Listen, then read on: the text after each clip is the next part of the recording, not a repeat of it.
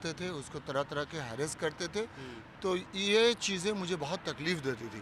दूसरा biomedical waste जो है, जो आप सुने होंगे, use syringe, hand gloves, line बोतल, इसको ना बाज़ार में बेच के रिसाइकिल किया जाता था। तो इसके अलावा बहुत सारे करप्शन के चार्जेस थे, और ये एक नेक्सस, एक रैकेट है। और क्या थे? एक आदमी नहीं थे। देखिए, इतना कम वक्त में मेरे लिए बोलना मुश्किल है। मैं कंप्लेन की कॉपी आपको मैंने विजिलेंस कमीशन को कंप्लेन किया था जुलाई 2023 में, और मैंने इनको भी कंप्लेन किया था एंटी करप्शन को, मगर वो कंप्लेन उस वक्त एक्शन में नहीं आया। मगर अभी ऑनरेबल कोर्ट ने, हाई कोर्ट ने एक ऑर्डर दिया था, और उन्होंने CBI को ये केस सौंपी थी। उसके बाद CBI ने एकदम तुरंत से एक्शन लिया और आज छापे मारी, और मुझे उम्मीद है कि इन लोगों को एक्सपोज किया जाएगा। And now, ahead of the assembly elections, the Union Cabinet approved the Unified Pension Scheme, which will provide government employees with assured pension post-retirement. The scheme will be effective from April 1st next year. But the Congress has taken a jibe at the centre over the decision, saying the U in the UPS stands for Modi government's U-turns. Congress chief Mallikarjun Kharge took to social media platform X to say that the opposition will keep ensuring accountability, and after the June 4 results have come out, the Prime Minister is being kept in check, and all the decisions that the government is taking are being scrutinized more. He also went on to say that Congress will continue its efforts in seeking accountability from the government. My colleague Sunil Prabhu reports more. So that's right. And in a way, it's also a veiled welcome to the decision of the Unified Pension Scheme.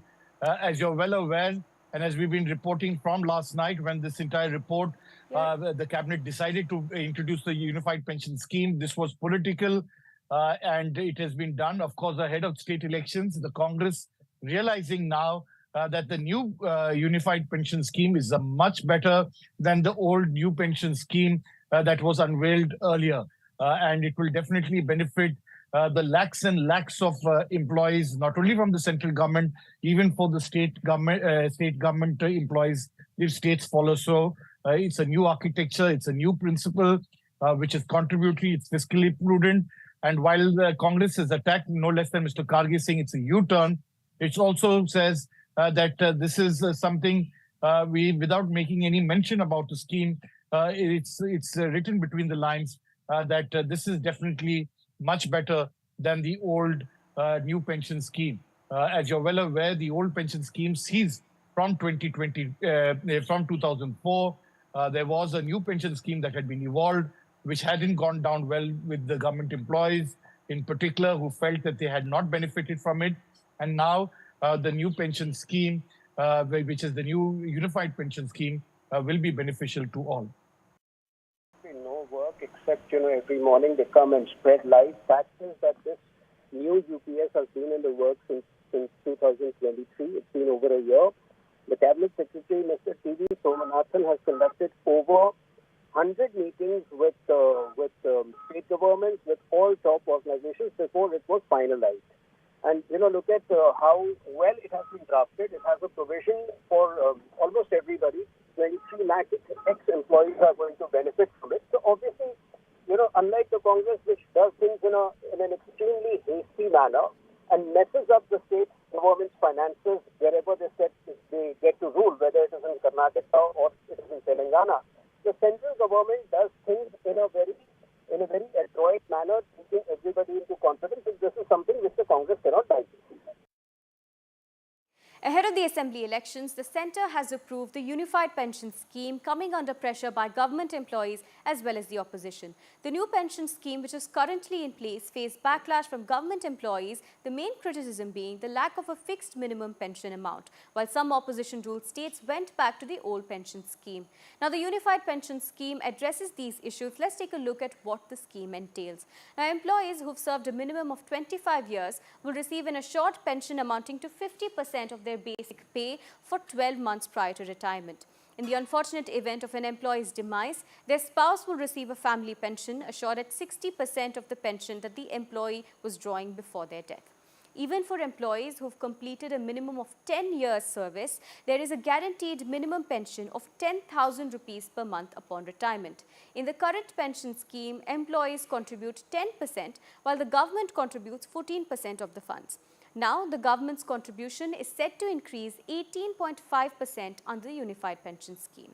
The big question now is, with the approval of the Unified Pension Scheme, will the concerns of the government employees be addressed, and will the pension bogey be satisfied with these changes?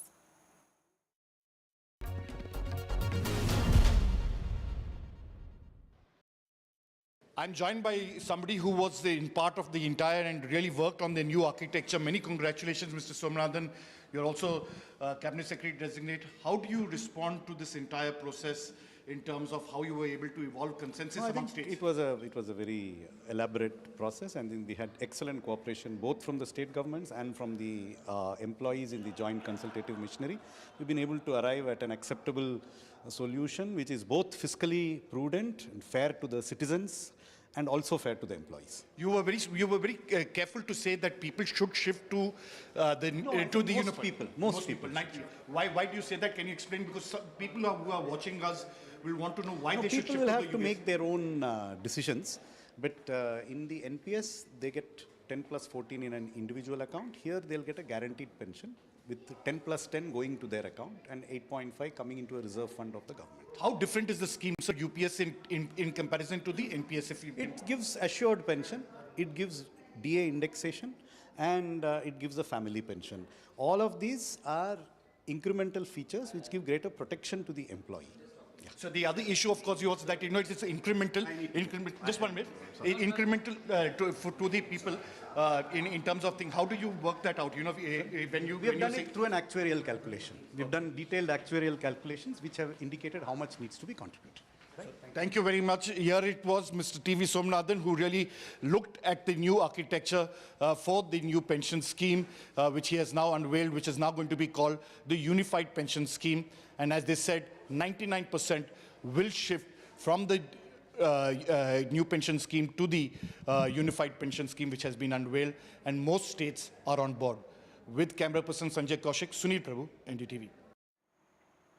Now moving on to other news, with the assembly elections in Jammu and Kashmir and Haryana fast approaching and parties kicking off their campaigns, the BJP is all set to deliberate on its candidate selection for the two states at a meeting of its Central Election Committee in New Delhi. Now, it will also include discussion on Jammu and Kashmir, the Union Territory, which will undergo polls in 3 phases.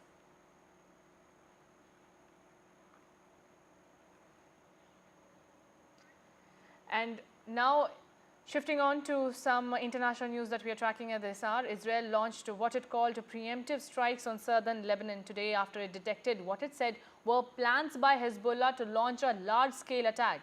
Israel has also declared a 48-hour state of emergency. Israeli Prime Minister Benjamin Netanyahu held a meeting with members of his cabinet following the announcement that the army was launching airstrikes inside Lebanon targeting Hezbollah positions.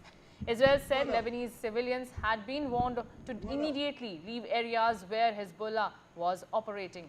Listen in to what Defense Forces spokesperson had to say.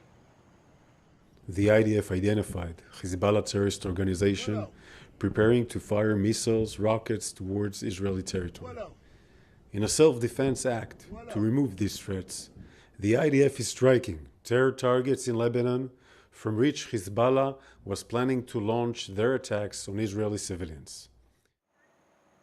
Now, after months of deliberation on how to bring back the astronaut Sunita Williams, now NASA has decided that Indian origin astronaut Sunita Williams will return to Earth only in Feb next year. Sunita Williams and Butch Wilmore, who flew to the International Space Station in June aboard the Boeing's faulty Starliner capsule, will return on a SpaceX vehicle in Feb next year, deeming issues with Starliner's propulsion system too risky to carry its first crew home. The Boeing Starliner will return uncrewed. This will be probably, the first time that the aircraft will be switched to bring astronauts back. Listen in to what NASA Administrator Bill Nelson had to say. NASA has decided that Butch and Sunny will return with Crew 9 next February, and that Starliner will return uncrewed. NASA has confirmed that Indian origin astronaut Sunita Williams will now stay at the International Space Station till February 2025. Astronaut Sunita Williams and her crewmate Butch Wilmore went to the International Space Station on a Boeing Starliner in June 2024 on what was to be an 8-day mission. The 8-day mission has now been extended to 8 months. This is essentially because the Boeing Starliner, it was on its maiden crewed test flight, and the Starliner has been designed with the help of both Butch Wilmore and Sunita Williams, has faced problems. The Boeing Starliner has had issues with its thrusters, it has had helium leaks, and NASA says, in the interest of safety, the Boeing Starliner will now be brought back to Earth uncrewed, and the crew, astronauts Sunita Williams and Butch Wilmore, will now be reshuffled and brought back using SpaceX Crew Dragon in February 2025. Both Butch Wilmore and astronaut Sunita Williams are veteran astronauts.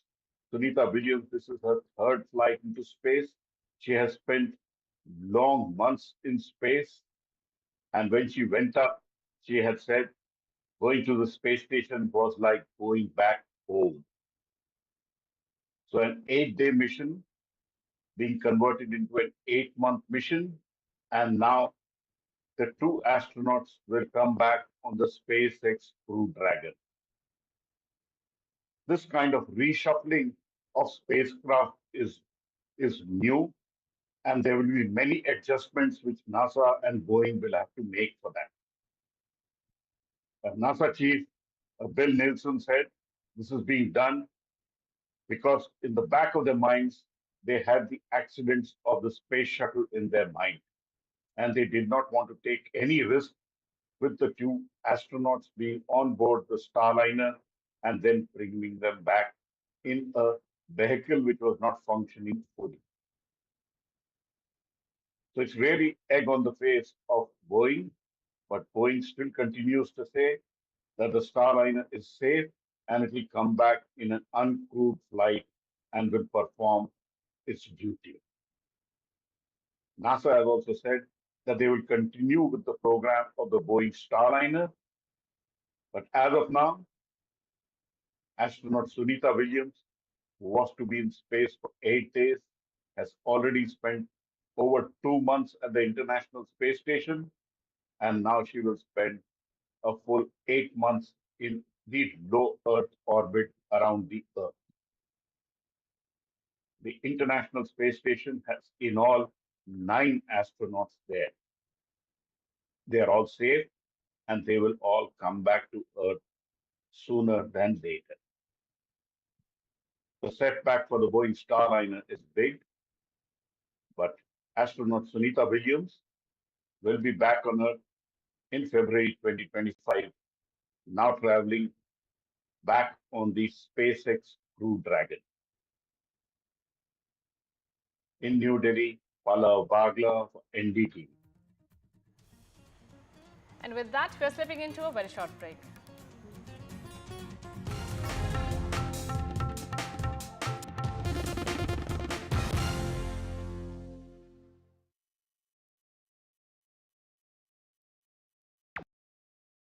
Hi, I'm Shreya Saran. Kerala's Wayanad area is hit by devastating landslides, resulting in loss of lives and livelihood. Kerala needs your help right now. Let's join NDTV initiative. Come, donate. Let's rebuild Wayanad.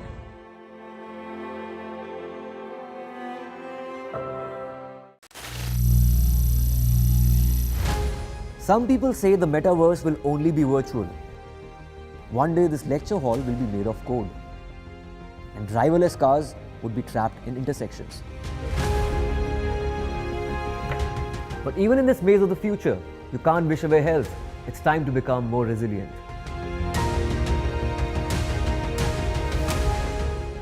"10 years of Banega Swasth India, we have grown and achieved so many milestones.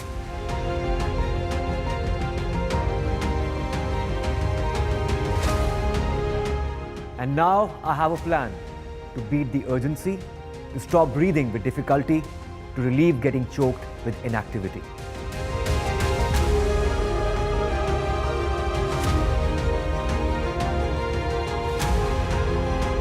Energize our government, our environment, our society, and ourselves. Everyone, everywhere, every day.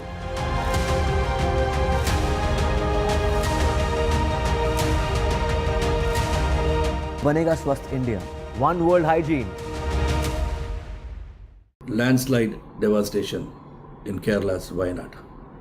Join NDTV's initiative. Donate for Kerala.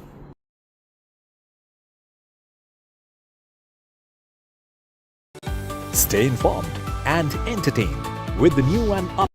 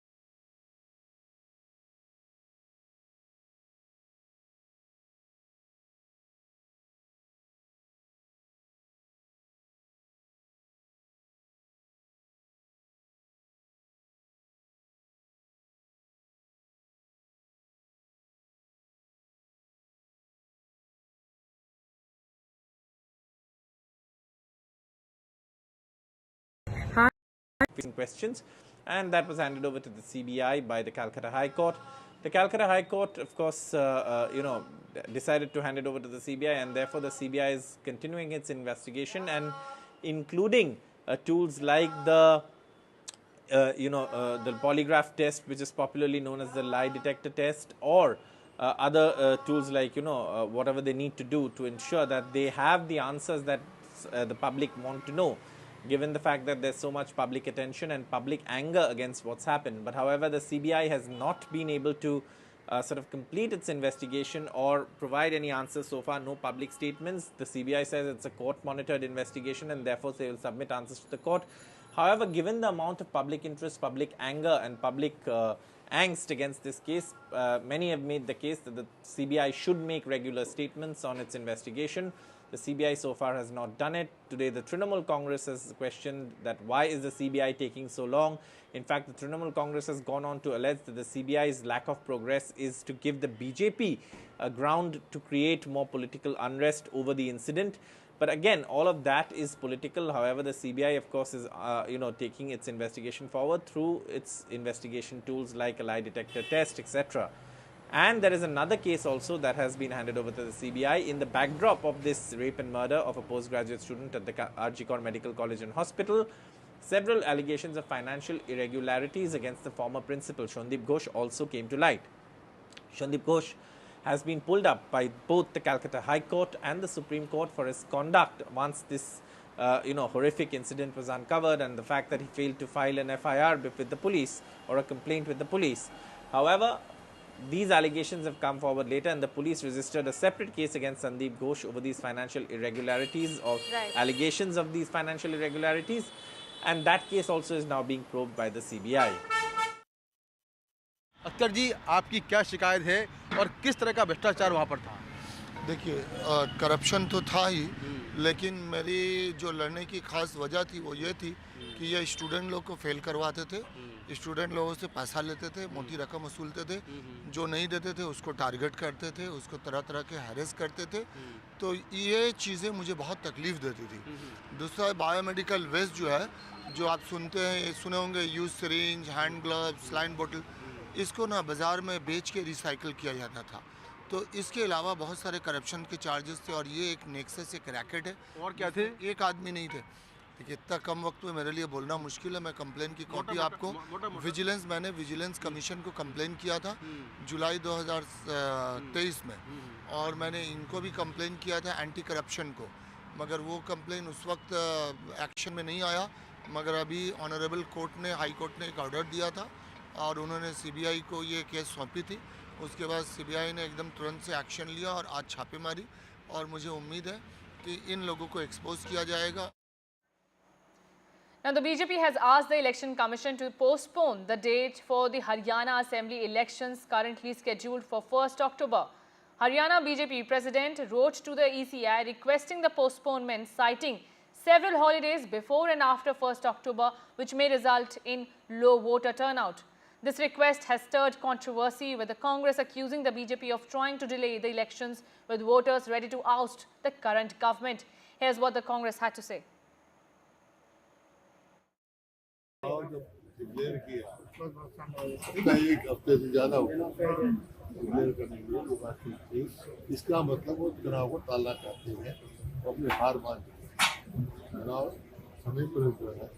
हमने धन्यवाद किया था उनका, चुनाव आयोग का, क्योंकि लोग एक दिन भी सरकार को नहीं रखना चाहते, जो क्यों टालना चाहते हैं समझ से बाहर हमारे चुनाव समय पर होने चाहिए। We have seen the war of words have already been initiated between the BJP leader and the Congress leader. Specifically, we have seen the former Chief Minister of Haryana, Bhupinder Singh Hooda, he has already put a question mark, saying that if somebody has made up a mind for voting, there is no other chance that he will not vote for the party. But it seems the BJP is taking plea because somewhere down the lane they feel they have lost the ground, and that could be possible reason. But at the same time, we have seen Haryana Chief Minister as well as the President of the BJP, they have already asked to just postpone the election because of multiple holidays at the time of the election, when the election date is going to be cast vote on that day. So let's see that how the Election Commission is going to take a note of this request which has been made by the President of the BJP asking for postponing the election. But now we have seen the politics has already been started on this issue, specifically between the BJP and the Congress. Now, as the politics explodes, NDTV also gauges Haryana poll pulse, and my colleague Gurpreet Chinna went on ground to know who's losing momentum and who's gaining ground in Haryana. Is it BJP or the Congress? Take a look. Haryana polls date has already been announced, and we have seen all the political parties, they have already started camping at the various locations of Haryana.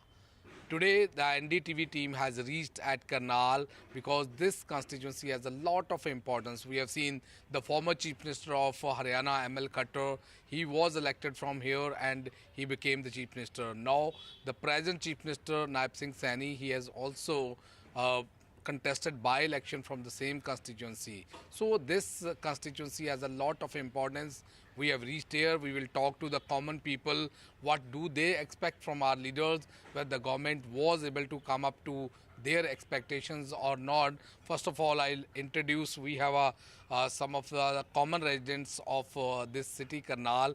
We have a professor from the military school, and we have a theatre artist, we have a businessman also, we have a social worker also, we have a software engineer also. We will talk to them, to each and every person, so that what is their expectation from our politician, from Haryana politician, and what was the government doing in the previous 2 terms. So we will talk to first the businessman from this Karnal city. So sir, welcome to NDTV.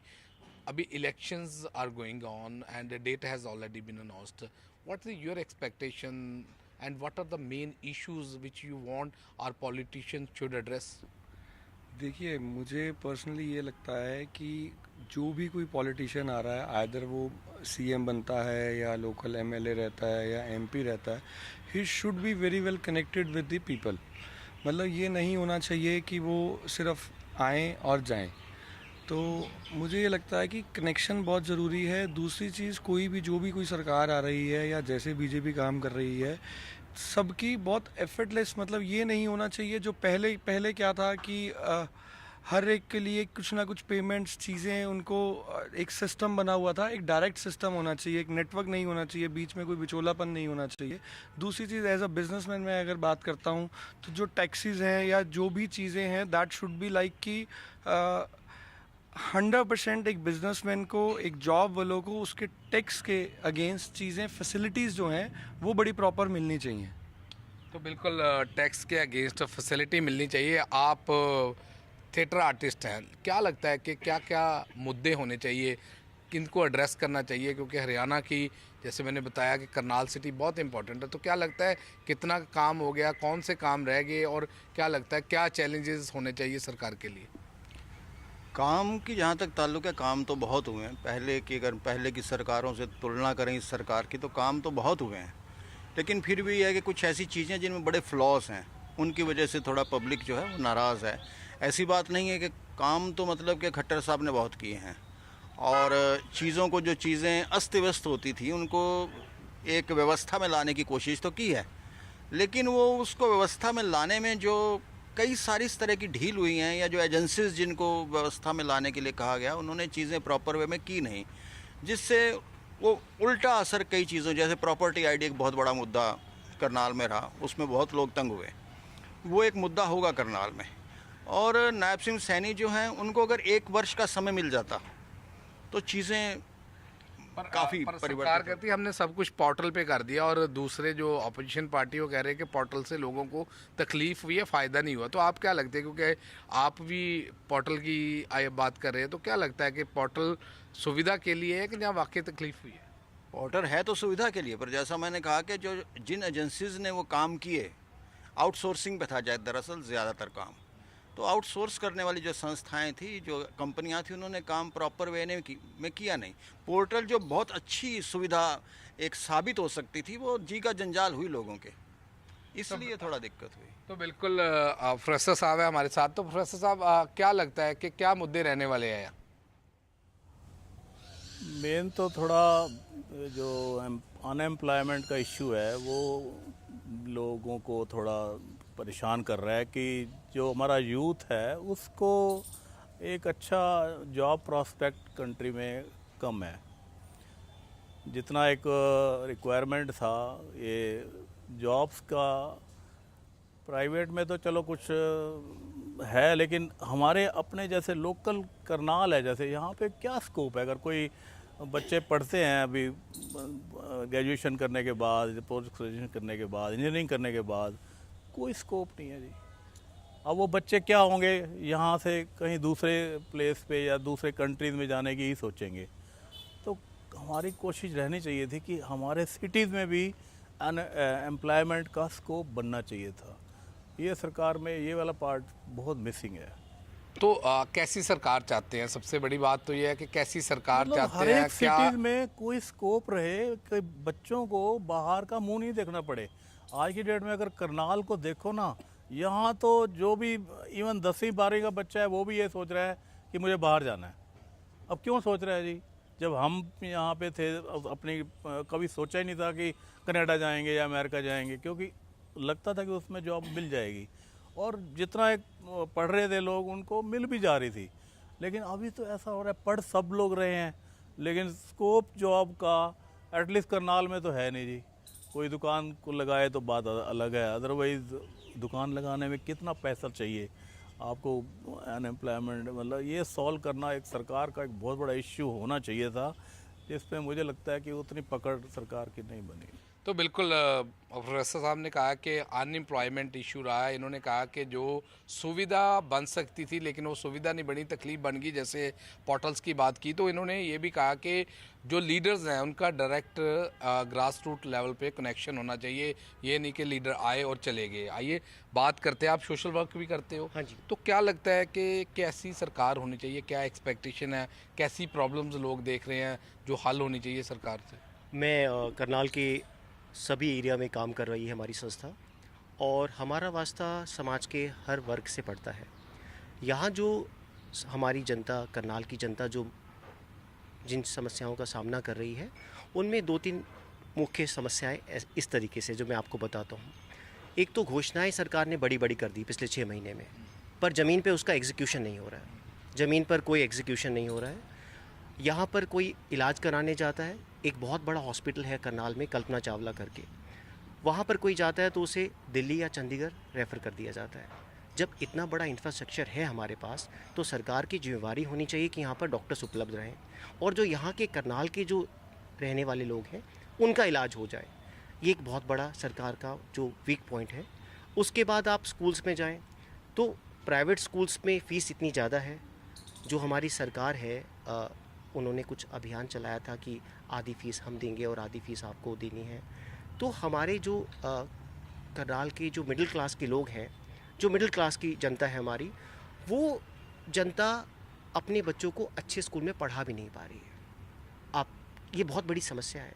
तो मतलब education भी एक बहुत बड़ा मुद्दा है, क्योंकि unemployment की तो बात की है, अनएम्प्लॉयमेंट तो है ही, साथ साथ ये एजुकेशन सिस्टम भी बहुत बड़ी दिक्कत क्रिएट कर रहा है, क्योंकि एक मिडिल क्लास अपने बच्चों को अच्छी जगह नहीं पढ़ा पा रहा है। दूसरा हमारे साथी ने जो बताया कि यहाँ से ब्रेन ड्रेन हो रहा है। जो भी बच्चे पढ़ते हैं 12वीं के बाद वो बाहर की कंट्रीज़ में जाना चाहते हैं।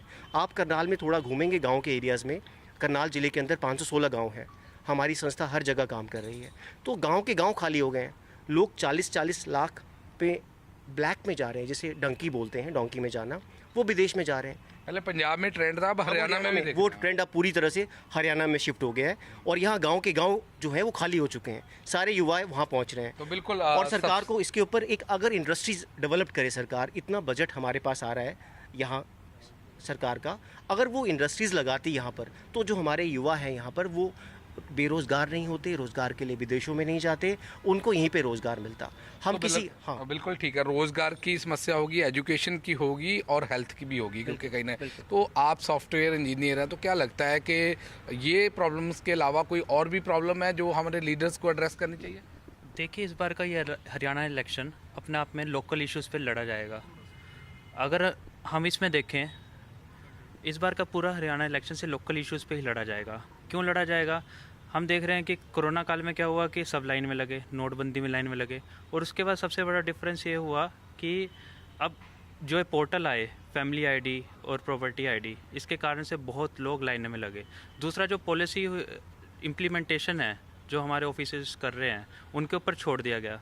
एक मैं आपको एग्जांपल देता हूँ। एक रिक्शा वाला है, वो अपने पास आया, मैं उस समय तहसील में बैठा था। उसको क्या हुआ रिक्शा वाले को कि वो 12,000 रुपये महीने के कमाता है, उसका बिजली का बिल 1,000-2,000 रुपये आ गया और उसका BPL कार्ड काट दिया गया।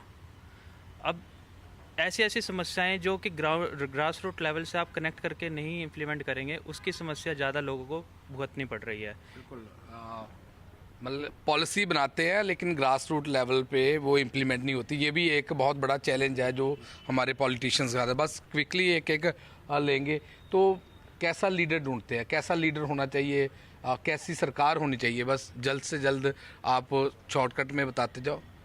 देखिए, मैंने तो जैसे पहले कहा कि ग्रास रूट पे काम करने वाली, लोगों से कनेक्ट करने वाली सरकार होनी चाहिए। और शायद मुझे लगता है कि जिस शहर में जहाँ पे भी चुनाव है, वहीं का लोकल ही कोई ना कोई व्यक्ति ज़रूर वहाँ का कैंडिडेट होना चाहिए। बिल्कुल, तो क्या लगता है कैसी सरकार होनी चाहिए और कैसे लीडर होने चाहिए जो कहीं ना कहीं स्टेट को आगे लेके जाए? ये तो बड़ी आदर्शवादी स्थिति होती है, मतलब कैसे लीडर और स्टेट को आगे लेके जाएं। लेकिन फिर भी जहाँ तक मैं स्टेट को आगे ले जाने की बात करूँ तो मनोहर लाल जी उस तरह से ठीक थे। उन्होंने बड़ा काम किया है, मतलब बड़ी ईमानदारी से अपने लेवल पे उन्होंने काम किया। आगे एग्जीक्यूशन जो नहीं हुआ चीज़ों का, मैं ये नहीं कह सकता उनकी नीयत ठीक नहीं थी, लेकिन एग्जीक्यूशन नहीं हुआ चीज़ों का। वो ठीक है, लेकिन अब कैसा होना चाहिए? क्योंकि मनोहर लाल जी सेंटर में चले गए, उन्होंने तो क्या होना चाहिए जो लोगों को लगे कि ये हमारी सरकार है और हमारे लिए फ़ायदा करेंगे? जो भी चीज़ें गवर्नमेंट करे वो ग्रास रूट पे पूरी तरह से एक रिसर्च करके करे। मतलब ऐसा नहीं ऊपर बैठ के ऊंचाई ऐसा लोगों लॉबी ने एक नियम बना दिया जिससे लोगों को फ़ायदा होगा। जैसे इन्होंने जिक्र किया कि एक रिक्शा वाले का अगर 2000 बिल आ गया तो बीपीएल से उसको काट दिया गया, क्योंकि इतना बिल तो कोई और दे नहीं सकता। बिल जब जिस तरीके से चीज़ें और के रेट बढ़ रहे हैं तो ये जो बेसिक लिमिट है ना वो लिमिट भी बढ़नी चाहिए। और वो लिमिट भी 1,10,20,80,000 पे खड़ी है, जबकि हर चीज़ की महंगाई बढ़ गई है। तो वो लिमिट भी इंक्रीज़ होनी चाहिए और जनहित की योजनाएं बननी चाहिए। शिक्षा और स्वास्थ्य पे बड़ा काम करने वाली सरकार चाहिए। बिल्कुल। तो प्रोफेसर साहब, आपको क्या लगता है कि कैसा नेता होना चाहिए, कैसी सरकार होनी चाहिए जो लोगों का फ़ायदा करे? आपने अनएम्प्लॉयमेंट की बात की, वो सबसे बड़ा मुद्दा है, अभी महंगाई की भी बात हो गई है। तो कैसे नेता होना चाहिए, कैसी सरकार होनी चाहिए? अभी देखा जाए तो कुछ इंडस्ट्रीज ही जैसे मतलब हर एक स्टेट में या हर एक डिस्ट्रिक्ट में कोई ना कोई सरकार की तरफ से प्रोत्साहन मिलना चाहिए। या तो लोग एंटरप्राइज के लिए उनको कुछ लोन सुविधाएं और अच्छे तरीके से मिलें, बड़े कम रेट में इंटरेस्ट पे उनको लोन मिले। अगर ठीक है कि नौकरी सरकारें तो नहीं दे सकती, लेकिन नौकरी का कोई जरिया बनाने के लिए सरकार को कोई प्रोविज़न तो रखने चाहिए कि कोई भी अगर पास आउट हुआ है तो उसको कुछ दिखे, भाई मैं कुछ अपना काम कर सकता हूँ। उस दिशा में सरकार की तरफ से एफर्ट नहीं है। हाँ, कुछ संस्थाएं लगी हुई हैं इस काम में, पर उनसे उतना नहीं हो पाएगा जितना सरकार का कंट्रीब्यूशन हो सकता है। बिल्कुल, सरकार को कोई ना कोई कंट्रीब्यूशन करनी चाहिए। अब हम समस्या की बात कर ली, हल क्या है? हल क्या लगता है कि क्या हल होना चाहिए? सरकार को कुछ चीज़ें इंडस्ट्रीज़ डेवलप करनी चाहिए रूट्स लेवल पर। साथ में स्कूल की बिल्डिंग खाली होती है दोपहर के बाद, सेकंड शिफ्ट में वहाँ पर एजुकेशन सिस्टम चलाया जा सकता है। ऐसी कई सारे स्कूल्स हैं जो अगले सेशन में हमें स्कूल दे रहे हैं, 8 स्कूल ऐसे हैं जो हमें दे रहे हैं। नेता कैसा होना चाहिए? नेता आम जनता की समस्या पे काम करे और आम जनता के जो ज़रूरी काम है उसके ऊपर नज़र रख के उसका समाधान करे। ये ऐसा नेता हमें चाहिए करनाल में। तो आपको क्या लगता है कि हल क्या है? समस्याएं तो बहुत है, एजुकेशन की समस्या आ गई, अनएम्प्लॉयमेंट की आई, महंगाई की भी आ गई और ग्रास रूट लेवल पे नेटवर्किंग की भी नहीं आ गई और हेल्थ की भी आ गई। लेकिन हल क्या है? क्या सरकार से हम उम्मीद करते हैं? कैसे नेता होना चाहिए, कैसे सरकार होनी चाहिए? देखिए, प्रेजेंट सिनेरियो में मुझे लगता नहीं कि अभी हरियाणा की पॉलिटिक्स किसी राइट सोल्यूशन की तरफ जाएगी। अगर हम देखें कि चाहे सत्ता पक्ष हो चाहे विपक्ष हो, तो नेता तो सारे या तो यहाँ से परिवारवाद है या वहाँ से डिफरेंट परिवारवाद है। तो वहाँ से कोई ऐसा कोई लीडर निकल के नहीं आ रहा यूथ में जो कि आना चाहिए। अभी प्रधानमंत्री जी ने कहा था कि 1 लाख युवाओं को राजनीति में आना चाहिए। मुझे लगता है कि अब समय आ गया है कि हरियाणा भी एक नए युवाओं विकल्प की तरह जो राजनीतिक पृष्ठभूमि से अतर हो, तभी कुछ हरियाणा में डेवलपमेंट हो सकती है। उन्होंने कहा था कि क्लस्टर आएंगे, स्किल डेवलपमेंट होगा, हर दूसरे घर में एक बेरोजगार बैठा हुआ है, कौशल विकास योजना भी फेल हुई है। तो अनएम्प्लॉयमेंट और सरकार कोई भी आती है, लेकिन जो आपका ये इशू है वो लग गया है। लेकिन कोई भी सरकार आती है तो हल क्या करना चाहिए, जो सबसे बड़ी बात है? सबसे बड़ा चीज़ है कि जो उन्हें स्किल डेवलपमेंट पे ध्यान देना चाहिए कि कैसे युवा निकल रहा है जो आज पढ़कर यूनिवर्सिटी में से, हम कहते हैं यूथ है, तो यूथ यूटिलाइज़ कहाँ हो रहा है? या तो वो सरकारी जॉब की तैयारी कर रहा है 31 साल की उम्र तक, या फिर वो अंडर एम्प्लॉयड करके कहीं पे किसी छोटी मार्केटिंग की जॉब्स में है। तो स्किल डेवलपमेंट के कारण जब तक रोज़गार नहीं होगा तो आप देखिए आगे हम एक और पीढ़ी तैयार करेंगे जो इस देश पे बर्डर का ही काम करेगी। So well, these are the residents from Karnal. They have a lot of expectation, and what prominently they are saying, they say there should be a proper policy that should be implemented at grassroots level, and the leaders should be connected with the people also, so that they will be able to understand their problems. And basically they say there is need to work a lot on health and education. That is the primary demand of this city resident, and specifically they are saying the government, whichever government will be, that should focus on the unemployment and trying to create more and more avenues so that youth should immediately get some employment. So let's see what type of policy the new government is going to bring, whether these people will be able to get benefit from these policies or not. That will be clear once the government is going to be formed, and after that they are going to make a policies. With Vijay, Rajesh Kumar, this is Group Singh China for NDTV, Karnal, Haryana.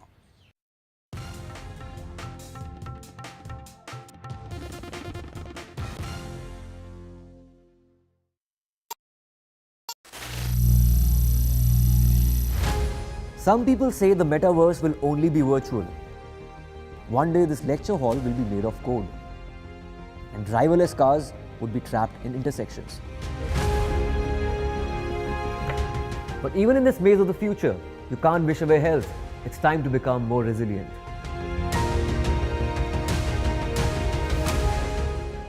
"10 years of Banega Swasth India, we have grown and achieved so many milestones.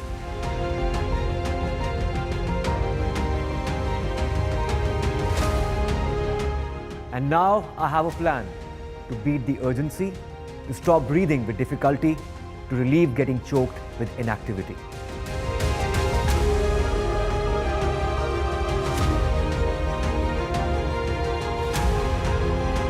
Energize our government, our environment, our society, and ourselves. Everyone, everywhere, every day.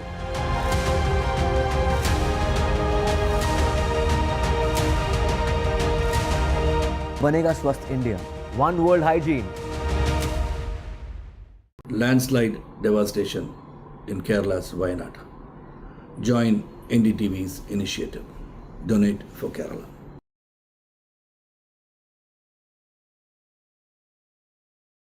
Stay informed and entertained with the new and updated NDTV News app. You can watch all our channels live, listen to podcasts, read breaking and exclusive news from around the world and more. Download the NDTV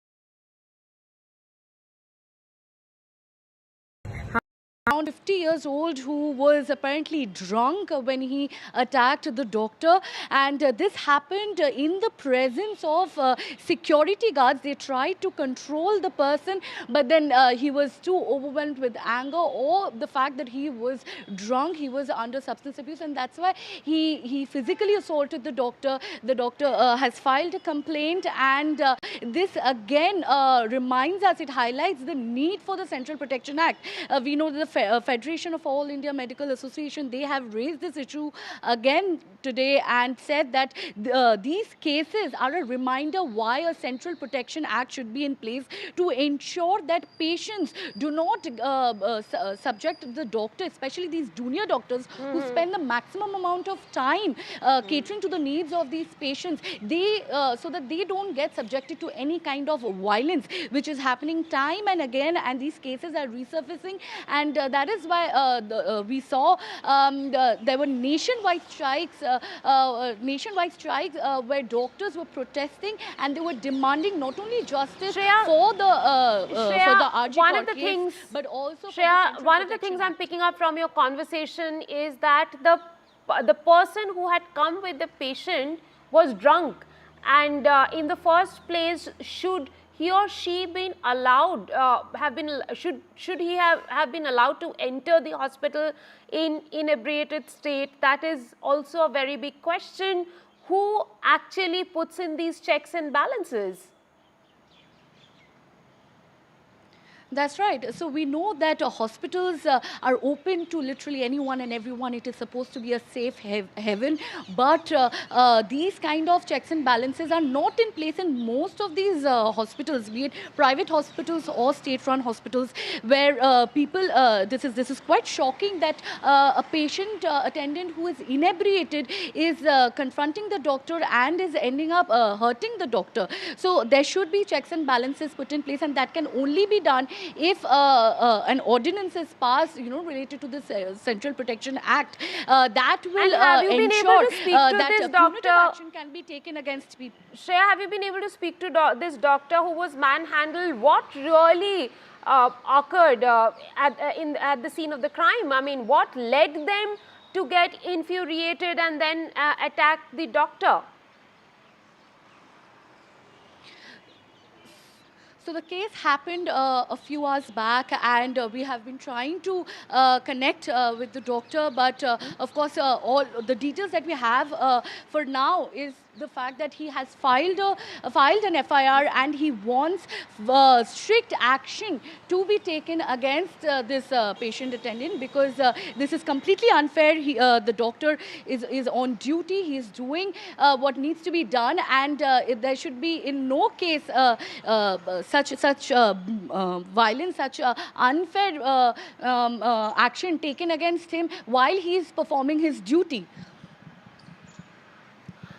Well, Shreya, thank you very much for joining us with that story. I wonder if such cases are happening in metro cities like Delhi and Kolkata. What is happening to the doctors who look after us all across the country, particularly in the Tier 2 and Tier 3 cities, and what kind of protection can they really seek while they are on job? One understands that the patients are angry, the patient party is angry, but there is absolutely no reason to attack the doctors at work.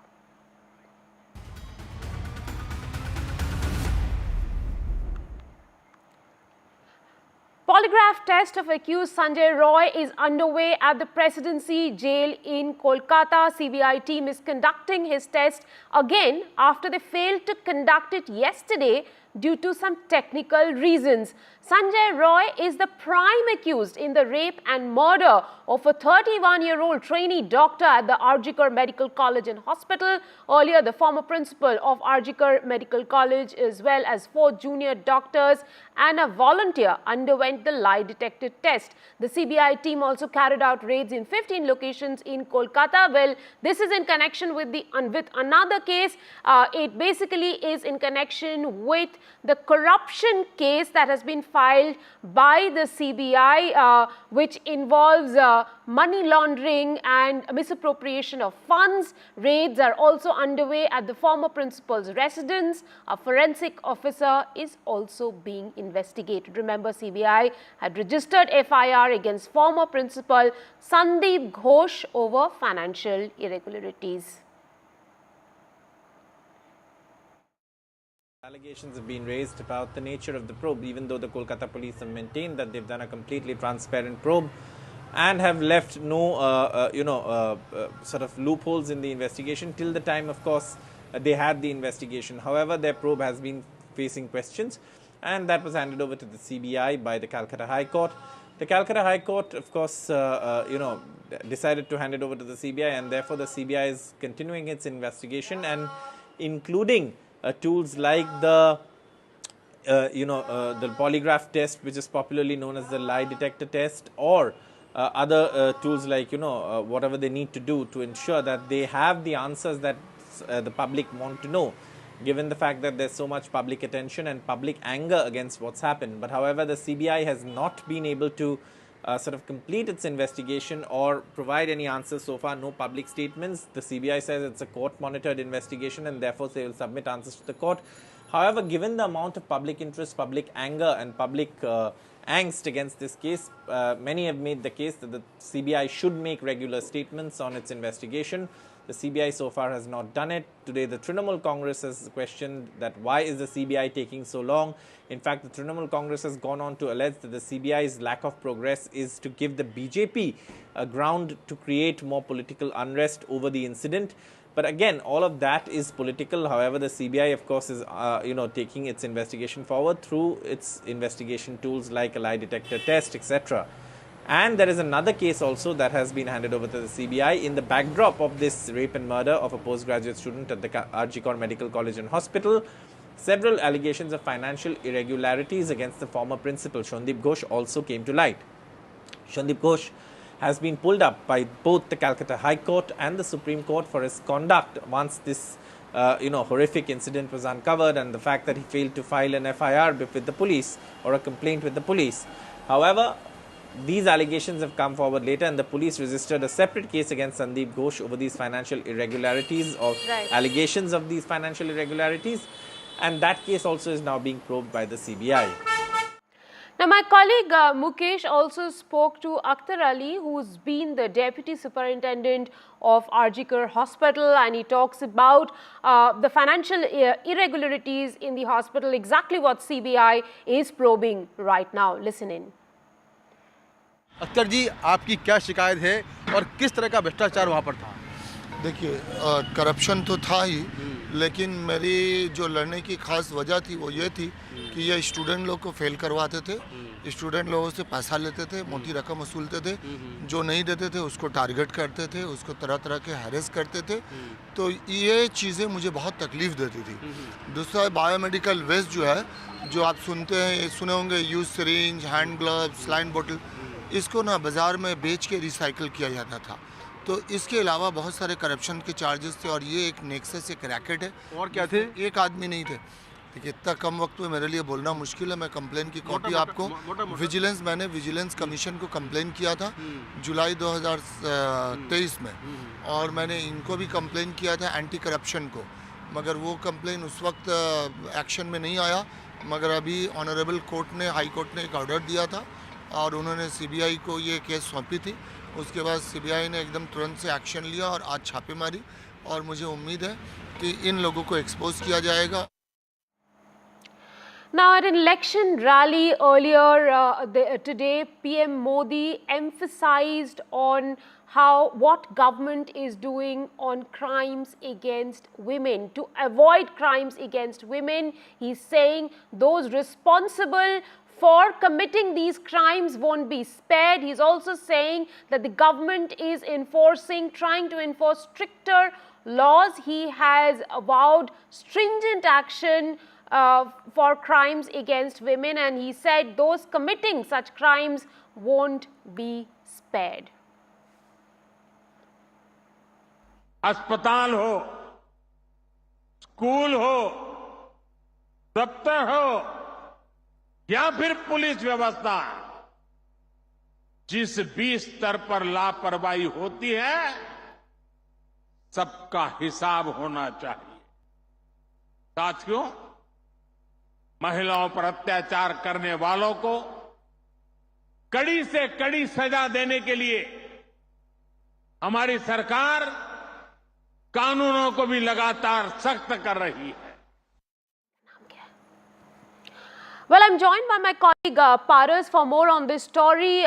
Prime Minister really hitting out at the state governments and the incidents, talking about the incidents that have happened since 9th of this month, Kolkata, Badlapur, Thane.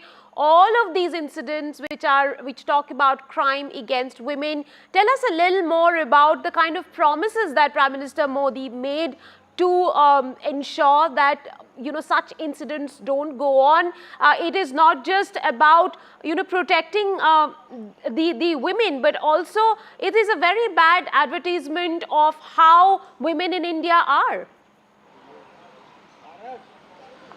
Rightly said, Rekha, the situation in all over India is getting worse day by day. The security of women is a major matter of concern right now, because what has happened in Kolkata after that in Badlapur is raising alarms for every government or every party which is in India right now. So Prime Minister Narendra Modi was in Jalgaon for an event today of Ladki Behan Yojana. Over there he has concerned and said that there are many things that has been done by Bharatiya Janata Party to protect women. That's why there are new column in Bharatiya Nyaya Sahita which has taken place for the security of women and child. But the major question is still there, that why the FIR has been launched lately, why there are such persons who are doing this type of things which is not good for the society. So there are major things which has been said by Prime Minister. He has also urged other political parties to see this as a major concern and not to do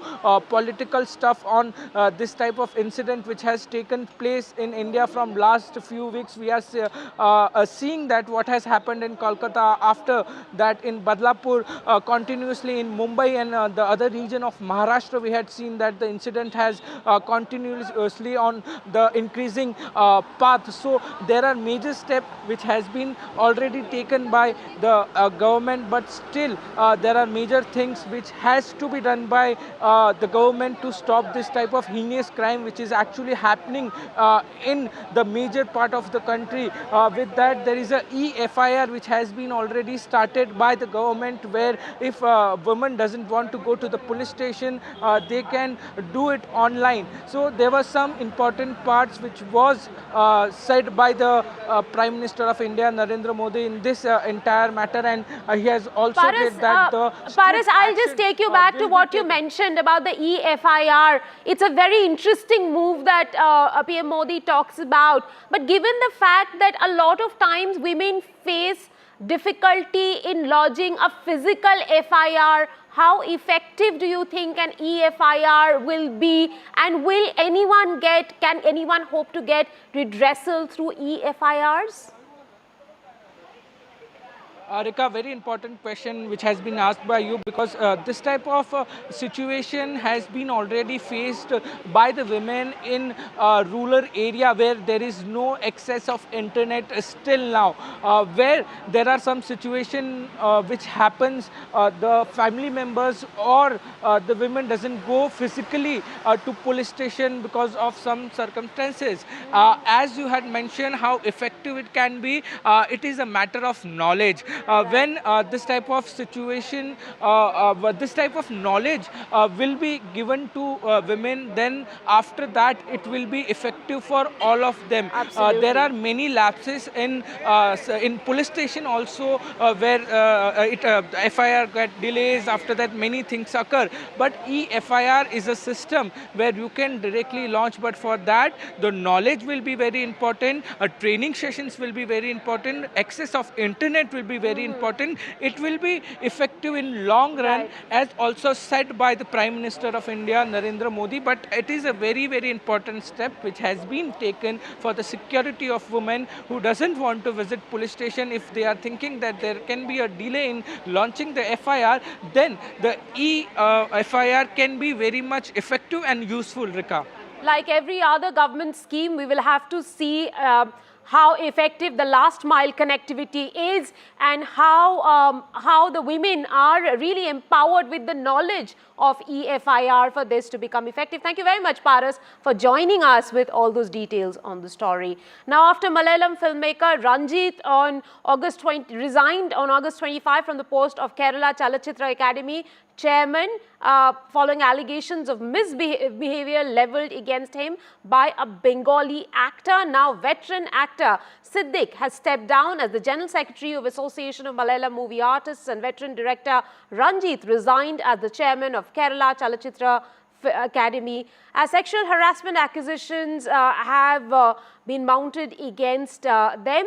Noted actor Siddiq on Sunday resigned as the General Secretary of Association of Malayalam Movie Artists following sexual assault allegations raised by a woman actor on 24th of August. A female actor had on Saturday alleged that Siddiq had sexually abused her after inviting her over for a movie discussion.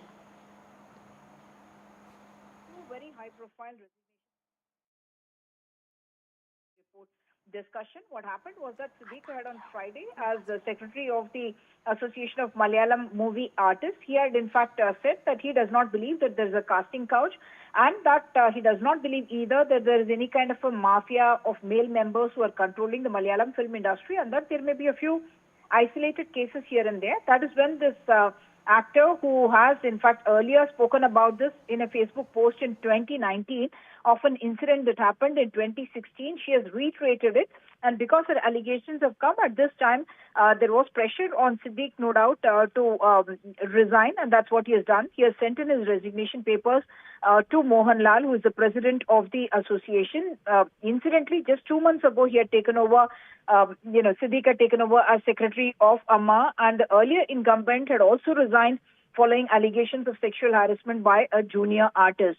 In the other case, Ranjith case as well, this actress has come out and spoken about the kind of sexual harassment that she faced with this film director, Mr. Ranjith, in 2009. And she says that no one heard to her, and she had to go through a lot of mental trauma, and therefore she had then not pursued it and just escaped from the area. But now Ranjith has put in his resignation, and he has also, in an audio release that he has shared with the media, he has also spoken about being the victim himself, and that he believes that his name needs to be cleared before he can continue in this post, and therefore he is handing over his resignation to Saji Cherian. Of course, Kerala Chalachitra Academy is a government body, and he is resigning from that, and he has said that he does not, in a sense, want to embarrass the left-front government, and therefore he thinks of this as some kind of an attack on the government, and he is therefore putting in his papers. Like you mentioned, after the Hema Committee report, a lot of debate and churning in the Malayalam film industry, but I must point out that Women in Cinema Collective, for instance, somebody like Parvati, actress Parvati, has also said that this is not something that is limited to Malayalam film industry, that this is the only industry that is having all the dirty linen, just that they have spoken out against it, and she believes that across industries, this is something that is prevalent, and more women and individuals need to come out and speak about it. Political news now. Ahead of assembly elections, the Union Cabinet approved the Unified Pension Scheme, which will provide government employees with assured pension post-retirement. The scheme will be effective from the 1st of April 2025. Now, the Congress has taken a jibe at the centre over the decision, saying that the U in UPS stands for Modi government's U-turn. Congress Chief Kharge took to social media platform X to say the opposition will keep ensuring accountability. Let's listen into what my colleague Sunil Prabhu had to say.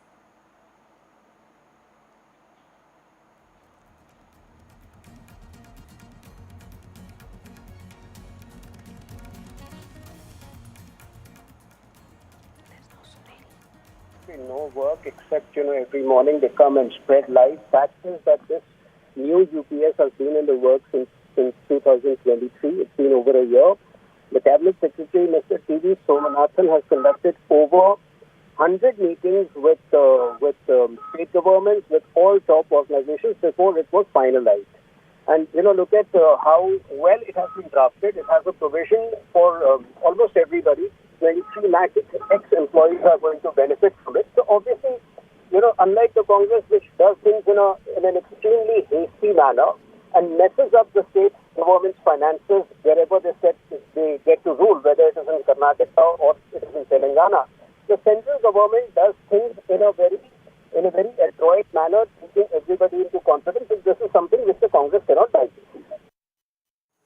Ahead of the assembly elections, the centre has approved the unified pension scheme, coming under pressure by government employees as well as the opposition. The new pension scheme, which is currently in place, faced backlash from government employees, the main criticism being the lack of a fixed minimum pension amount, while some opposition-ruled states went back to the old pension scheme.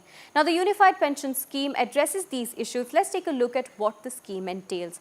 Now, employees who've served a minimum of 25 years will receive an assured pension amounting to 50% of their basic pay for 12 months prior to retirement. In the unfortunate event of an employee's demise, their spouse will receive a family pension assured at 60% of the pension that the employee was drawing before their death. Even for employees who have completed a minimum of 10 years service, there is a guaranteed minimum pension of 10,000 rupees per month upon retirement. In the current pension scheme, employees contribute 10%, while the government contributes 14% of the funds. Now, the government's contribution is set to increase 18.5% under the unified pension scheme. The big question now is, with the approval of the unified pension scheme, will the concerns of the government employees be addressed, and will the pension bogey be satisfied with these changes?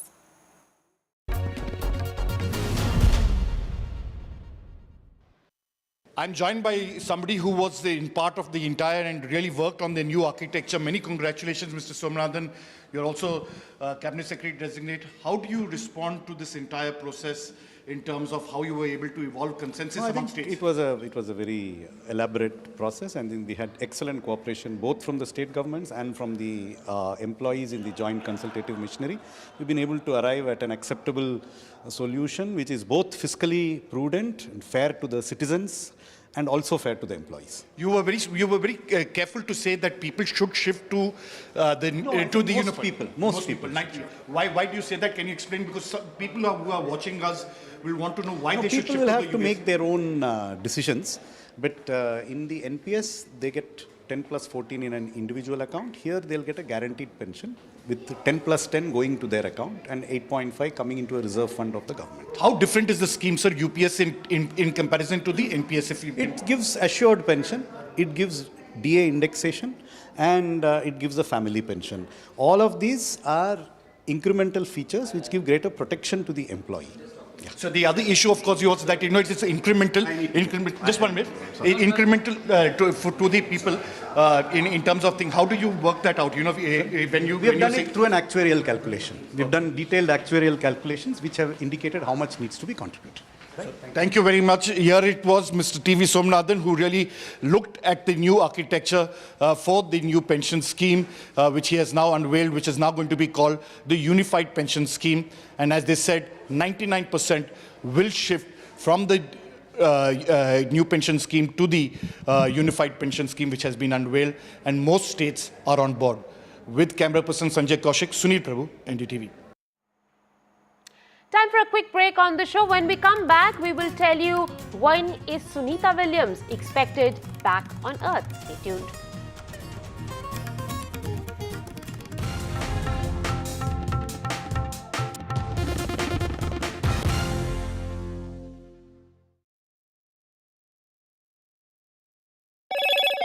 Hello, Moto.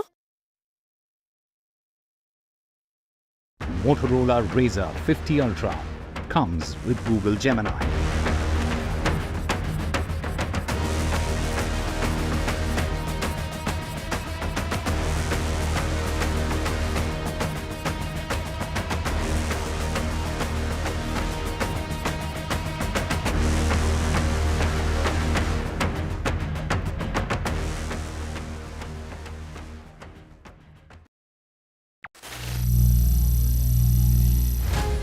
Some people say the metaverse will only be virtual. One day this lecture hall will be made of code, and driverless cars would be trapped in intersections.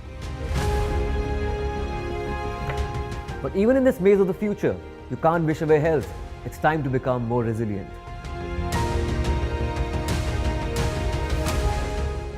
10 years of Banega Swasth India, we have grown and achieved so many milestones.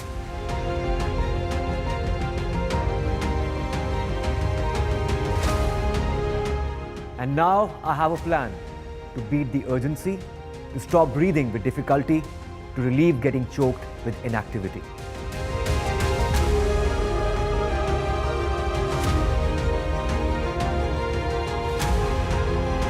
Energize our government, our environment, our society, and ourselves.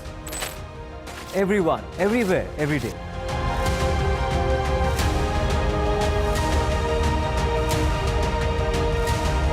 Banega Swasth India. One world hygiene. Landslide devastation in Kerala's Wayanad. Join NDTV's initiative. Donate for Kerala.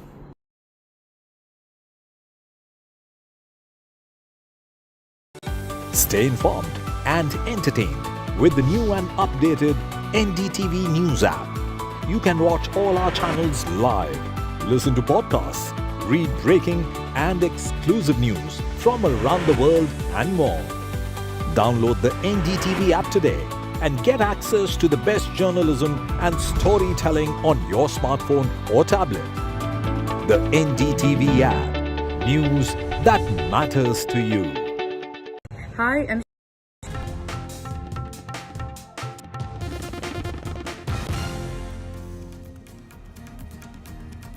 Welcome back. Now, 8 days have turned into 8 months in space for two NASA astronauts. Indian origin astronaut Sunita Williams will now return to Earth only in February 2025. Sunita Williams and Butch Wilmore, who flew to International Space Station in June aboard Boeing's faulty Starliner capsule, will return on a SpaceX vehicle in February next year, deeming issues with Starliner's propulsion system too risky to carry its first crew home. The Boeing Starliner will return uncrewed. This will probably be the first time a spacecraft will be switched to bring astronauts back. Listen into we will get you what the NASA administrator had to say, but first let's listen into the report that my colleague Pallav Bagla has for you.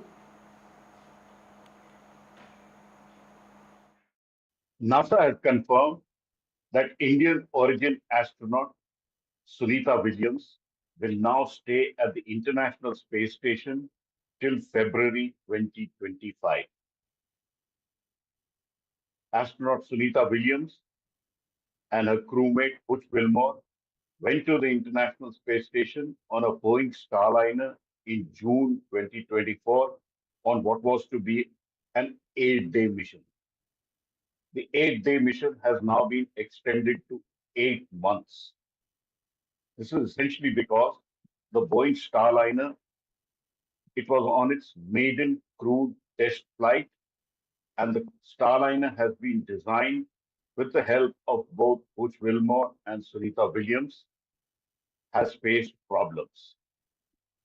The Boeing Starliner has had issues with its thrusters, it has had helium leaks, and NASA says, in the interest of safety, the Boeing Starliner will now be brought back to Earth uncrewed, and the crew, astronauts Sunita Williams and Butch Wilmore, will now be reshuffled and brought back using SpaceX Crew Dragon in February 2025. Both Butch Wilmore and astronaut Sunita Williams are veteran astronauts. Sunita Williams, this is her third flight into space.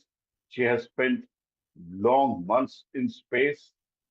And when she went up, she had said, going to the space station was like going back home. So an 8-day mission being converted into an 8-month mission. And now the two astronauts will come back on the SpaceX Crew Dragon. This kind of reshuffling of spacecraft is new, and there will be many adjustments which NASA and Boeing will have to make for that. NASA chief Bill Nelson said this is being done because in the back of their minds, they had the accidents of the space shuttle in their mind. And they did not want to take any risk with the two astronauts being on board the Starliner and then bringing them back in a vehicle which was not functioning fully. So it's really egg on the face of Boeing, but Boeing still continues to say that the Starliner is safe and it will come back in an uncrewed flight and will perform its duty. NASA has also said that they will continue with the program of the Boeing Starliner, but as of now, astronaut Sunita Williams, who was to be in space for 8 days, has already spent over 2 months at the International Space Station, and now she will spend a full 8 months in the low Earth orbit around the Earth. The International Space Station has in all 9 astronauts there. They are all safe and they will all come back to Earth sooner than later. The setback for the Boeing Starliner is big, but astronaut Sunita Williams will be back on Earth in February 2025, now traveling back on the SpaceX Crew Dragon. In New Delhi, Pallav Bagla for NDTV. NASA has decided that Butch and Sunny will return with Crew 9 next February, and that Starliner will return uncrewed. Time for a quick break on the show. On the other side, an exclusive interview with Kamala Harris's aunt. She's in conversation with my colleague, Sam Daniel. Listen.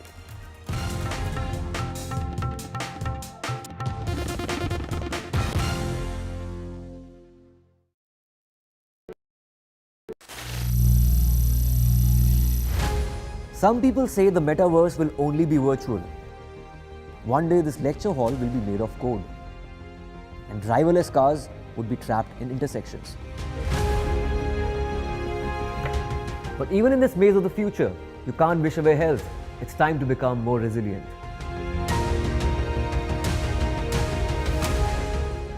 "10 years of Banega Swasth India, we have grown and achieved so many milestones.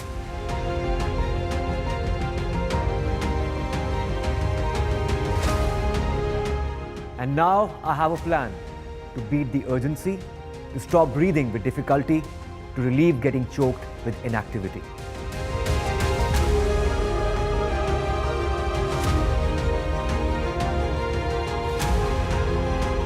Energize our government, our environment, our society, and ourselves. Everyone, everywhere, every day.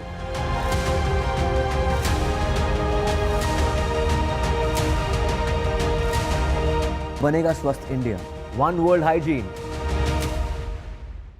Landslide devastation in Kerala's Wayanad. Join NDTV's initiative. Donate for Kerala.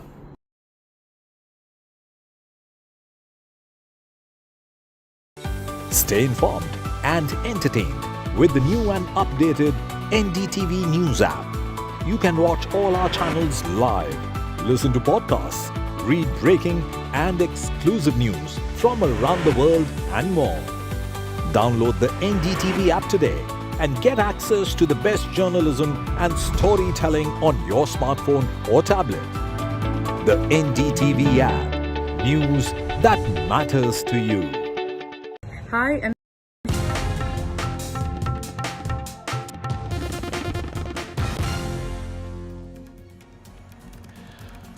Welcome back. Well, we'll get you that interview with Kamala Harris's aunt, but let's get you some other news stories at this hour, developing news stories. Polygraph test of accused Sanjay Roy is underway at the Presidency Jail in Kolkata. CBI team is conducting his test again after they failed to conduct it yesterday due to some technical issues.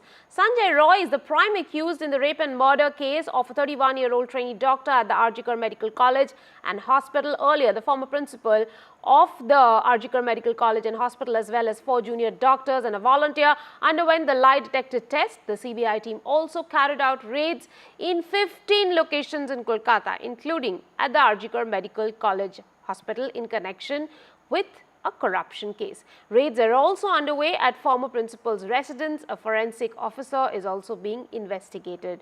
Remember, CBI had registered FIRs against former principal Sandeep Ghosh over financial irregularities. Let's just listen into what my colleague Saurabh Gupta has to report on the story at this hour. Allegations have been raised about the nature of the probe, even though the Kolkata police have maintained that they've done a completely transparent probe and have left no, sort of loopholes in the investigation till the time, of course, they had the investigation. However, their probe has been facing questions, and that was handed over to the CBI by the Calcutta High Court.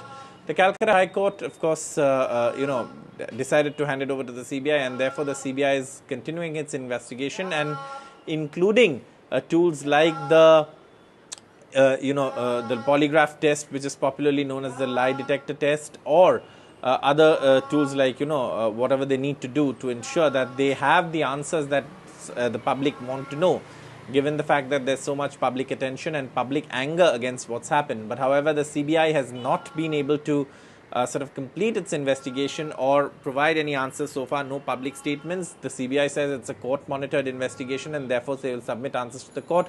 However, given the amount of public interest, public anger and public angst against this case, many have made the case that the CBI should make regular statements on its investigation.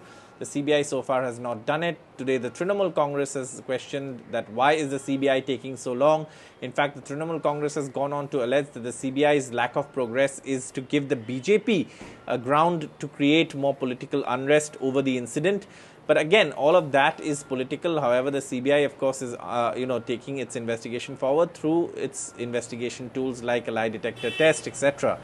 And there is another case also that has been handed over to the CBI in the backdrop of this rape and murder of a postgraduate student at the RG Medical College and Hospital. Several allegations of financial irregularities against the former principal, Sandeep Ghosh, also came to light. Sandeep Ghosh has been pulled up by both the Calcutta High Court and the Supreme Court for his conduct once this horrific incident was uncovered, and the fact that he failed to file an FIR with the police or a complaint with the police. However, these allegations have come forward later, and the police registered a separate case against Sandeep Ghosh over these financial irregularities or allegations of these financial irregularities, and that case also is now being probed by the CBI. With the Pandora's box having been opened, there are several other things that are coming out about Sandeep Ghosh. Now, my colleague Mukesh spoke to Akhtar Ali, who's been the Deputy Superintendent of RG Medical College and Hospital. He not just talks about financial irregularities, but how medical waste has been mismanaged by the former principal of RG Medical College and Hospital. Listen in. Akhtar जी, आपकी क्या शिकायत है और किस तरह का भ्रष्टाचार वहाँ पर था? देखिए, करप्शन तो था ही, लेकिन मेरी जो लड़ने की खास वजह थी वो ये थी कि ये स्टूडेंट लोग को फेल करवाते थे, स्टूडेंट लोगों से पैसा लेते थे, मोटी रकम वसूलते थे, जो नहीं देते थे उसको टारगेट करते थे, उसको तरह तरह के हैरेस करते थे। तो ये चीज़ें मुझे बहुत तकलीफ़ देती थी। दूसरा, बायोमेडिकल वेस्ट जो है, जो आप सुने होंगे, use syringe, hand gloves, saline बोतल, इसको ना बाज़ार में बेच के रिसाइकिल किया जाता था। तो इसके अलावा बहुत सारे करप्शन के चार्जेस थे, और ये एक नेक्सस, एक रैकेट है। और क्या थे? एक आदमी नहीं थे। देखिए, इतना कम वक्त में मेरे लिए बोलना मुश्किल है। मैं कंप्लेन की कॉपी आपको मैंने विजिलेंस कमीशन को कंप्लेन किया था जुलाई 2023 में, और मैंने इनको भी कंप्लेन किया था एंटी करप्शन को, मगर वो कंप्लेन उस वक्त एक्शन में नहीं आया। मगर अभी ऑनरेबल कोर्ट ने, हाई कोर्ट ने एक ऑर्डर दिया था और उन्होंने CBI को ये केस सौंपी थी। उसके बाद CBI ने एकदम तुरंत से एक्शन लिया और आज छापेमारी और मुझे उम्मीद है कि इन लोगों को एक्सपोज किया जाएगा. Time for a quick break on the show. Up next is the interview with Kamala Harris's aunt. She's in conversation with my colleague Sam Daniel.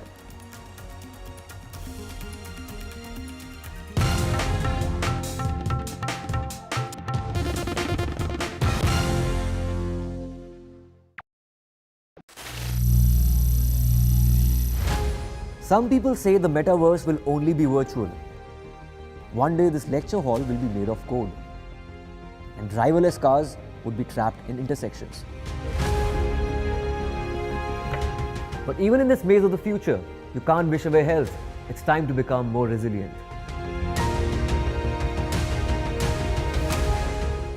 "10 years of Banega Swasth India, we have grown and achieved so many milestones.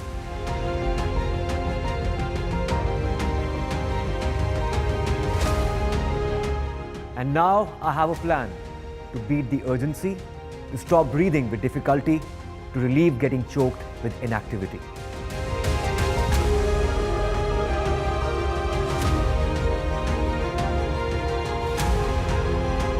Energize. Vice President Kamala Harris is on the cusp of setting history in the US by possibly becoming the first woman president there. Joining us, her maternal aunt, Dr. Sarla Gopalan, whom she fondly refers as Chithi. Doctor, thank you very much for your time. Did you listen to Kamala Harris's acceptance speech today? What did you think of it? Yes, of course I listened to her speech.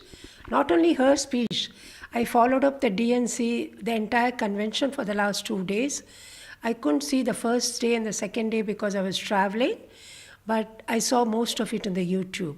So I heard the past presidents, Obama, Michelle Obama, Hillary Clinton, everybody talk about her, and I was feeling very proud to listen to all the good things they said about my daughter. Right. Kamala referred to your sister, her mother, at least thrice, calling her as a trailblazer, and that she taught her never to complain. Tell her about her mom, your sister. My sister's always been like that, right from the time we all grew up together till she went to US. But even after she went to US, she came to us always, and she was always there. And she was a person who could never see anything going wrong, anybody being affected. She would stand up and fight for everything. She was a kind, and that's what she taught her children as well. They must learn to find out what is wrong and put it right instead of just complaining. And your sister Shyamala left India to the US when she was just 19. Yeah, she was just 19. She left in 1958. She was not even 20 because she was going to be 20 in December, but she left before that. She was just 19. Right. She had got that Fulbright scholarship from the US government. And in fact, I must say that she'd applied for these scholarships not with the help of my parents or anything. Right. She was studying in Delhi in Lady Irwin College. She was doing her graduation in home science in Lady Irwin College in Delhi. And while she was in college, she contacted the American Embassy and applied for the scholarship. And she informed my parents only after she got the scholarship that she wanted to go. And even though we belonged to a very South Indian conservative family, my father was a very, person who would think about future and everything, right. And he was very particular, and he wanted us all to get educated and extra. And when he saw such an opportunity come to her, even though she was only 18, he allowed her to go. Right.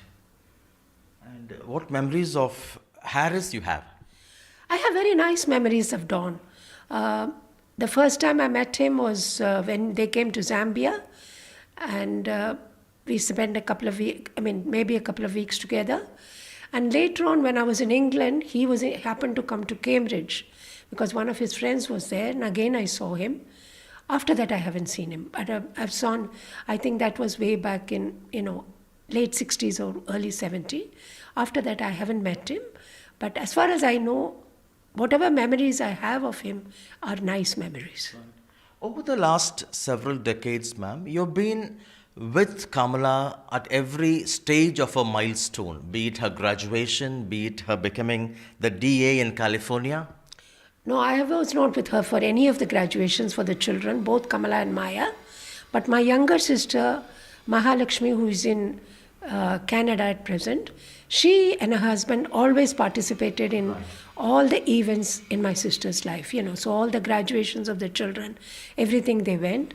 I only met her after she became a DA. I went to the DA office and saw her, but I didn't see her being sworn in as a DA or anything. But I do visited her. The only time I saw her becoming as a senator when I went to Washington to see her being sworn in as a senator. Right. Any special memories you can share with Kamala, which you fondly recollect often? I can't collect any, but she's such a nice person. I don't know what, not because she's my niece. Right. She was a nice child and always thoughtful, kind. And I can remember at one instance, she came to Chandigarh to visit and she was going back and she had a watch in her hand and I said, Kamala, that's a nice watch. And the next thing that happened, she took out the watch and gave it to me. It had a gold strap and everything. She just gave it to me and she said, just keep it, Chitti. You like it, you keep it. That's the kind of person she is. She will not let anyone say they don't have it or don't know it. During her inauguration as Vice President, she specifically mentioned you as Chitti. Yeah, she mentioned both of us, me and my younger sister, as the two Chittis, in fact. So because they've never called us aunt, they've always called us Chitti by the South Indian tradition. So she did mention about the two Chittis and my brother, uncle, kind of a thing. And when did you last visit her? When did you last speak to her? I visited her last in the summer of 2022, after she became the Vice President. I stayed with her in the Vice President's house for 4 or 5 days, and that was a very pleasant thing. I visited her office. She was even kind enough to take me to the President's office and show me the Oval Office, so I was very happy to see all the places. And then I spoke to her this year, before actually the President announced that he's going to step down and hand over to Kamala. But I did talk to her. After that, I haven't talked to her. I just called her up and left a message that I wished her all the best because she was traveling and I didn't want to disturb her. And you attended her wedding? Yeah, I of course. We were definitely I attended, and my younger sister and brother-in-law also attended. Kamala in the past has specifically recollected about your dad, her grandfather, Mr. Gopalan. Tell us about that, about him. My father was in government service for a long time. Very dedicated, honest guy, and after he retired, I think Kamala met him first when he was working in Zambia. He was an advisor to the president of Zambia, President Kenneth Kaunda. So at that time, Kamala had come, but she was a young child at that time. But as they were growing up, my sister used to bring both the children to India. And on such occasions, my father would go to the Besant Nagar beach for a walk in the morning, and she used to probably accompany. I don't know exactly what used to transpire with them, but what Kamala says is she used to have interesting conversations with her grandfather, because I was in Chandigarh or this thing, but she did spend quite a bit of time, and they both got on very well, my father and her. It's had a profound impact on her. Yeah, that's right. They got on very well, and they were just fond of each other, kind of. Of course, she being the first grandchild, my father was very fond of her, but she was also very fond of him. Right. When Prime Minister Modi visited the US and met Kamala Harris, he gave her a special gift which is so close to you as well as to Kamala. That's right. Something was very touching. Right. Because he had, from the Gazette, he had taken out my father's postings in the government of India as a joint secretary, and when he was sent on secondment to foreign service to Zambia and his retirement, and he had highlighted those from the Gazette and framed it very nicely and given in a beautiful frame as a gift to Kamala. And Kamala just treasures it because it's her grandfather.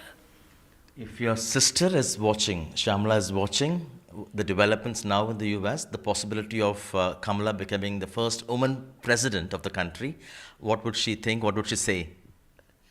I don't know, she'll cry out of happiness. I think that's what she will do, because that's the type she is.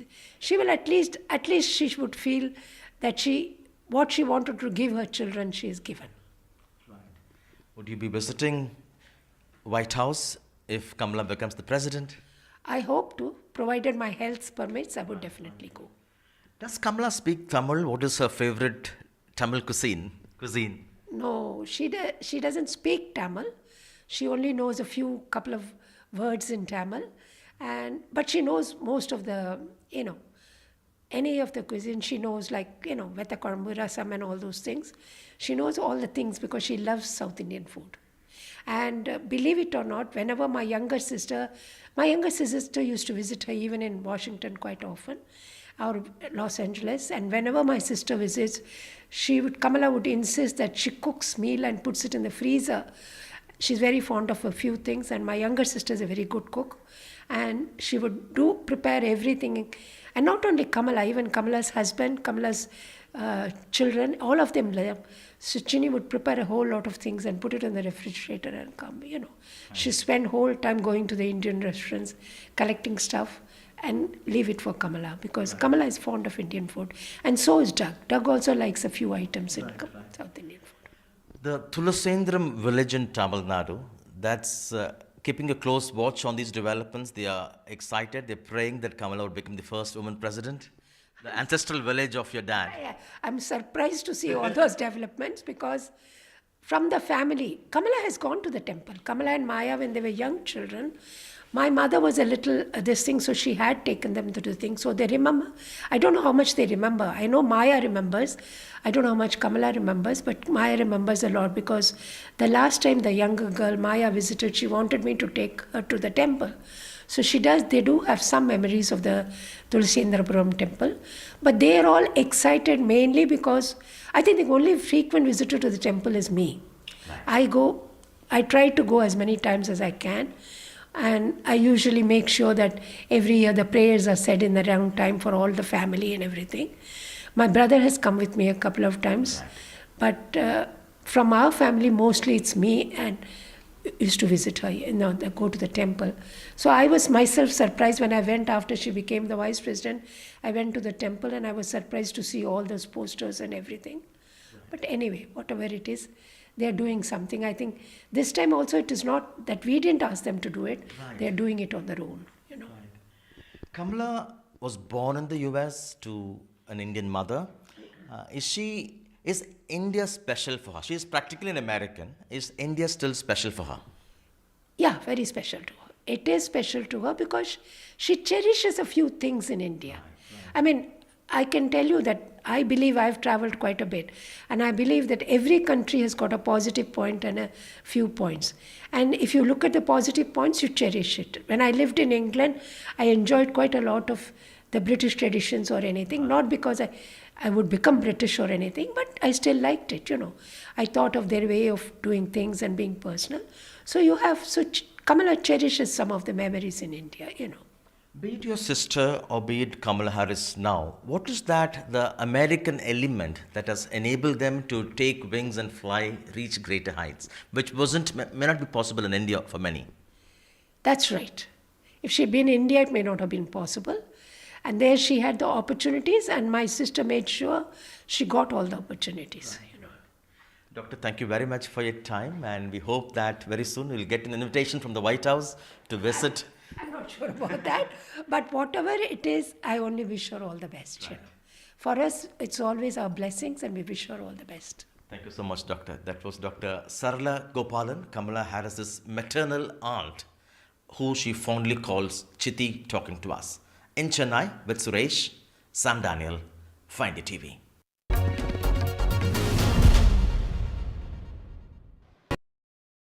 Landslide devastation in Kerala's Wayanad. Join NDTV's initiative. Donate for Kerala.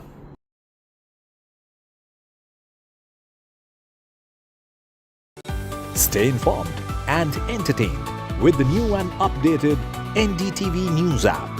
You can watch all our channels live, listen to podcasts, read breaking and exclusive news from around the world and more.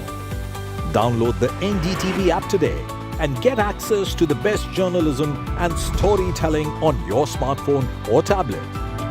The NDTV app. News that matters to you. Hi, I'm Shreya Saran. Kerala's Wayanad area is hit by devastating landslides, resulting in loss of lives and livelihood. Kerala needs your help right now. Let's join NDTV initiative.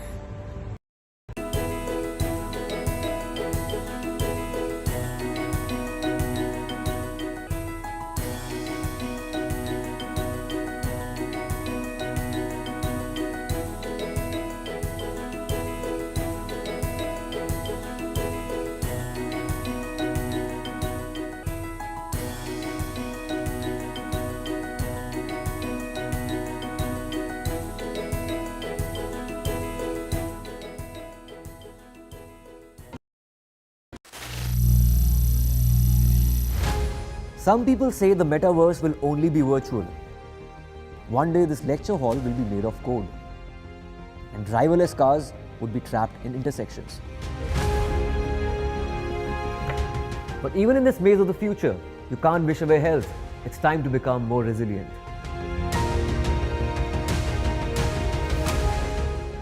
"10 years of Banega Swasth India, we have grown and achieved so many milestones.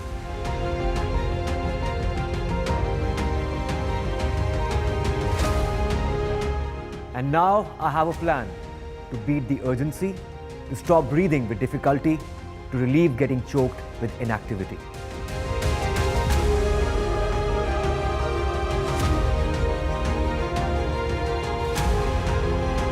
Energize our government, our environment, our society, and ourselves.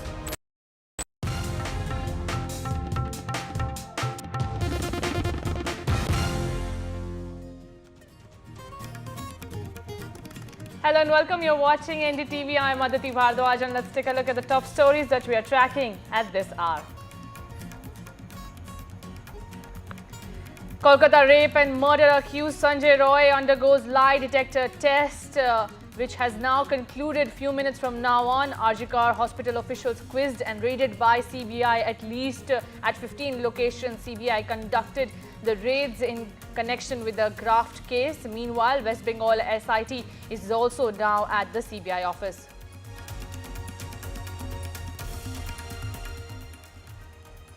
After Ranjith quits as the Kerala Film Academy chair, Malayalam actor Siddiqui resigned as the General Secretary of the Association of Malayalam Movie Artists following sexual assault allegations levelled by an actress.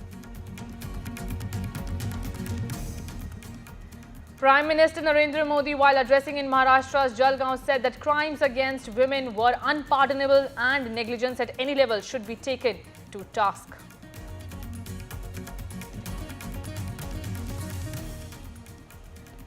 Congress slams Modi government over unified pension scheme, calls it a U-turn by the NDA government. Centre had approved UPS yesterday, claiming it will benefit 23 lakh government employees. NASA astronauts Sunita Williams and Butch Wilmore will return from space in February next year after NASA picks Elon Musk's SpaceX to bring them back.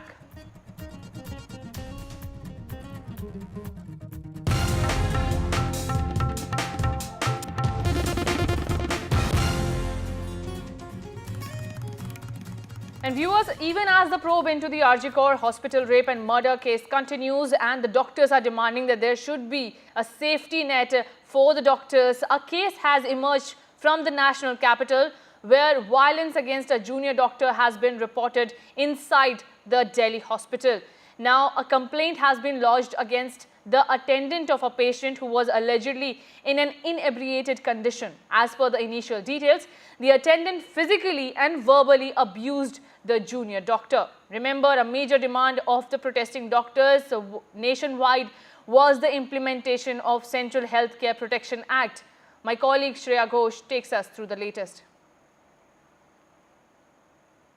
So this case of not only physical abuse, manhandling of a doctor, but also verbal abuse took place today in Delhi in the afternoon time, and the patient is around 50 years old who was apparently drunk when he attacked the doctor, and this happened in the presence of security guards. They tried to control the person, but then he was too overwhelmed with anger or the fact that he was drunk, he was under substance abuse, and that's why he physically assaulted the doctor. The doctor has filed a complaint, and this again reminds us, it highlights the need for the Central Protection Act. We know that the Federation of All India Medical Association, they have raised this issue again today and said that these cases are a reminder why a Central Protection Act should be in place to ensure that patients do not subject the doctor, especially these junior doctors who spend the maximum amount of time catering to the needs of these patients, so that they don't get subjected to any kind of violence which is happening time and again, and these cases are resurfacing, and that is why we saw there were nationwide strikes where doctors were protesting and they were demanding not only justice for the RG Kaur case but also for the Central Protection Act. Now, the doctor's body has also highlighted this incident and said that they demand a central protection law that should safeguard doctors from physical and any verbal abuse that happens against doctors and healthcare workers. There is a need of Central Healthcare Protection Act. That is what the doctors' bodies is demanding after this case surfaced.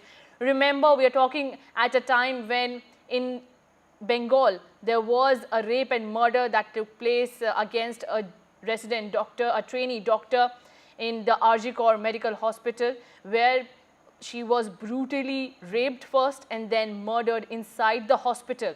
Since then, there is a demand of a Central Healthcare Protection Act that the doctors are demanding, that since in the wake of so many atrocities against doctors are being reported, there is a need for the centre to bring up a strict law against those people who attack the doctors or the healthcare staff present inside the hospital for verbal or physical abuse. Anything of such scenario should be reported and dealt with strictly.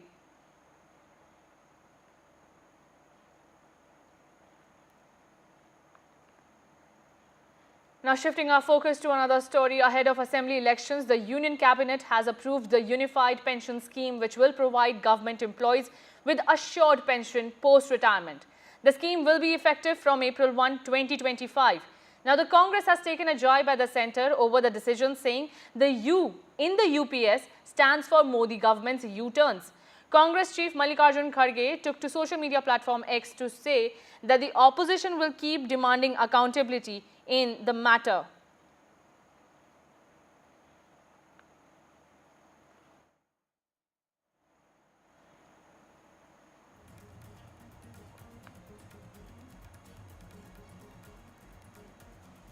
Now, since UPS was implemented by the centre has been saying that this scheme will benefit at least 23 lakh government employees, and this has been the demand of the central government employees that they need the unified pension scheme. Now, according to this scheme, 50% of average basic salary for 12 months before retirement will be taken up. UPS for government employees who complete minimum 25 years in service will be assured. Assured family pension in case of death will be there, and family of deceased employee will get 60% of income. Assured pension of rupees 10,000 per month after 10 years of service will also be given to the central government employees. Current pensions, in the current pension scheme, viewers, there is a demand by the government employees that they need assurance over their retirement plans and pension schemes. Hence, the centre brought in this.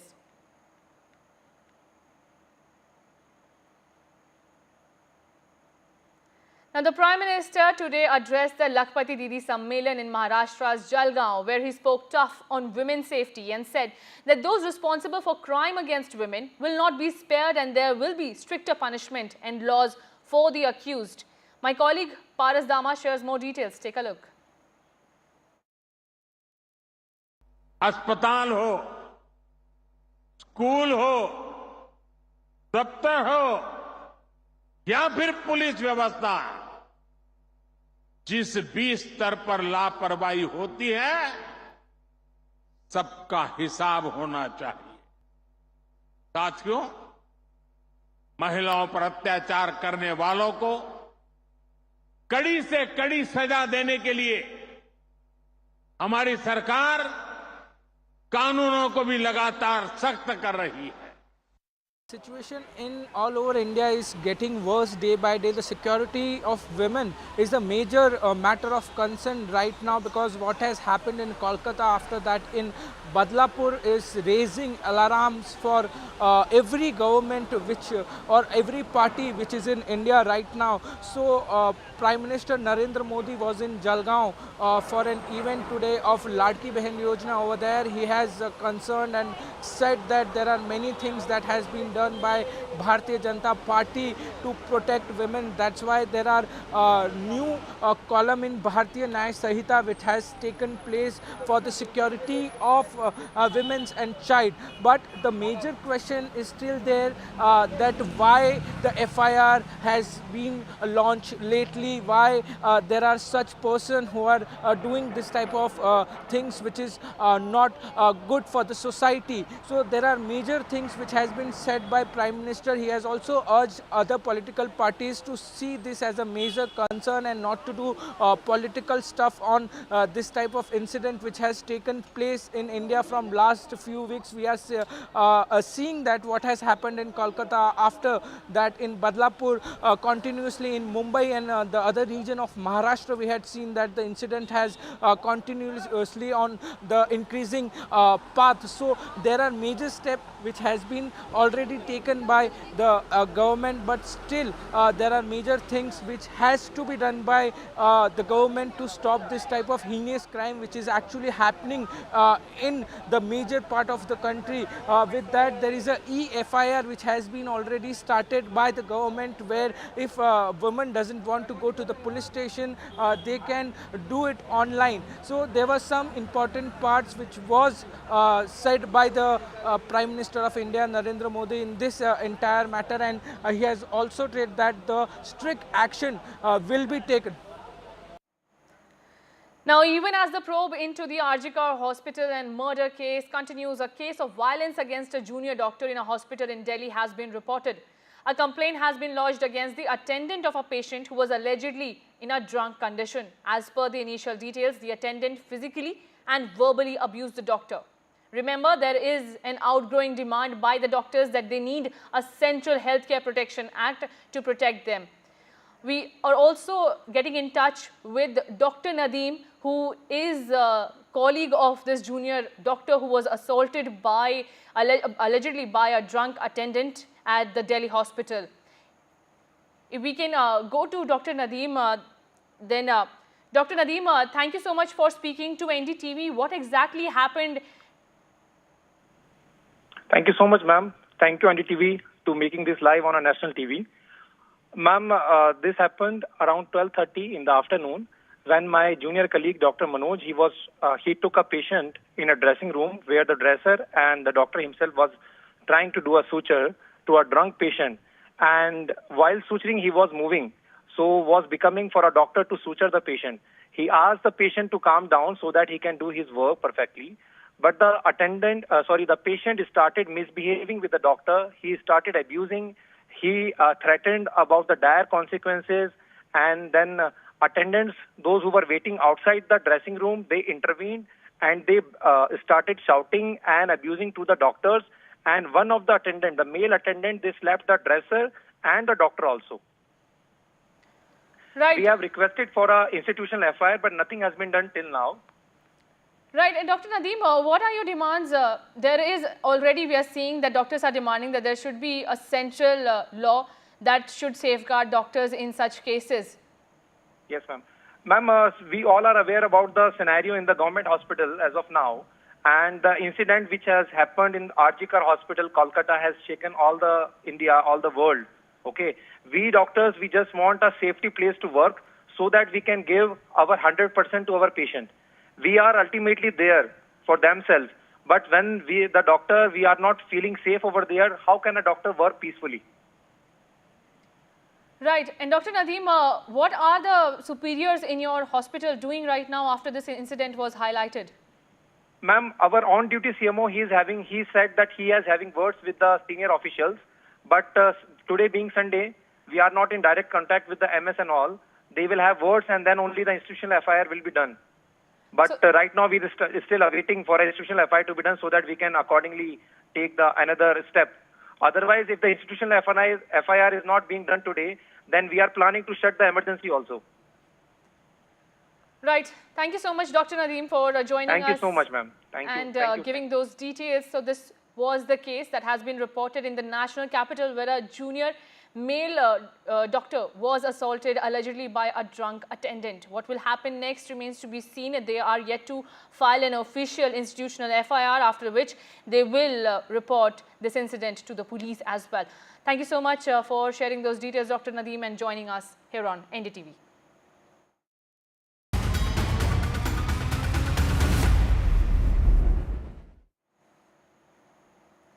Now, in the Bengal rape and murder case, which has been there since so long now, the RG Medical College and Hospital staff, which was being grilled by the CBI, has left the office now. While West Bengal Police's SIT team has reached the CBI office for the coordination between the CBI and the state police in the investigation done so far in the Kolkata rape and murder case. Now, the polygraph test of accused Sanjay Roy also happened today at the Presidency Jail in Kolkata and has concluded just few minutes from now.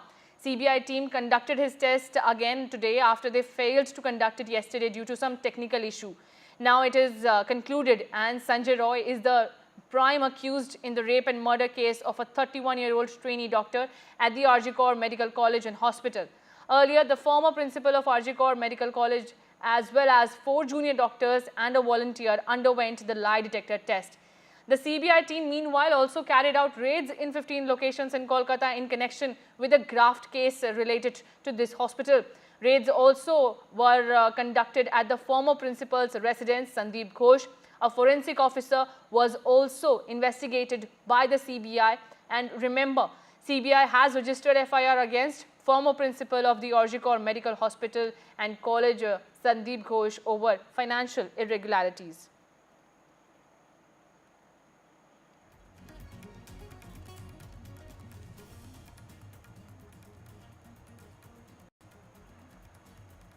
Now, Union Minister Ravi Shankar Prasad is addressing over the National Pension Scheme and the Unified Pension Scheme. Take a look. उसके अनुसार मिलेगा। अगर आपने 10 साल तक सेवा की तो आपको एश्योर्ड 10,000 रुपीस पेंशन मिलेगा। तो लास्ट पे ड्रॉन का 50% आपका एश्योर्ड पेंशन है, निश्चित पेंशन की राशि है। यह हुई पहली बात। दूसरी बात, समय के अनुसार महंगाई बढ़ती है, उसका इंडेक्सेशन होता है डियरनेस में, अलाउंस में, तो उसकी भी चिंता करने का प्रावधान हुआ है। और तीसरी सबसे महत्वपूर्ण, अगर आप गुजर गए तो आपके परिवार को भी 60% का फैमिली पेंशन मिलेगा। तो एक प्रकार से जो एक कल्याणकारी राज्य की सोच होती है वो इस पूरे निर्णय में दिखाई पड़ती है। इसके अलावे एक और महत्वपूर्ण बात समझना जरूरी है। वो क्या है? जो न्यू पेंशन स्कीम आई थी उसको लेकर यह भी चर्चा थी कि सरकार की फंडिंग के बारे में क्लैरिटी नहीं है, क्योंकि जिस कमेटी ने उसका रिकमेंड किया था उसने कुछ अनूठे प्रयोग भी किए थे, देश हित के प्रयोग थे। सरकार ने कहा है ये पूरा फंडिंग भारत सरकार करेगी। जो पहले था 10% कर्मचारियों के सैलरी से और 14% सरकार के द्वारा। अब कल के निर्णय में आप ये ध्यान रखिए, अब होगा 10% कर्मचारियों के सैलरी से और 18% भारत सरकार के द्वारा, तो उसको भी आगे बढ़ा दिया गया। तो जितना भी हो सकता है कर्मचारियों के हित में, देश के कर्मचारी देश के लिए काम करते हैं, सत्ता में कौन पार्टी है उसकी चिंता नहीं करते, और उनके कामों के कारण देश आगे बढ़ता है। यही माननीय प्रधानमंत्री जी ने अपने एक्स पर कमेंट में भी कहा है कि हमें उनके योगदान का बहुत सम्मान करना है और हम करते रहेंगे। तो ये एक बहुत बड़ी बात थी। नरेंद्र मोदी की सरकार कैसे काम करती है, सोच समझ कर काम करती है, विचार करके काम करती है, एडहॉक निर्णय काम नहीं करती, और जो भी करती है वो जनहित में होता है। और यहां का जनहित 23 लाख कर्मचारी और उनके परिवार। तो ये एक मोटे विषय को आज रखना जरूरी था। अब इसके बाद कुछ सवाल कांग्रेस पार्टी से करना है। ये घोषणा वाली पार्टी कांग्रेस पार्टी सिर्फ घोषणा ही करेगी, घोषणा के अमल में लाने का भी कभी काम करेगी। आज भारतीय जनता पार्टी के राष्ट्रीय मंच से एक हम सवाल करना चाहते हैं। कांग्रेस पार्टी ने पिछले 2 साल से ओल्ड पेंशन स्कीम को एक बहुत बड़ा तूफान बनाया था भारत की राजनीति में, याद करिए आप। समझ सो कि राहुल गांधी प्रियंका जी हो गई तो उनसे भी कहवा दिया गया हिमाचल के चुनाव में कि हम ओल्ड पेंशन स्कीम को लागू करेंगे। जो हमारे दिल्ली के पत्रकार गए होंगे उनको याद होगा, उनके पुराने रील्स को निकाल लीजिए। राहुल गांधी से सवाल नंबर 1, आपकी सरकार ने हिमाचल में अभी तक ओल्ड पेंशन स्कीम लागू किया क्या? मैं फिर पूछ रहा हूं भाजपा के राष्ट्रीय मंच से, Congress party in general and Rahul Gandhi in particular, please tell the nation, did you implement the old pension scheme as promised in the Himachal election? हम इसका जवाब जानना चाहेंगे उनसे। आपने कर्नाटक के चुनाव में बहुत चालाकी कर दी। वहां क्या कहा आपने कि हम 2006 के पहले के जो कर्मचारी हैं उन्हीं के बारे में करेंगे। उनकी संख्या कितनी है? सिर्फ 13,000। समझे आप? चुनाव हुआ लास्ट ईयर और देंगे खाली 6 के पहले रिटायर होने वाले कर्मचारियों को। तेलंगाना में तो मैंने सुना है कि वहां हल्के से कहा गया। और अभी जो 24 के लोकसभा का चुनाव हुआ उसमें तो मैनिफेस्टो में मेंशन करने की भी शर्म नहीं बची। मैं रिपीट कर रहा हूं, the Congress party has become so very of the palpable falsehood of his assurance about pension that it could not muster the courage to include that as a part of its manifesto in the Lok Sabha election. Rahul ji क्या करते हैं भाई? कितना झांसा देते रहते हैं। कभी तो सही बोलिए, और बोलिए तो कर दीजिए, और नहीं करते हैं तो मत बोलिए। हमने तो नहीं कहा आपको बोलने के लिए। तो फिर मैंने हिंडनबर्ग में एक कहानी कही थी ना आपको, चिट की पॉलिटिक्स। किसी ने चिट पकड़ा दिया, ओल्ड पेंशन स्कीम ले आओ, कहा वेरी गुड, ले आए। बीच में संविधान का चिट पकड़ा दिया, उसके पहले कभी राफेल का चिट पकड़ा दिया, कभी हिंडनबर्ग का चिट पकड़ा दिया। संजय बाबू आजकल क्या चिट चल रहा है, कुछ पता है आपको? Miss India. Rahul Gandhi Congress party, देश ऐसे नहीं चलता। Governing India is a serious business. Bharat की सरकार चलाना एक गंभीर परिपक्व विषय है, जहां सोच समझकर फैसले लेने पड़ते हैं। एडहॉकिज्म नहीं चलता। चलो भाई, एक हफ्ता बहुत हो गया, अब इसको छोड़ो। एक चुनाव हो गया, अब इसको छोड़ो।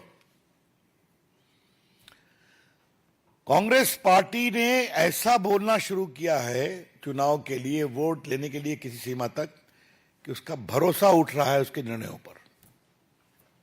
ये एक महत्वपूर्ण बात मैं कहना चाहूंगा। हम स्वीकारते हैं कांग्रेस पार्टी एक बड़ी पार्टी है, देश पर राज किया है। तो अगर आपको नहीं चीजें बहुत ठीक से समझ में आती, आपके जो ब्रीफिंग होती है, तो यहाँ जो पुराने नेता हैं उनसे बात करिए कि आपने ये फतूर खोला क्यों था ओल्ड पेंशन स्कीम का। हमने तो कुछ जगह अखबारों में पढ़ा है कि उनके लोगों ने बताया कि आप क्या खोल रहे हैं, देश की अर्थव्यवस्था गड़बड़ा जाएगी। अब सही है गलत मुझे नहीं पता है। तो मित्रों, हम बहुत ही भर्त्सना करते हैं कांग्रेस पार्टी की इस रवैये की, और हमें गर्व है पार्टी की ओर से हमारे प्रधानमंत्री नरेंद्र मोदी जी पर कि उन्होंने कर्मचारियों की चिंता को सुना, समझा, कमेटी बनी और आज एक सार्थक निर्णय हुआ है जिसकी प्रशंसा सभी लोग कर रहे हैं। और पार्टी की ओर से हम भी सरकार का और विशेष रूप से अपने प्रधानमंत्री का अभिनंदन करना चाहते हैं। That's all from my side। अगर प्रश्न सादर आमंत्रित हैं आयुषी मिश्रा। सर, राहुल गांधी जी ने मिस इंडिया की लिस्ट चेक की और उनका कहना है कि उन्हें उनमें से एक भी दलित, आदिवासी या ओबीसी महिला नहीं मिली लिस्ट में। ऐसे में उनका कहना है प्रधानमंत्री जी कहते हैं देश सुपर पावर की ओर बढ़ रहा है, लेकिन 90% लोग अभी भी सिस्टम से बाहर हैं। आपके प्रश्न का मैं विस्तार से जवाब दूंगा। आनंद पांडे, पेंशन में बात कर लूं। हाँ। आनंद Pandey.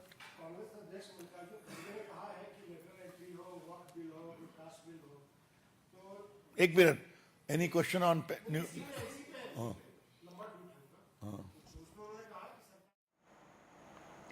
Now shifting our focus to another story that we are tracking here at NDTV. 3 waiters were illegally confined in a Chennai bar. They all hail from northeast states. They were allegedly beaten up by bar management. That's what the allegation is. The employees were locked in the bar and allegedly thrashed by the bar manager. That's the information that is coming in.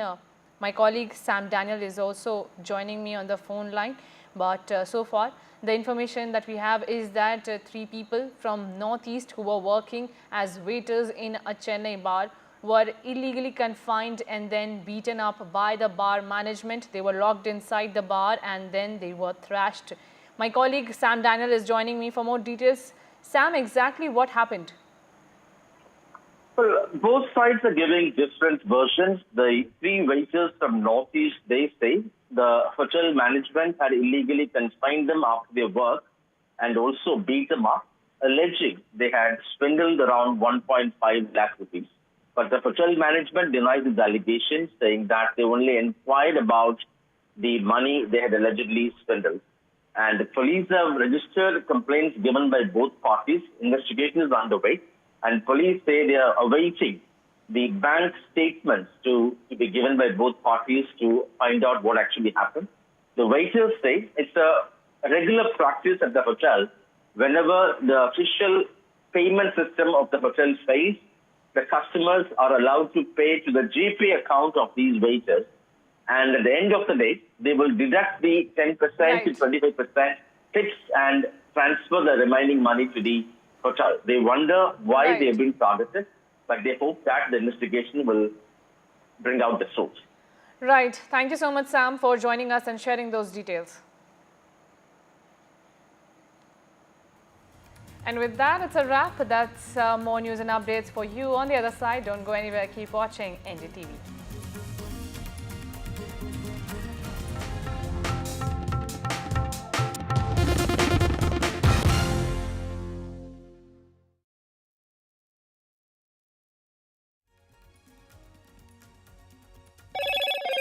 Hello, Moto. Motorola Razr 50 Ultra comes with Google Gemini.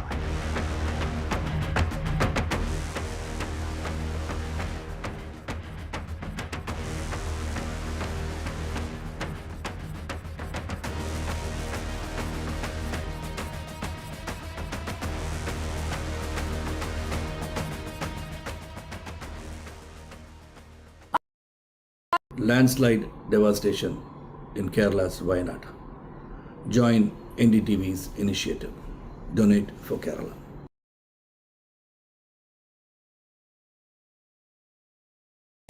Stay informed and entertained with the new and updated NDTV News app. You can watch all our channels live, listen to podcasts, read breaking and exclusive news from around the world and more. Download the NDTV app today and get access to the best journalism and storytelling on your smartphone or tablet. The NDTV app. News that matters to you. Hi, I'm Shreya Saran. Kerala's Wayanad area is hit by devastating landslides, resulting in loss of lives and livelihood. Kerala needs your help right now. Let's join NDTV initiative.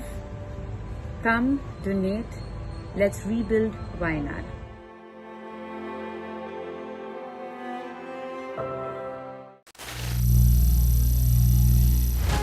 Some people say the metaverse will only be virtual. One day this lecture hall will be made of code, and driverless cars would be trapped in intersections. But even in this maze of the future, you can't wish away health. It's time to become more resilient.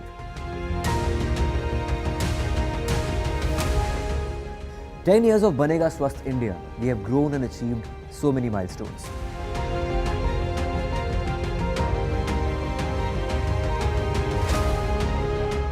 And now I have a plan to beat the urgency, to stop breathing with difficulty, to relieve getting choked with inactivity.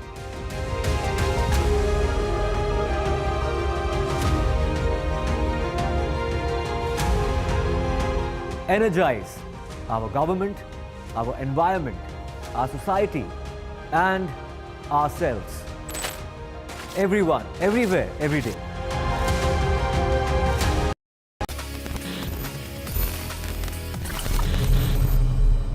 Hello friends and welcome to another fresh episode of tech with TG, एक ऐसा show जहां पे हम complex tech terms और processes की बहुत अच्छे से धुलाई करते हैं.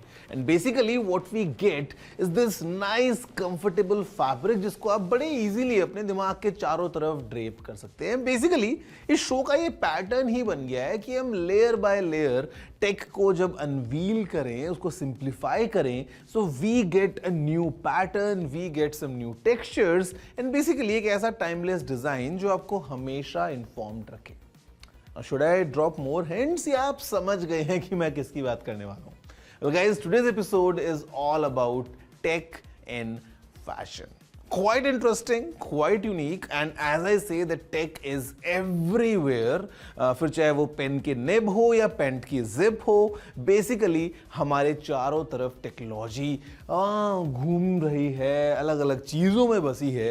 So today it's all about, when we explore tech in fashion. बहुत मजा आने वाला है. Let's see how it goes. Hello guys, मेरा नाम है Gaurav aka technical Guruji. You are watching your favourite tech show tech with TG. जल्दी से आगे बढ़ते हैं, चलिए शुरू करते हैं.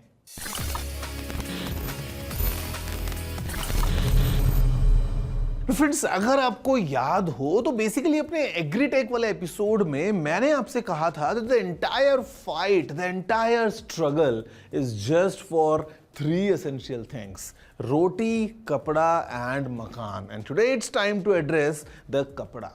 Basically, can you digest the fact कि कपड़ों की, all the clothes that we wear today, इनकी societal importance बहुत बाद में आई.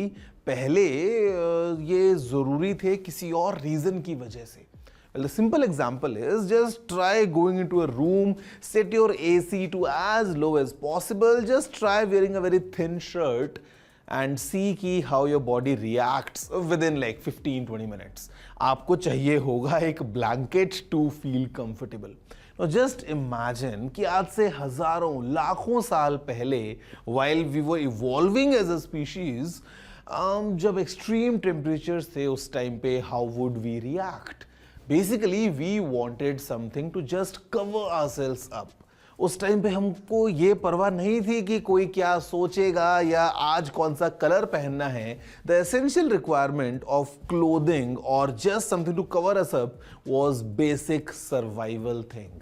एंड वहां से इवॉल्व होते होते today if you see we have come a real long way.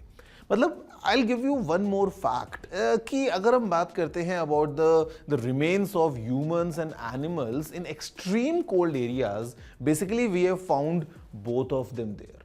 मतलब ऐसी ठंडी जगहें एक टाइम पे जब धरती पे हुआ करती थी, basically humans were also there, animals were also there.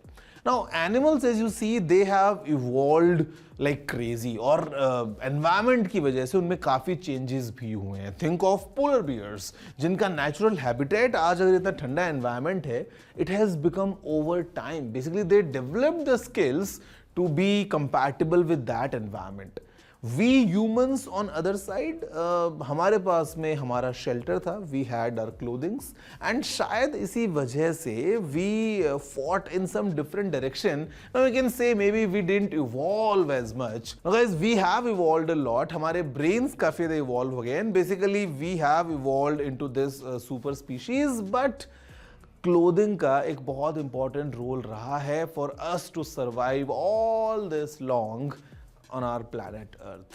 So basically हम आगे बढ़ेंगे, थोड़ा सा और डिटेल में डिस्कस करेंगे about how this कपड़ा has changed over the years. हम इनफैक्ट एक्सपर्ट से बात भी करेंगे कि कैसे अभी टेक फैशन के साथ ब्लेंड होके हम देख रहे हैं अलग अलग तरीके से टेक को यूज कर रहे हैं in field of fashion. But उससे पहले let's just take a quick recap about this brief history. The history of clothing is a testament to हमारी survival skills and ये एक बहुत important facet है human civilization के evolution का. Go back lakhs of years. Take away all sorts of comforts we know of today, pull us down from the food chain and the species supremacy where we are comfortably nestled today and अब कीजिए imagine early humans को. Out in the open, वो भी nature की mercy पे. Seasons तो change हो रहे हैं, extreme heat से extreme cold. You're undergoing all of this with no protection. And that is where the necessity for covering our bodies must have started. Also as a means to protect from threats like insects. Mosquitoes से बचने के लिए हम आज भी extra layers पहनते हैं. Early humans used animal skins and vegetation to cover themselves up. This was very basic and very rudimentary and just to protect from the elements. Timelines of different materials, that's a different story altogether. According to the International World Textile Organization, humans have been washing, weaving and wearing wool since 10,000 BC.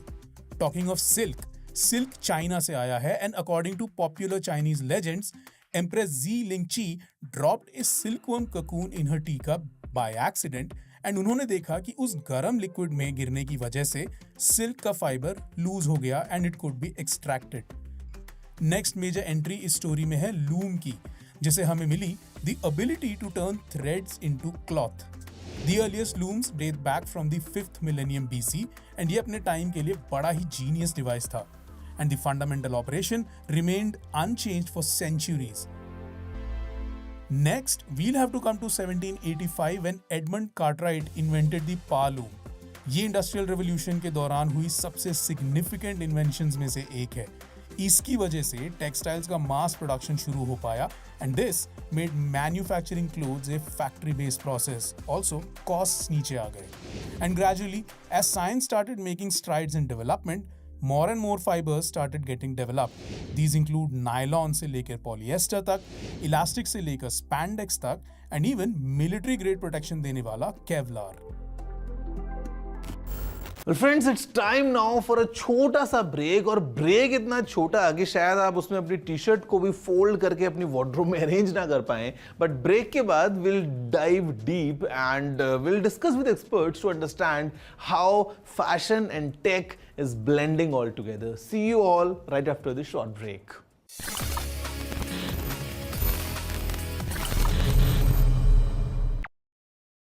Landslide devastation in Kerala's Wayanad. Join NDTV's initiative. Donate for Kerala.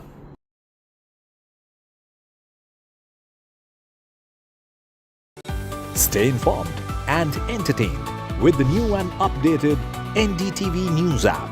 You can watch all our channels live, listen to podcasts, read breaking and exclusive news from around the world and more. Download the NDTV app today and get access to the best journalism and storytelling on your smartphone or tablet. The NDTV app. News that matters to you. Hi, I'm Shreya Saran. Kerala's Wayanad area is hit by devastating landslides, resulting in loss of lives and livelihood. Kerala needs your help right now. Let's join NDTV initiative. Come, donate. Let's rebuild Wayanad.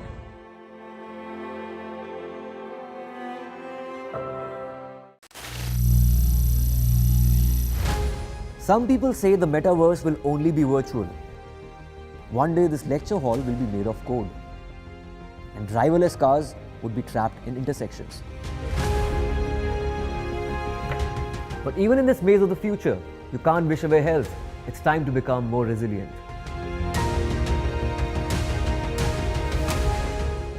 "10 years of Banega Swasth India, we have grown and achieved so many milestones.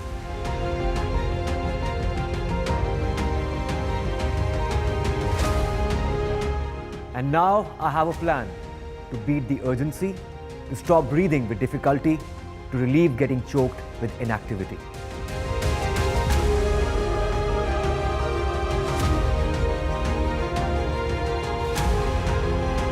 Energy.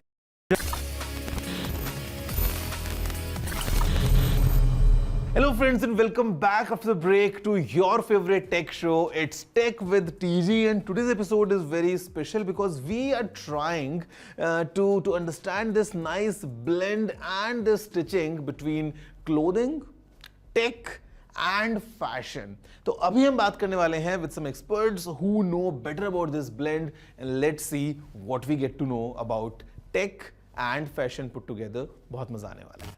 Hi, I'm Pranav Mishra. I'm from Lucknow. I run a 10-year-old fashion brand, Human, almost 12 now. Started in 2012. It's a ready-to-wear brand based out of New Delhi in India. I also happen to write poetry, which is in Hindi. I come from Lucknow, so I inherited that from my father, whatever little bit I know of. So clothing, I feel, is a very essential tool, for human society. I feel blessed to be a part of the industry, and it is impacting our lives in a multi-dimensional manner. Not just from a society perspective that you get a personality, it is also a mirror to your personality, but also look around you. मतलब सर्दियों में आप सर्दियों से बचने का एक medium है, गर्मियों में गर्मियों से बचने का मीडियम है, बरसात में रेन कोट है तो आप बरसात से भी एक शील्ड प्रोवाइड कर सकते हैं. तो I would say it's an extension. It's a part of our life now. It's almost like a part of our body. Like imagine yourself. I don't know if you imagine yourself without clothes at any point in your life. Like it's an integral. It's like almost like another body part. And the beauty of it is that it can keep changing. It doesn't have to be one, like a hand will be this will be throughout my life. This can keep changing. I think that's the most beautiful part. छोटी सी छोटी चीज भी जो हम अपने इर्द गिर्द इस्तेमाल करते हैं वो सब कुछ ही टेक्नोलॉजी है. मतलब अगर क्लोथिंग में देखें तो वो धागा बनाने से लेकर के वो needle is also a technology at some point, and now we've kind of evolved. अब इतनी सारी मशीनें आ गई हैं, 4 नीडल की, 10 नीडल की, आप पैंट डालते हो फ्रंट और बैक और एक साथ स्टिच हो जाता है. We would not have imagined that like probably a century ago. तो यही खूबसूरती है टेक्नोलॉजी की, वो समय के साथ इवॉल्व होती जाती है. But I look around my factory and छोटी सी छोटी चीज जो इस्तेमाल हो रही है, आयरन बॉक्स से लेकर के पैकेजिंग के डिब्बे तक, और सुई धागा, ये सारी चीजें make it easier for us to make garments. They're much, even garment के अंदर में जो हम फैब्रिक इस्तेमाल करते हैं, उस फैब्रिक का एवोल्यूशन अगर देखा जाए कि लूम पर पहले आदमी हाथ से बुनाई कर रहा है, फिर लूम पर कर रहा है, वो मशीन पे बन रहा है. अब और भी एडवांस हो गया है, वो कपड़े बनाने की टेक्निक में भी अब हम because as we are progressing and as we are talking about diving deep into subjects of sustainability, उस कपड़े का dialogue भी और enhance हो गया है. We're collaborating with a fabric company, and we're working. We've gotten the opportunity to work with recycled plastic bottles से जो fabric बनता है first time, and I was in the room on the first day and I was super inspired कि इतनी सारी technologies से हम इतना ज़्यादा impact create कर पा रहे हैं. Even if we break down, garment construction and fashion industry into like several parts, कि सबसे पहला अहम जो हिस्सा है वो है design. तो अब आप देखिए कि एक टाइम था कि जब हम पेन और पेपर से डिजाइन कर रहे होते थे, और फिर एक टाइम आया जब हम देवर सॉफ्टवेयर, और वहां पे हम सॉफ्टवेयर की बदौलत हम और ज्यादा फास्ट पेस पे कर पा रहे थे. अब हम एआई के जमाने में जी रहे हैं, तो आप उसको आपने इंफॉर्मेशन फीड किया and there is abundance of options that you get in front of you. I think that the usages of time, वहां पर एक बहुत बड़ा टेक्नोलॉजी का इन्वॉल्वमेंट से that time can be utilized much better and greater things. Design के बाद हम आते हैं प्रोडक्शन पे. प्रोडक्शन में पहले जब हाथ से सिल रहे थे तो कम लोगों को इम्पैक्ट क्रिएट कर पा रहे हैं हम डिजाइन में, जो भी हम बेचना चाह रहे हैं, जो भी करना चाह रहे हैं. With time now, with the development of machinery now, that has scaled up, कि we are able to service a much larger audience, even to the effect of how we kind of market our product or our brand, or how we get our voice with digital media being enhanced, and people actually accepting digital media, and online consumption increased so much, especially in India during the pandemic, that you can literally see the ease with which you go on your tablet, phone, computer, and then you have these options, and then you click, and then you immediately get it the next day. Imagine getting the next day also. There is a certain usage of technology over there, like the last leg delivery, there would have been so many systems would have been put in place for you to actually get that product from the warehouse to your door within a day. I mean, that's just magical. You wouldn't have imagined that even like 20 years ago.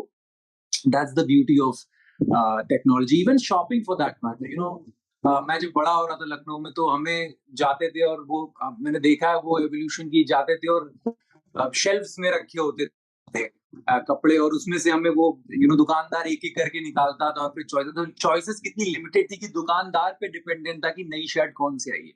Then time progressed, and I was young, and then the malls had opened, and then those racks पे कपड़े टंगे हैं.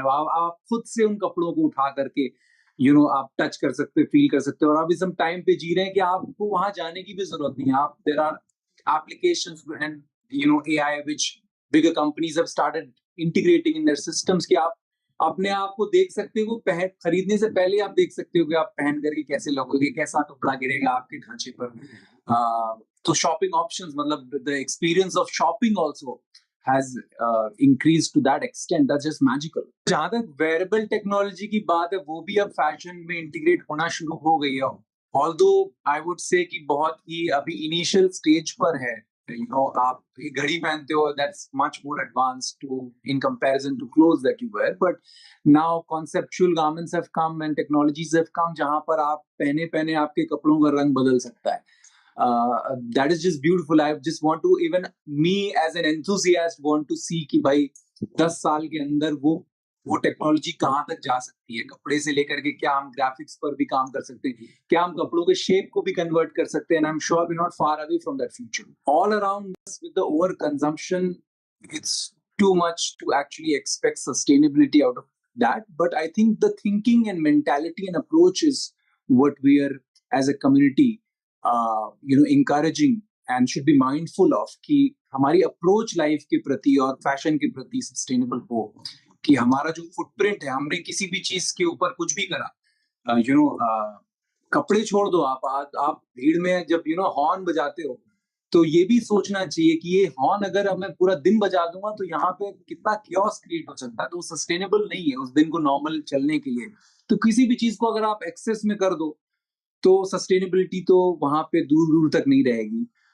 But किसी भी चीज को अगर हम ऊपर तक टच करते हैं, जहां तक कई हद तक मुझे लगता है कि it's a very boutique concept, और वो आम आदमी तक पहुंचाने की बहुत ज्यादा जरूरत है. कि उसको अगर हमने ऊपर तक एक प्रिविलेज पॉइंट ऑफ व्यू से देख लिया कि भैया सस्टेनेबिलिटी है, 4 कपड़े कम खरीदेंगे तो बेटर हो जाएगी चीजें, तो ऐसा भी नहीं है, बिकॉज इंडिया बांग्लादेश जिस सोसाइटी में हम बिलोंग करते हैं और जहाँ पे आपके दशकों से वेस्ट का प्रोडक्शन चलता आ रहा है, उनकी रोजी रोटी पे बात चली आएगी, तो उनकी रोजी रोटी भी ज्यादा उतनी ही अहमियत रखती है कि वो भी जो कपड़े बना रहे हैं वो भी अपनी लाइफ को सस्टेन कर पाए.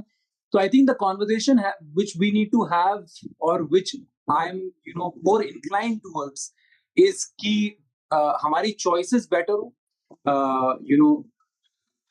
सबसे सिंपल यूजेज केस तो यही है कि प्लास्टिक कंजम्पशन कम लाइफ में भी, कपड़ों में भी, और अगर हो भी रहा है तो उसको रिसाइकिल करके हम उसको बेटर यूज केस बनाए कि वो कूड़े की तरह पड़ा ना रहे. दूसरी चीज ये है कि ज्यादा से ज्यादा जितनी रैपिडली टेक्नोलॉजी एडवांस हो रही है उतनी ही ज्यादा खूबसूरती के साथ महंगाई हैंडक्राफ्टेड चीजों की भी बढ़ रही है, और एक समय आएगा, ज्यादा दूर नहीं है, जहां हाथ से बनी हुई चीजें जो भी टेक्नोलॉजी का ही एक हिस्सा है वो इतनी ज्यादा स्काई रॉकेट हो चुकी होगी प्राइसेस में कि आपके लिए उसको खरीदना ही मुश्किल हो जाएगा, क्योंकि वो कुछ परिवार ही नहीं बचेंगे जो बनाएंगे. तो आई थिंक एक टाइम ये है कि हम ऐसे चीजों को खरीदें, ऐसी चीजों में इन्वेस्ट करें कि हम भी अच्छे लगें और जो हमारे इर्द गिर्द जो मोहल्ले हैं वो सस्टेन भी कर पाए, उनके परिवार भी चल पाए.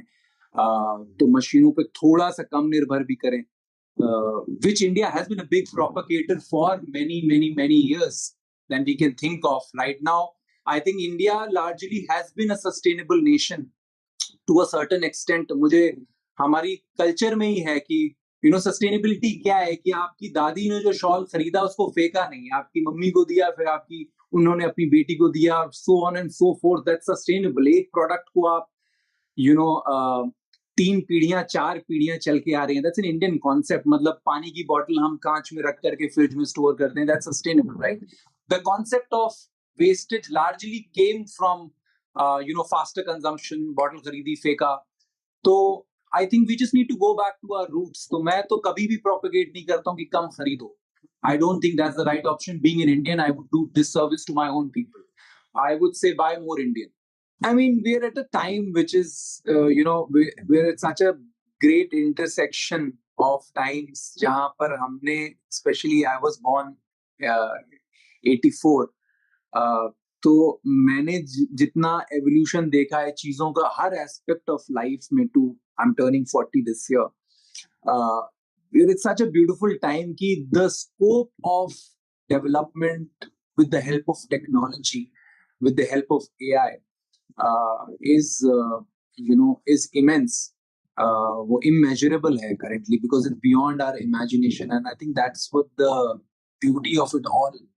कि जितनी भी चीजें हमसे गलत हुई हैं as a society और हम गलत करते जा रहे हैं, I definitely feel technology is the route to fix it if given a right amount of time to it. So friends, that's all from this week's episode, and basically मैं आपसे request करता हूँ that next time whenever you look at anything, could be a cricket bat, could be your wristwatch, could be your shirt, anything, just try looking at it from a different perspective और आप सोचना एक बार that कैसे take की मदद से इस field में इवोल्यूशन हुआ है, and I am telling you it is everywhere. So just try looking at things from a different perspective. If you have anything to say, you know the address, it's tg@ndtv.com. drop in all your questions, all your queries, all your suggestions, all your feedback. me and my team हमेशा हमारे inbox खोल के रखते हैं. See you all next week. Till then, have a good day and take care.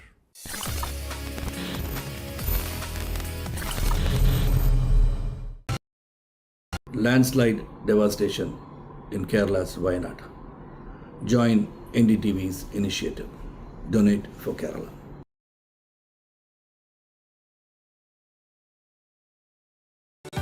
Stay informed and entertained with the new and updated NDTV News app. You can watch all our channels live, listen to podcasts, read breaking and exclusive news from around the world and more. Download the NDTV app today and get access to the best journalism and storytelling on your smartphone or tablet. The NDTV app. News that matters to you. Hi, I'm Shreya Saran. Kerala's Wayanad area is hit by devastating landslides, resulting in loss of lives and livelihood. Kerala needs your help right now. Let's join NDTV initiative. Come, donate, let's rebuild Wayanad.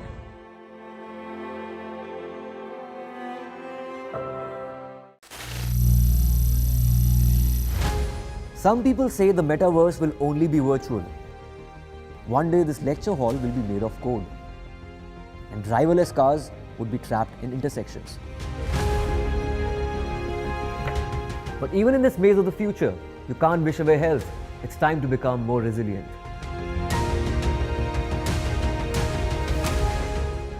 10 years of Banega Swasth India, we have grown and achieved so many milestones.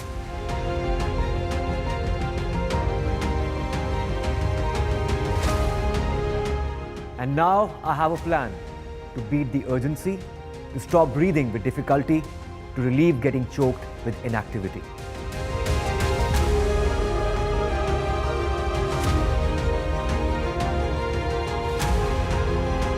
Energize our government, our environment, our society, and ourselves.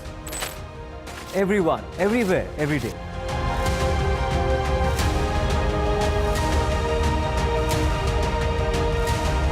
Banega Swasth India. One world hygiene. Landslide devastation in Kerala's Wayanad. Join NDTV's initiative. Donate for Kerala.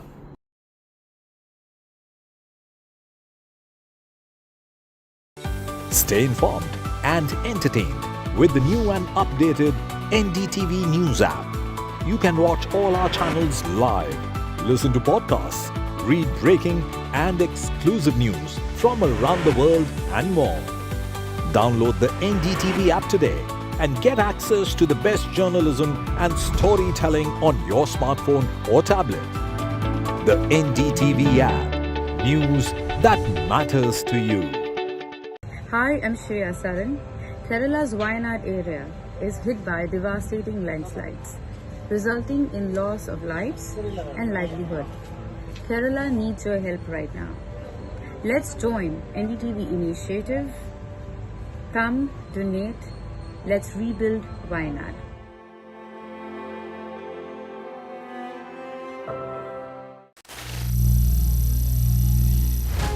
Some people say the metaverse will only be virtual. One day this lecture hall will be made of code, and driverless cars would be trapped in intersections. But even in this maze of the future, you can't wish away health. It's time to become more resilient.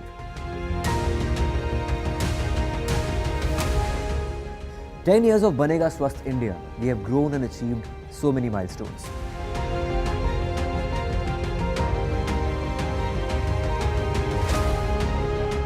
And now I have a plan to beat the urgency, to stop breathing with difficulty, to relieve getting choked with inactivity.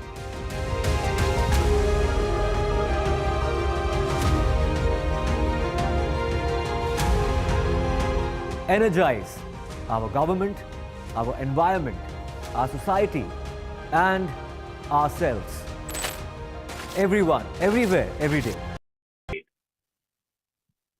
The setback for the Boeing Starliner is big, but astronaut Sunita Williams will be back on Earth in February 2025, now traveling back on the SpaceX Crew Dragon. In New Delhi, Pallav Bagla for NDTV. NASA has decided that Butch and Sonny will return with Crew 9 next February, and that Starliner will return uncrewed.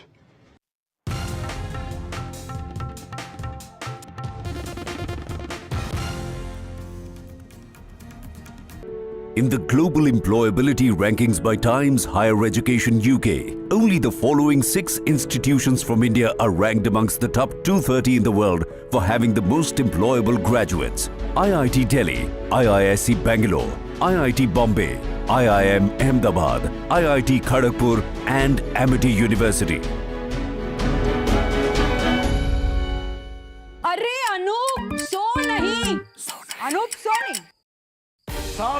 सतर्क! Yes boss. तुम दोनों के होते हुए अनूप सो नहीं सकता, क्यों? क्योंकि अनूप ने सारी सिक्योरिटी की जिम्मेवारी खुद पे ले रखी है। अनूप को चाहिए अपने घर पे Secure Eye mic enabled CCTV. Secure Eye CCTV camera and security solution. Help keep your teen safe with Instagram's family tools, like sensitive content control, helping your teens filter out sensitive content. Default private accounts, allowing your teens to decide who sees and responds to their content. Restricted direct messages. By default, block messages from people your teens don't follow or aren't connected to. And we have tools for parents to help set daily time limits and more. Get started with our 50+ tools at instagram.com/familytools. इसे ever ready Ultima का long lasting power चाहिए। Toys से बच्चों की imagination चलती रहती है, इसलिए इनकी बैटरी चलती रहनी चाहिए। नई एवर रेडी अल्टीमा बैटरी है 400% longer lasting. How often have you turned away from debates that descend into endless fights? We bring you a show where every question is answered, where every debate finds its resolution, where every story finds its conclusion, where opinions collide but facts prevail, where stories unfold with insights and trust. When the noise ends, the last word begins.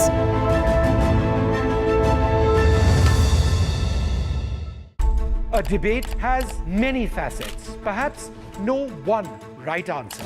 Left, right and center. Conversations that get to the core of the debate.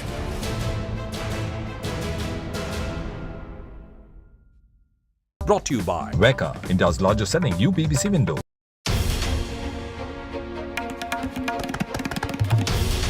This is NDTV. And you're watching NDTV 24/7.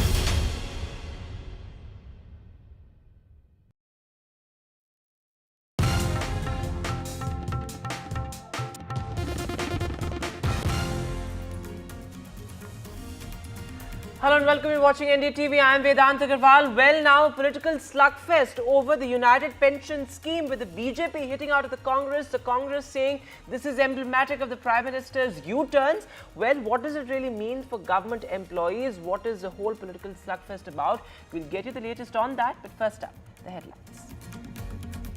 It's the BJP versus the Congress over the pension scheme announcement. The BJP questions the Congress, says, did you implement the old pension scheme? Meanwhile, the Congress questions the government's rollback of the new pension scheme. The Congress says, you in the UPS stands for Modi's U-turns. Kolkata hospital rape accused Sanjay Roy's polygraph test ends. The CBI conducts multiple raids meanwhile in the Kolkata rape and murder case. This is the CBI raids the Arjikar ex-principal in the corruption case.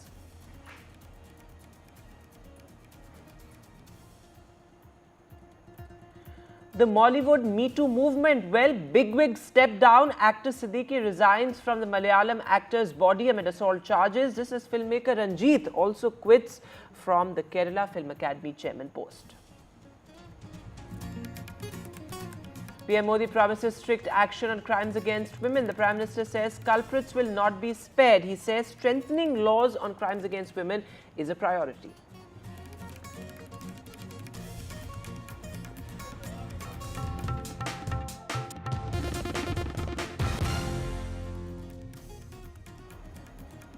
And well, our lead story this evening, it's the Congress versus the BJP over the United Pension Scheme announcement, with the BJP hitting out at the Congress over the OPS implementation, something that was a key poll promise of the grand old party in state elections, including in Himachal Pradesh as well as in Rajasthan. And it was the BJP's senior leader Ravi Shankar Prasad who led the charge. But the Congress has hit out at the BJP as well. Congress President Mallikarjun Kharge took to social media platform X to say that the U in the UPS, which is the United Pension Scheme, stands for Modi government's U-turns. Well, this, of course, is the government decided to roll back the NPS and come up with the UPS. Now, remember, it was yesterday that the cabinet announced the approval of the new pension scheme. This essentially means assured pension and assured minimum pension for government employees. The government says that this will benefit lakhs of government employees. But listen in to how this political slugfest played out. Of course, Mallikarjun Kharge said that these are, of course, pressures of a coalition government, but the BJP has questioned the Congress. Take a look. Congress party in general and Rahul Gandhi in particular, please tell the nation, did you implement the old pension scheme as promised in the Himachal election?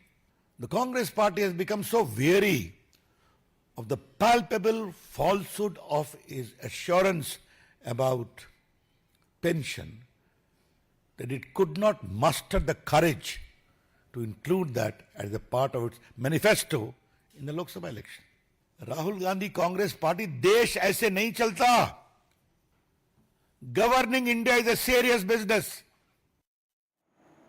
And well, what are really the key points of the United Pension Scheme? Well, the government says that this, in a sense, will assure social security of the government employees as an assured pension. In fact, 50% of the basic salary on retirement will be assured by the government as far as the pension is concerned. Apart from this, the government has also said that there will be an assured minimum pension as well, and also an assured pension for the family. So the focus really is on social security of the government employees, but this is in a sense close to what the old pension scheme looked like, though of course there are granular details that also need to be looked at. But remember, what the government has said that this will benefit government employees. This in fact was a long-standing demand of many bureaucrat associations as well.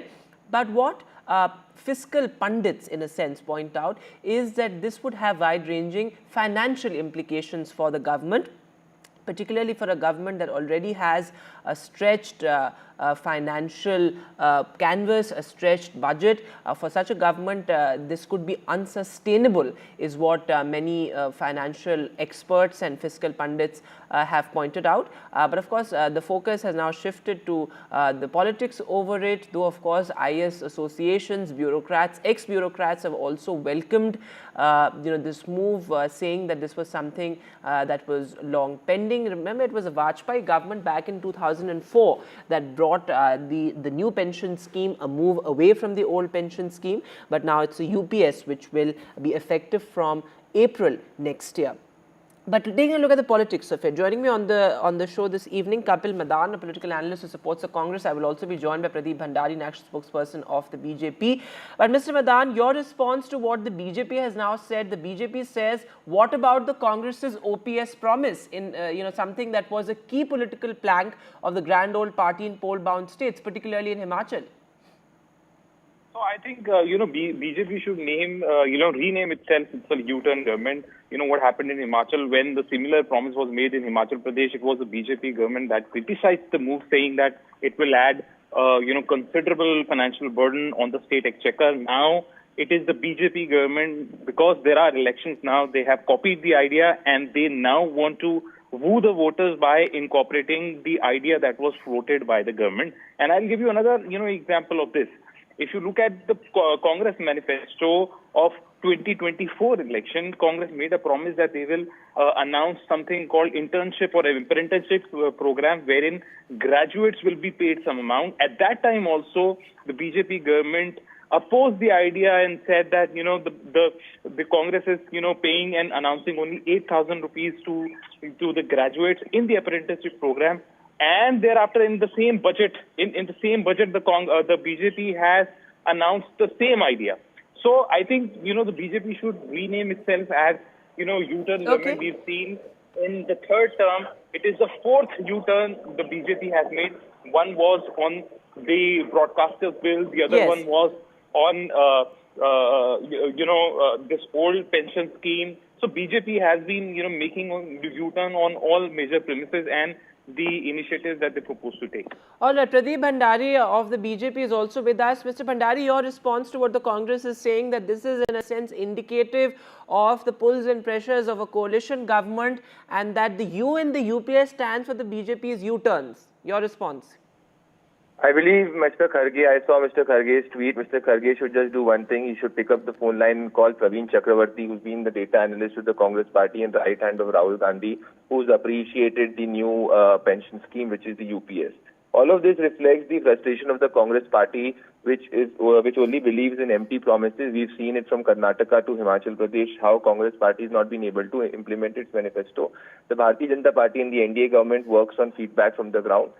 We've been working on this policy since 2023, and we've implemented this after the elections, and this is a pro-people policy. So we understand the frustration of the Congress party, which is not able to implement its guarantees, and the Bharatiya Janata Party and Prime Minister Narendra Modi believes in implementing what the people of the country want, whether it is with the UPS scheme.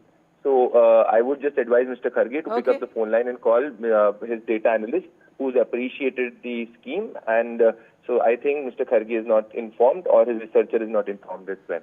All right, Kapil Madan and Pradeep Bhandari, thanks very much for joining us. Of course, both the Congress and the BJP in a sense looking to score political brownie points, but certainly a move that has been welcomed by various IS associations, as I said earlier, though of course concerns over the financial implications of the United Pension Scheme.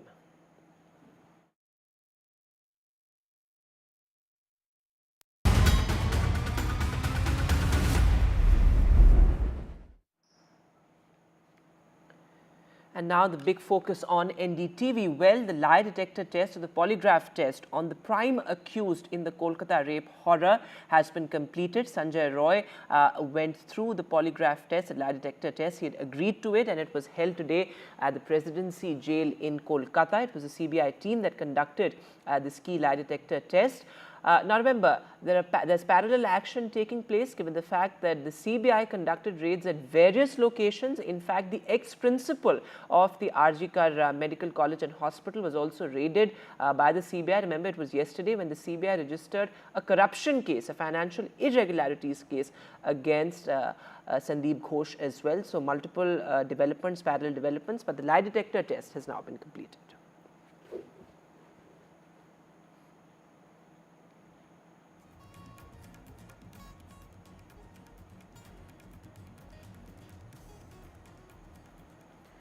And well, amid outrage over crimes against women across the country, the Prime Minister has now spoken on it. In fact, he's reiterated what he said from the ramparts of the Red Fort on Independence Day as well. He said that perpetrators of crimes against women should be punished regardless of their status or the position that they come from. In fact, that's the strong message that the Prime Minister has given to various political parties. Listen in to what he had to say. अस्पताल हो, school हो, दफ्तर हो या फिर police व्यवस्था, जिस भी स्तर पर लापरवाही होती है, सबका हिसाब होना चाहिए। साथियों, महिलाओं पर अत्याचार करने वालों को कड़ी से कड़ी सजा देने के लिए हमारी सरकार कानूनों को भी लगातार सख्त कर रही है। Meanwhile, the Me Too movement exploding in the Kerala film industry, with veteran actor Siddiqui stepping down as the General Secretary of the Association of Malayalam Movie Artists, and also filmmaker Ranjith, who resigned as the chairman of the Kerala Chalachitra Academy. This amid charges of sexual misconduct against both these powerful men. So important high-profile resignations there. This is various female actors, women actors have come out and talked about the harrowing experiences that they've had in the Kerala film industry. My colleague Uma Sudhir has more details. Two very high-profile resignations that have come in on Sunday following the Hema Committee report discussion. What happened was that Siddiq had on Friday, as the Secretary of the Association of Malayalam Movie Artists, he had in fact said that he does not believe that there is a casting couch, and that he does not believe either that there is any kind of a mafia of male members who are controlling the Malayalam film industry, and that there may be a few isolated cases here and there. That is when this actor, who has in fact earlier spoken about this in a Facebook post in 2019, of an incident that happened in 2016. She has reiterated it. And because her allegations have come at this time, there was pressure on Siddique, no doubt, to resign, and that's what he has done. He has sent in his resignation papers to Mohanlal, who is the president of the association. Incidentally, just 2 months ago, he had taken over, Siddique had taken over as secretary of AMMA, and the earlier incumbent had also resigned following allegations of sexual harassment by a junior artist.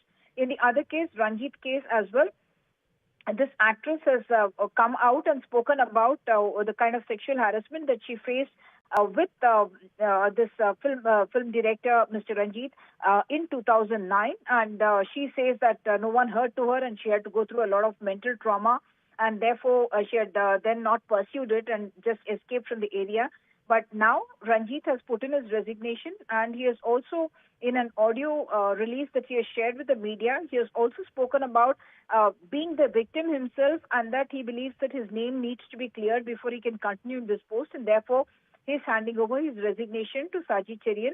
Of course, Kerala Chalachitra Academy is a government body, and he is resigning from that, and he has said that he does not, in a sense, want to embarrass the left-front government, and therefore he thinks of this as some kind of an attack on the government, and he is therefore putting in his papers. Like you mentioned, after the Hema Committee report, a lot of debate and churning in the Malayalam film industry, but I must point out that Women in Cinema Collective, for instance, somebody like Parvati, actress Parvati, has also said that this is not something that is limited to Malayalam film industry, that this is the only industry that is having all the dirty linen, just that they have spoken out against it, and she believes that across industries, this is something that is prevalent, and more women and individuals need to come out and speak about it. Absolutely horrific there, women having to come out and talk about their harrowing experiences in sordid details. But moving now to the other big headline, well, even as a probe into the RG Medical Hospital rape and murder continues, a case of violence against a junior doctor has now been registered in Delhi. In fact, what has been found that it was an attendant of a patient who was in an inebriated condition. He is behind this assault. A complaint has been registered, and well, as per the initial details of the probe, the junior doctor was physically and verbally abused as well, and this comes amid overarching demand for a central law as far as doctors' safety is concerned.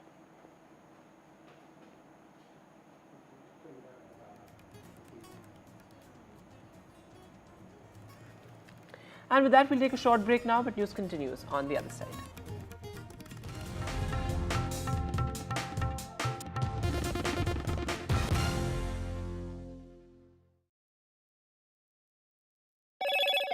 Hello, Moto. Motorola Razr 50 Ultra comes with Google Gemini.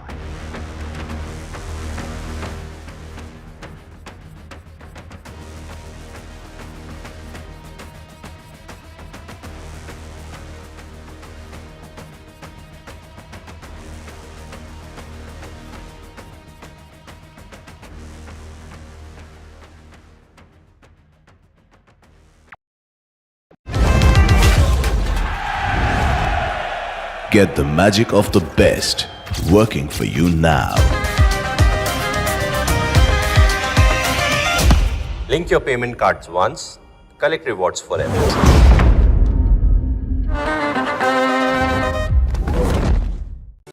Stay informed and entertained with the new and updated NDTV News app. You can watch all our channels live, listen to podcasts, read breaking and exclusive news from around the world and more. Download the NDTV app today and get access to the best journalism and storytelling on your smartphone or tablet. The NDTV app. News that matters to you. Hi, I'm Shreya Saran. Kerala's Wayanad area is hit by devastating landslides, resulting in loss of lives and livelihood. Kerala needs your help right now. Let's join NDTV initiative. Come, donate. Let's rebuild Wayanad.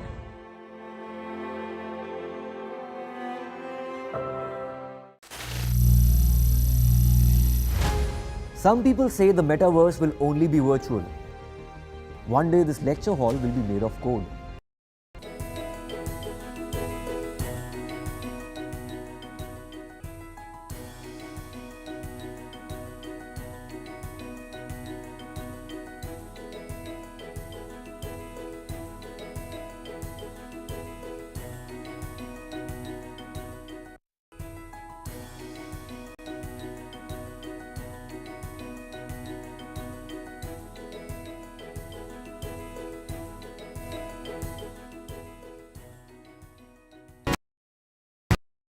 Stay informed and entertained with the new and updated NDTV News app.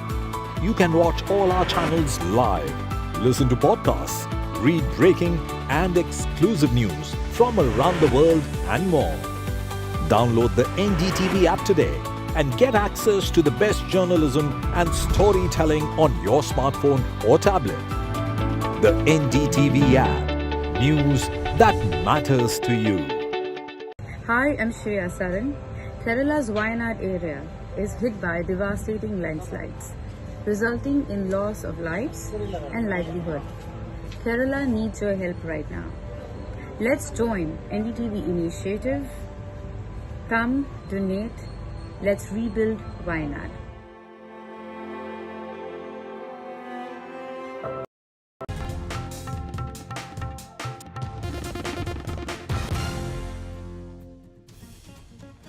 Welcome back. Tragic news from Mumbai. Well, a first-year student from the Tata Institute of Social Sciences has died. In fact, his body was found in his apartment where he was living.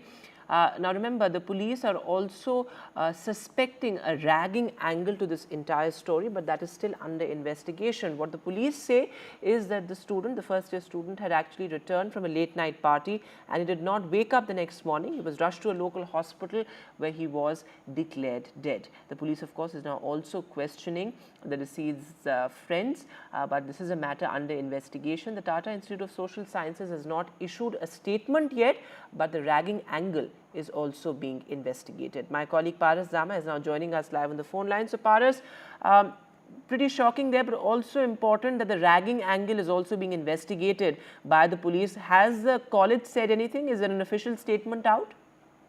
So Vedant, this is a very unfortunate incident which has came into right now. So we are having some of the major information in this entire matter. First, we'll go through it. The body of the first-year student pursuing Human Resources Program at Tata Institute of Social Science found in an apartment. The entire matter right now is of alleging of ragging has came into light. Sources also said that the student name was Anurag Deswal and he was living on rent-in apartment where his body was found. Sources also said that he had gone to a party with some of his friends in Vashi last night and was quite drunk. Officially, it has been right now said that in the morning when he did not wake up, then he was taken to a local hospital in Chembur where he was declared dead. So right now in this entire investigation, officials are suspecting that the students may have been dragged, but the matter is still under investigation. Police are questioning all his friends in this entire matter. Police also said that Anurag's family is in Lucknow and they are coming. All right, Paras, thanks very much for joining us with the latest there. As Paras is reporting, no official statement yet, but the ragging angle being investigated. In other news now, a bit of a setback for the Aam Aadmi Party ahead of the crucial Delhi polls next year. 5 Aam Aadmi Party councillors have joined the BJP. Now remember, this comes amid the whole controversy over the mayoral polls as well. There was a setback from the Supreme Court for the Aam Aadmi Party also, but there you can see 5 councillors joining the BJP. Also interesting that they've joined the BJP in the presence of Arvinder Singh Lovely, who was the former Congress president of Delhi, and he also switched to the BJP just a couple of months back. Rambir Bidhuri also present there, and the BJP president Virendra Sachdeva. Listen in to what the BJP Delhi chief had to say. आम आदमी party के भ्रष्टाचार और काम ना करने की नीयत, उससे आजिज आकर इन 5 पार्षदों ने भारतीय जनता पार्टी ज्वाइन की है और इन सबका मत एक ही है कि जिस तरह से पूरे देश में माननीय प्रधानमंत्री जी विकास कार्य को गति दे रहे हैं, लोगों को सबको साथ लेके चल रहे हैं, हम भी दिल्ली में अपने लोगों के लिए कुछ काम करना चाहते हैं और ऐसे सभी साथियों का हम स्वागत करते हैं. And my colleague Ishika Verma is now joining us live on the phone line. So Ishika, after the Supreme Court setback, now 5 Aam Aadmi Party councillors have switched over to the BJP. How does this impact the numbers game in the Delhi MCD? Well, yes, in fact, Vedant, as you rightly pointed out, it is a setback for the Aam Aadmi Party that 5 councillors from the party now have joined the BJP, and that too just ahead of, of the standing committee elections and the zonal ward committee election that is set to happen. Remember that, Shelley Oberoi has already given directions to the municipal secretary to initiate the election process. Now, if we look at the tally that is currently in the MCD after this, well, the Aam Aadmi Party now has 129 councillors and the BJP now has 109 councillors. Now, remember that last time when the standing committee elections were happening, we did see that how BJP, despite only having 104 councillors, they won three seats for the standing committee. And in fact, the Aam Aadmi Party also winning 3. So this time, after the joining of 5 councillors, the number is all set to go high. Now, if we talk about the effect it will have on the zonal ward committee elections as well, well, if we look at the figures, out of 5, 3 are from the central zone and 2 are from the Narela zone. Thus, the BJP is also aiming to get a majority from the zonal ward committee elections, and thus, they are expecting that this time the standing committee chairperson will be from their party. Remember that standing committee is in fact, the main executive body of the MCD, and it in fact has the power to grant approval to projects worth over 5 crores. So certainly, it is a big setback for the Aam Aadmi Party in terms of the effect on the MCD. Over to you. All right, Ishika, thanks very much for joining us with the latest there. As Ishika is reporting, this comes right ahead of the standing committee elections. The standing committee is the key municipal body that takes all the crucial decisions. In other news now, a shocker from Punjab, when an NRI man was attacked by a group of assailants at his residence, and now what is being suspected is the role of his ex-wife. Of course, that is still in the realm of investigation, but a political slugfest over this as well, with both the Congress as well as the Akali Dal hitting out of the Aam Aadmi Party government, saying that there's a complete collapse of the law and order situation. They also demand Bhagwant Man's resignation as the Chief Minister. I'm joined by senior BJP leader Arvinder Singh Lovely, and I want to know from you, sir, in the recent past in Amritsar there has been this question of deteriorating law and order situation because a man was open-fired in broad daylight at his house yesterday, and day before yesterday we saw a similar case of a woman being murdered at her own residence. Why do you think that these cases are at a high rise, and police is not being able to take action within the right time? It's very unfortunate. Punjab is a border state, and law and order is not only the concern of the local people over there, but all over the nation, and especially the Sikhs residing outside the Punjab also. Because Punjab, we have seen it in the history also that it gets disturbed if law and order is not right. And this government is not doing anything for the governance, particularly for law and order, has miserably failed. So I think we need to take some strict action against the government, because it's not only the internal matter of Punjab or internal security of Punjab, it affects whole nation and whole community as a whole throughout the world. So is the government or the Punjab police needs to be more effective in handling these situations? That is precisely what I'm trying to say, that जब पंजाब में law and order खराब होता है तो वो खाली पंजाब को effect नहीं करता, पूरे देश को इफेक्ट करता है, और पर्टिकुलरली सिख माइनॉरिटी को इफेक्ट करता है जो पूरे दुनिया भर में रहता है। एंड हमने पहले भी देखा है कि इसी लॉ एंड ऑर्डर की वजह से पंजाब की स्थिति खराब हुई थी, जिसका खमियाजा पूरे देश को भुगतना पड़ा था। It is high time that government should start act, और I think they are doing a great disservice not only to people of Punjab but people of this country also. Thank you so much. That was Arvinder Singh, lovely for you, and with camera person Sanjay Kaushik, this is Shreya for NDTV Delhi. जो duty ਅਸੀਂ ਤੇ ਕਰ ਰਹੇ ਹਾਂ, ਅਸੀਂ ਤਾਂ ਮਾਨ ਸਾਹਿਬ ਨੇ ਤੈਅ ਕੀਤਾ ਕਿ ਦੁਨੀਆ ਭਰ ਦੇ ਕਿਸੇ ਵੀ ਕੋਨੇ ਦੇ ਵਿੱਚ ਜਿਹੜਾ ਐਨਆਰਆਈ ਬੈਠਾ ਉਹਦੀ ਜਾਨ ਮਾਲ ਦੀ ਰਾਖੀ ਕਰਨੀ ਸਾਡੀ ਡਿਊਟੀ ਹੈ, ਔਰ ਮੈਂ ਐਨਆਰਆਈਆਂ ਨੂੰ ਕਹੂੰਗਾ ਕਿ ਘਬਰਾਉਣ ਦੀ ਲੋੜ ਨਹੀਂ। ਇਹ ਜਾਤੀ ਮਸਲਿਆਂ 'ਚ ਜਿਹੜਾ ਮਤਲਬ ਹੋ ਰਿਹਾ, ਅੱਜ ਵਾਲਾ ਮਸਲਾ ਉਹ ਜਿਹੜਾ ਹੁਣੇ ਹੀ ਕਨਫਰਮ ਹੋ ਜਾਣਾ, 10-15 ਮਿੰਟ ਬਾਅਦ ਹੁਣੇ ਹੀ ਆਉਂਦੀ ਹੈ ਕਾਰ ਪੁਲਿਸ ਦੀ, ਉਹ ਇਹੀ ਵੈਰੀਫਾਈ ਕਰ ਰਹੇ ਆ ਕਿ ਇਹਨਾਂ ਦਾ ਜਾਤੀ ਹੀ ਜਾਂ ਕੀ ਸੀਗਾ। ਜੋ ਵੀ ਹੋਵੇ, ਜਾਤੀ ਹੋਵੇ ਜਾਂ ਦੂਜਾ ਹੋਵੇ, ਜਿਨ੍ਹਾਂ ਨੇ ਗੋਲੀ ਚਲਾਈ ਹੈ, ਜਿਨ੍ਹਾਂ ਨੇ ਹਮਲਾ ਕੀਤਾ ਇਹਨਾਂ ਦਾ, ਤੇ ਉਹਦੇ ਖਿਲਾਫ ਸਖਤ ਕਾਨੂੰਨੀ ਕਾਰਵਾਈ। And with that, we'll take a short break now. But on the other side, a special broadcast from Kolkata. Well, what do women professionals feel about the situation of law and order and safety amid outrage over the RG car incident? Stay tuned for that.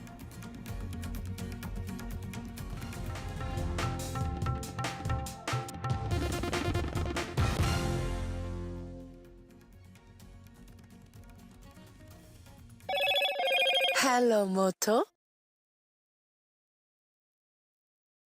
Motorola Razr 50 Ultra comes with Google Gemini.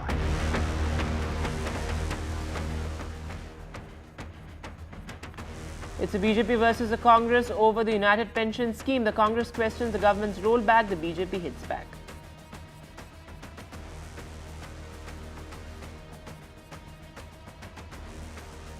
In the Kolkata rape and murder horror, the main accused Sanjay Roy's polygraph test has concluded.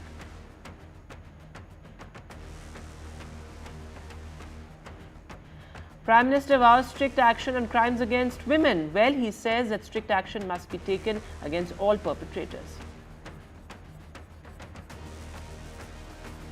And the Mollywood Me Too movement, bigwigs of Malayalam cinema stepped down.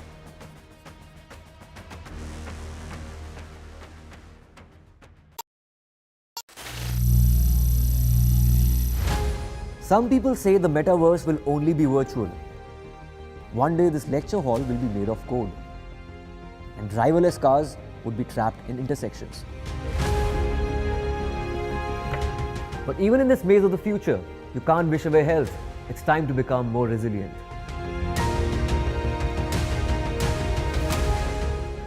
10 years of Banega Swasth India, we have grown and achieved so many milestones.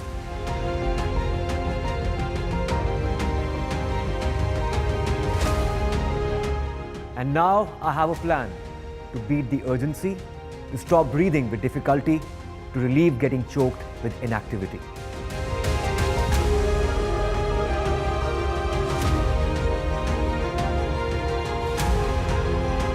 Energize our government, our environment, our society, and ourselves.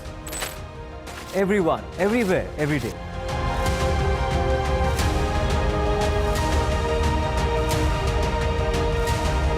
Banega Swasth India. One world hygiene. Landslide devastation in Kerala's Wayanad. Join NDTV's initiative. Donate for Kerala.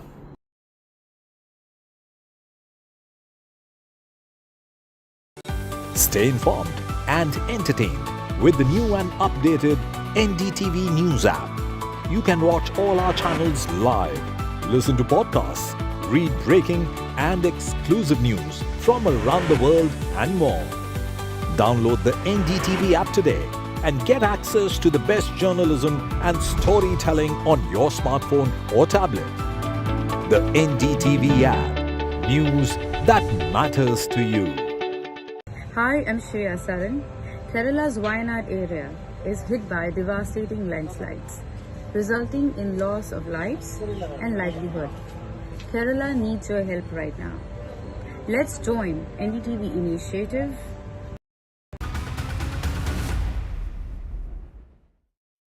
The rape and murder of the 31-year-old doctor in Kolkata has shaken the collective consciousness of the entire country. And are women in this city, working women, feeling unsafe after that incident? Remember, the protests that we are seeing on the streets are not just limited to Kolkata.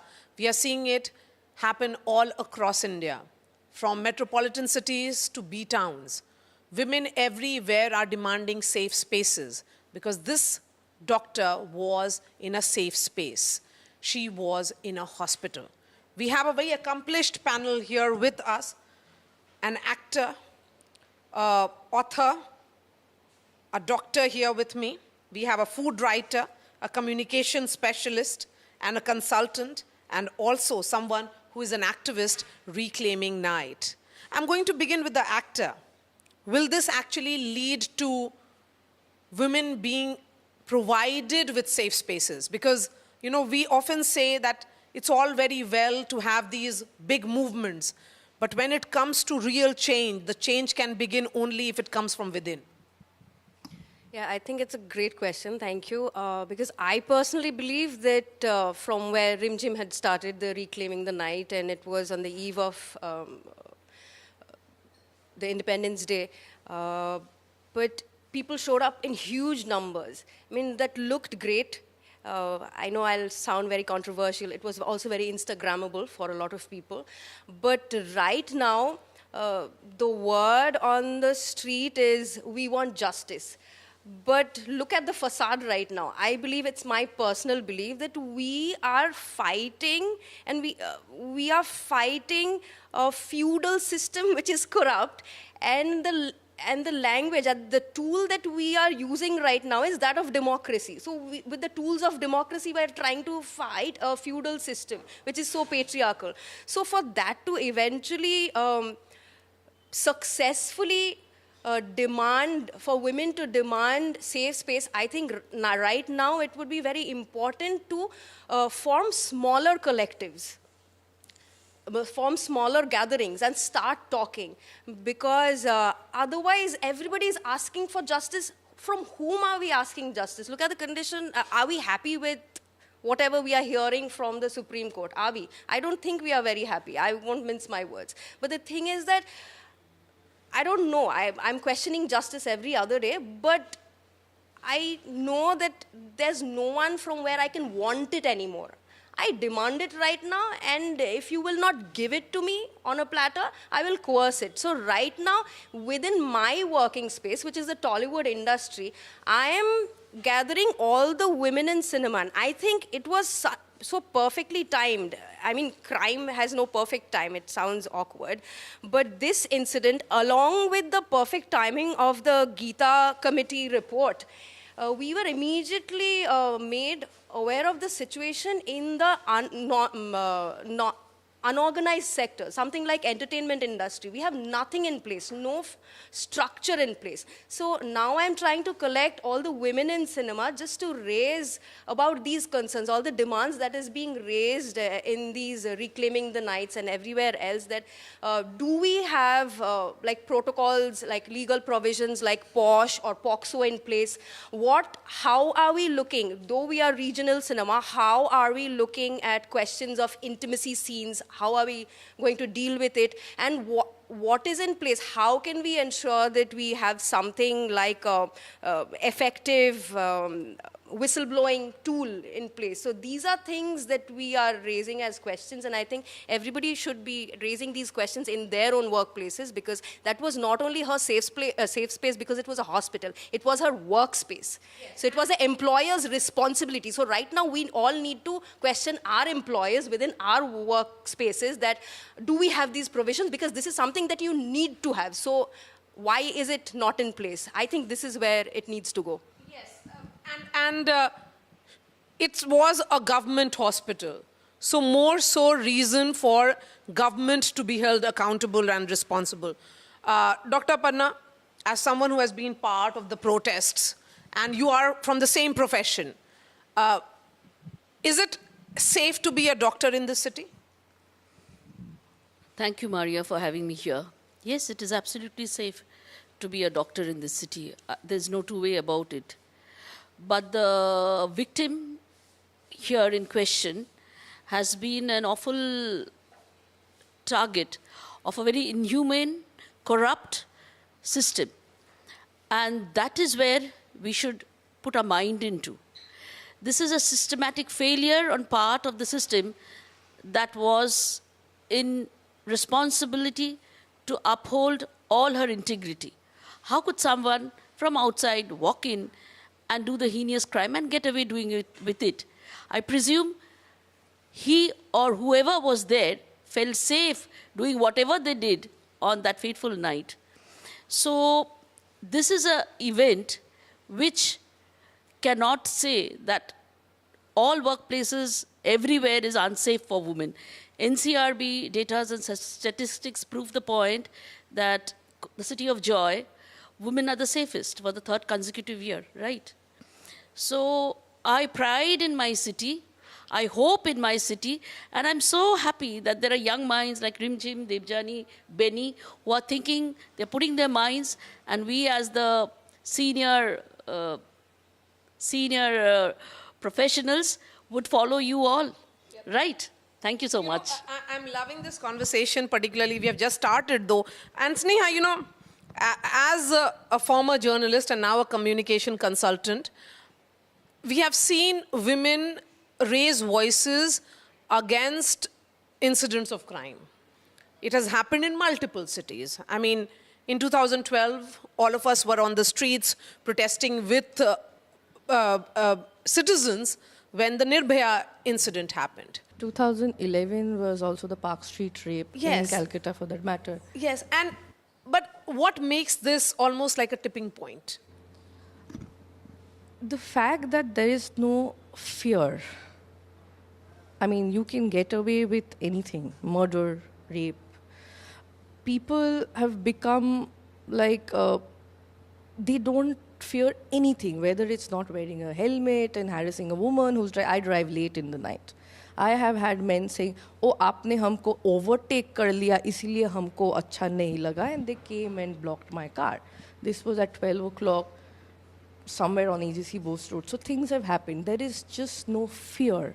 Because who do you go to? If you go to the Thana and everything, initially they will try to show you away, saying, kya hai? Band, theek hai. Take over करना क्या है? हाँ ठीक है क्या problem बच्चे हैं helmet नहीं पहनते हैं so if they were riding in an unsafe way that's not my headache. I was driving with a seat belt on and everything. So the thing is, in this city what has happened in 2011, I think, when the Park Street rape happened, that's when I was a journalist and I was covering lifestyle. So the party sector used to go on till 4 in the morning. What happened? They stopped the business. They said 12 o'clock. Now that we are talking about doctors' safety, what has the government said? Let them not work at night. So why is the curfew only on us? Coming to that, I'll put in an interesting point. I have been working on that. We have two corporations, right? Bidhannagar and Calcutta. In Calcutta, we have women performers singing at bars and everything. In Salt Lake Sector 5 or Rajarhat, which comes under Bidhannagar, you cannot have women performer. Why? Because you had one case, God knows when. You can have women DJs performing, but not singers. So there is discrimination from the system in the garb of we cannot provide you security, so stay at home. That's very concerning, and that's where the tipping point is. You're asking us to take a back seat every single time and not correcting yourself. With these diktats where you'll say that women will be safe only if they don't work at night or not do night duties. Or they don't sing. They can play a music, they can be a DJ. There are women staff at all these outlets, whether it's an IT sector, whether it's the F&B parties, F&B sector, F&B outlets. It's a buzzing place, which is on till 1 o'clock. You have women employees. Then what do you tell to the women employees? You're just stopping from women singing to assure safety? So how many spaces will be closed for women in the garb of safety?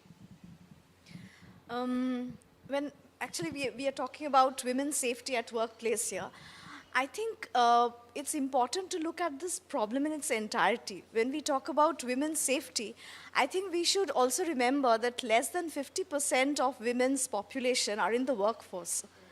So I think we also need to understand that, this problem, the thing to remember is, one is equality. And once we do not have equality, these incidents of crime and violence and respect will never come. That's my feeling.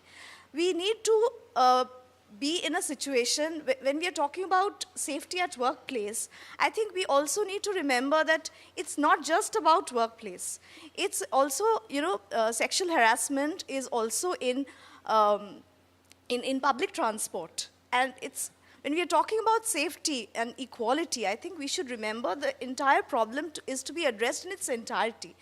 And for me, the most important words are respect and equality and equal pay. But having said that, I think one important thing which I always insist on is the need for men to understand that this is not a women's issue. It's a gender issue. And the fact that, the more men will understand the need for their involvement in this issue, they will need to understand that unless they take interest and they participate in these discussions, the fact that you were saying that it's a women's discussion, but I think, at least like 50% should have been men. So we also want to know how men mean to end this violence. Yes. It's not just a women's problem. It's a problem for the entire population, and women form half the population. Yes. So I agree with you. I mean, I agree with you that men have to be allies or they have to be participant. The reason for me to have an all-women, working women panel was because it's important for the world through these shows to understand the challenges that are being faced by women. And, activism always, Rimjim, comes at a cost. Reclaiming night, great ideas, but it comes at a cost. And these are personal costs. Definitely. I think the first thing that I'm getting to understand is that a lot of my people who I thought was my very close social circle people are misunderstanding me. They are having opinions which shouldn't have developed if they knew me so personally. So that is a different kind of a realization. It is very different to be an activist or a researcher when you are connected with 50 to 100 people at max, and it is very different to be this person who every media is calling or every person is wanting to get connected with. Like before 15th August, I almost had my phone ring every second, and those were common people trying to reach out to me and with all their hopes. It's very overwhelming to understand that all of us actually always wanted this, but we never thought that we actually could come out and do this on our own in the public. So it almost feels like this fire was somewhere burning. The coal was very warm, but there was a need of a flare, and that came out as a Facebook post. So I'm very glad that in this age of social media, when we are actually becoming apathetic to every issue, because we have videos coming in of everything and everything is very accessible to us, we have a lot of information. Still, Facebook could become a platform where people could get connected, and just like the Spring movement, just like the Wall Street movement, how social media made it possible and how it made common people connect with each other and stand for a cause which matters to them. This is still prominent, and this is an amazing thing to witness again. Yes, and Debjani, before we begin our second round of thought sharing, I want to understand from you. There is someone who starts the fire, but of course we did not see it coming, and it begins with an incident. That incident becomes the rallying point. But when you go back home and you tell your family, what do you share? I'm confused. I'm very proud that my workplace is safe. But what about the road, the public transport? And then there is my kid, my 10-year-old daughter. Now I have to teach her basically geometrically, this is good touch, this is bad touch, this will happen, that will happen. My question is why? She must know, but why in those terms that this will happen to you or this may happen, why? Let's talk about looking at the mirror. So when you look at the mirror, what do you see? In these times, not as much as you, but the times that we live in. I see a lot of rage. And because Rimjim was talking about hope, I think I cannot deny the fact of how much hope, how much Bangladesh contributed to that hope, people's uprising. I mean, just to know the people on the other side of the border who speak the same language as you and I, all of us, they stood up and they have achieved something humongous. I mean, we can debate about whatever has come out of it, but that strength just to show up in full power, and that felt very sacred at a point. I know it will sound cocky, yeah. Talking about an industry from where, I'll just ask a question on that. Talking about the industry from where you come, film industry all over the world believes in certain norms which are unsaid norms. And it is given, nobody speaks about it. How difficult it is to break those walls there, particularly after the incident which has happened here? Just like she was saying, it is so full of hypocrisy every other day because they will put you on a pedestal. They'll call you a Devi, but they will not stop. They will not stop expecting sexual favors. It's like it's considered an entitlement for people in power. Whoever that may be, it can be. It's just power versus the weak, because she was also talking about consent. So I am in that part of the world where you only get to see these people in all their best of the razzle dazzle. But the thing is that the unsaid norms, like you said, with the Gita Committee report coming out, like sexual favor, if you get a chance, it is like an unsaid norm that I'm being nice to you, and the only currency here is that of sexual favors. So these are norms which goes around and people don't even question it, and there's an attitude of, and the question is that you will always have to start by questioning the deep-rooted patriarchal woman that I am, because I was not raised in Uranus or Neptune or Pluto. I was raised here. So every time you point a finger at the violence of the patriarchy, you'll have to remind yourself that I'm also a patriarchal woman. So what am I enabling? We have all done mistakes, everybody. We have all been enabler to somebody or the other because we did not know better. We do not know. These are new studies. So it's a very liminal gray area right now, even for, like I said, it's an unorganized sector. Entertainment is a very unorganized sector, so we don't know what is a boundary, what is non-negotiable, what is a barrier, what is negotiable. So we don't know, and it's a very systemic thing. It's a very patriarchal, systemic thing, and sometimes even we excuse things by saying that, he meant it like a joke. He really did not mean it. But all these innuendos, the things that we grew up Yeah, That's know. So okay, so let's talk about What do you know, and particularly after this? I'm watching where Benny just stopped. It's not just Tollywood or this industry or that. It happens in the media also. When the Me Too incident happened, what happened? After a point of time, it was all quiet. You asked me, why did I quit journalism? That was a separate matter. But when I was a journalist and I was at a very prestigious paper working, I was a fresher, not a fresher, I was a staffer there, but a very senior photographer had molested an intern. And in an office party, at an office party. This was nowhere else. When we got to know about it 2 to 3 days later, it was all hushed up. The intern was so scared. She had nothing to say. And she was asked, what do you want? You don't need to ask the girl, what does she want? You have a spine, you have a system, you have an HR, you have policies in place. But just because you're close to someone, whether it's the government, whether it's the professional space, whether it's the bosses or people in power, basically, you get away. That's where the problem is. And I will blame myself as well. I was very new. I was not even 1 year old in that organization. And most of us were women there in that publication where I worked. We were all women, except barring maybe the photographers and a couple of editors. They were men, but the main team were all women. Everyone was quiet.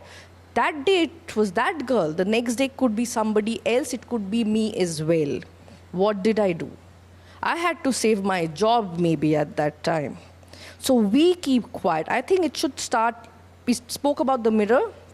I think it starts from us. We cherry pick. When we can raise a voice, we raise a voice when we can. If it's convenient, if I am a TMC supporter, I'll keep quiet here. When it's happening in Uttar Pradesh, it's really bad. If it's happening in Bihar, it's really bad. Here, leaders who probably we were thinking were a change, like Mohammed Moitro and others, so many women from Bengal who are MPs, they were all quiet. And I don't blame them, it starts from us. So this is selective outrage that we are looking at. That why should outrage or anger be selective? But Dr. Aparna, there is a national task force which has been set up by the Supreme Court. There is a lot of expectations from the doctors community because that's why they have called off the strike. They are hoping that it will lead to safety of medical professionals, because we are looking at this girl being a doctor and a woman, or a woman and a doctor. But, there are several such task forces and bills which have been pending. Yeah. With due respect to the Honorable Supreme Court of India, the task force is happening. It's good. There's a way forward. But as I had said earlier, Maria, this girl, Abhaya, has been a victim of the circumstances of the premises that she was serving. So, according to a doctor, I feel this entire situation is analogous to an autoimmune disease, wherein my own immunity is targeting my healthy tissues and destroying it. It is called an autoimmune disease. So right now, the situation that is persisting within the Kolkata, the scenario in West Bengal is a sort of an autoimmune disease. We are not living up to our own standards, neither moral nor social, nothing. And so but still I'm hopeful that as much as the task force would do, the task force on ground in the name of Rimchim, Debjani, and Swati and Bini would do a lot more good to our society. I'm very hopeful of that. So Debjani, let's start wrapping up from you. Where is the solution? What should women do and what can we do? We must be vocal, but in a justifiable way. We cannot play victim, we have to be vocal, we have to fight. But there is one more thing. I am not a bichara, and we must remember that. And there is one more thing. Often we don't remember women who are our house elves. They are not in a secure place. They take the trains, they travel every day. We don't even think about what they are facing at their workplaces. It is the epitome of unorganized sector. So it is actually manifold. There are several problems, even for the male kids. I have heard a parent saying that I want my son to be an alpha male. Please stop. Please stop. I still have hope. I won't say I have given up, but I think we need to stand up for each other, but first for ourselves. Because if we don't stand up for us and people close by, we are failing every single person. If I'm not standing up for myself, like I mentioned to you, that this is wrong, I can be penalized, I can be struck down for a while, but let's see, at least I'll sleep better, instead of thinking that I'm also part of this system. So it has to start from within. Whether it's at home, on the streets, at our workplace, it has to start from us. The doctors in the city have started it, and other citizens joined us in this fight, Dr. Panna. Are you hopeful? Yes. In Hindi, should I say? Whatever you want to say. Okay. हम अपनी बेटियों को सिर्फ एक नाम अभी अभयदान दे रहे हैं. सच तो ये है कि भय ही बेटियों की परिभाषा बन के रह गई है. So I don't want any Nirbhaya, Abhaya. Is there any other? Why should she be fearless? I mean, these names that we have given to her, it's very, very unfortunate because, there's no other way to address them right now. I wish we could take her name and speak about it more openly because that's the need of the hour. Yes. To give a face to, yes.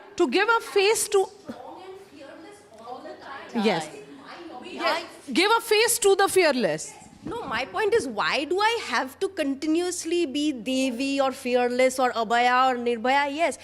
Why is it my emotional labor all the time? So hope, I don't know, but yes, I know we just have to take that lens off.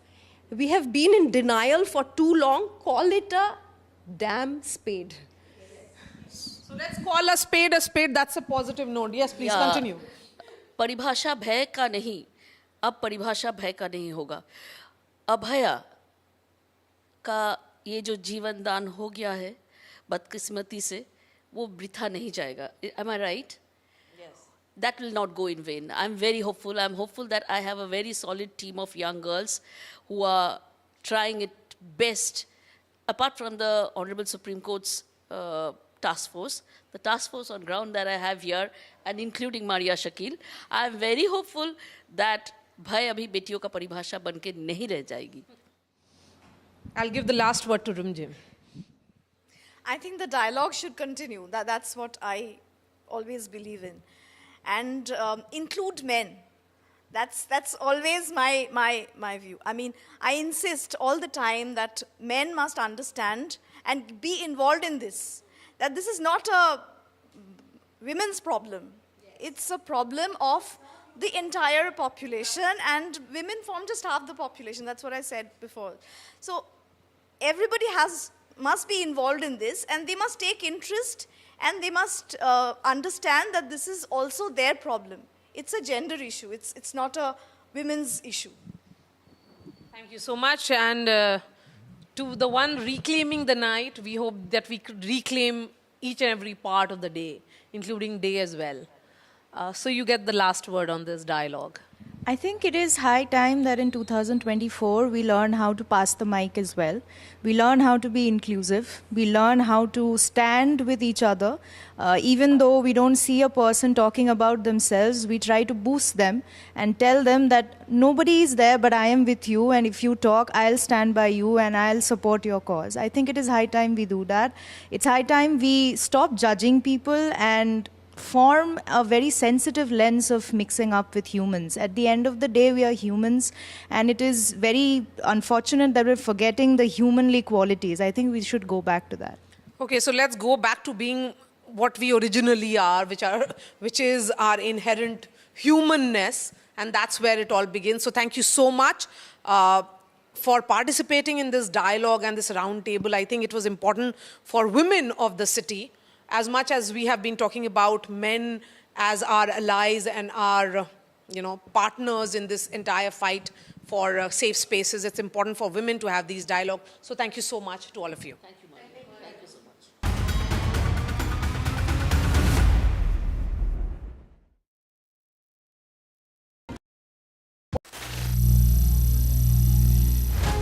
Some people say the metaverse will only be virtual.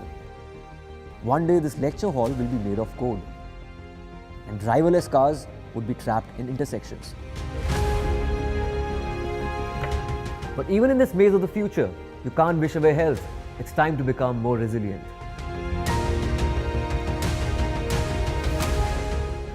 "10 years of Banega Swasth India, we have grown and achieved so many milestones.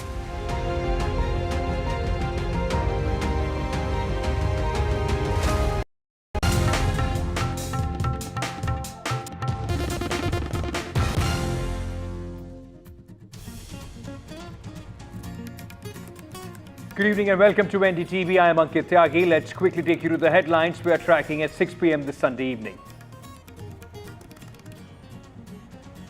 BJP versus Congress over the pension scheme announcement. BJP attacks the Congress, says, did you implement the old pension scheme in the states where you have the government? Congress questions government's rollback of the NPS.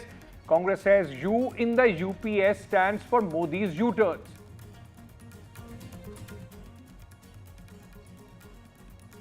Murder accused Sanjay Roy. Polygraph test ends. CBI conducts multiple raids in Kolkata rape and murder case. CBI raids Arjikar ex-principal in corruption case as well. Forensic medicine doctor of Arjikar also held by the CBI.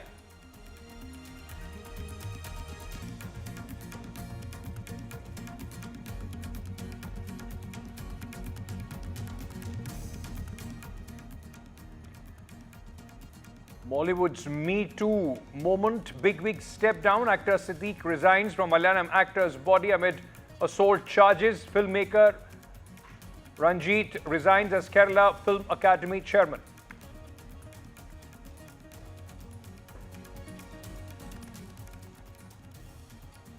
Prime Minister Modi vows strict action against crime against women, says culprits will not be spared, strengthening laws on crime against women.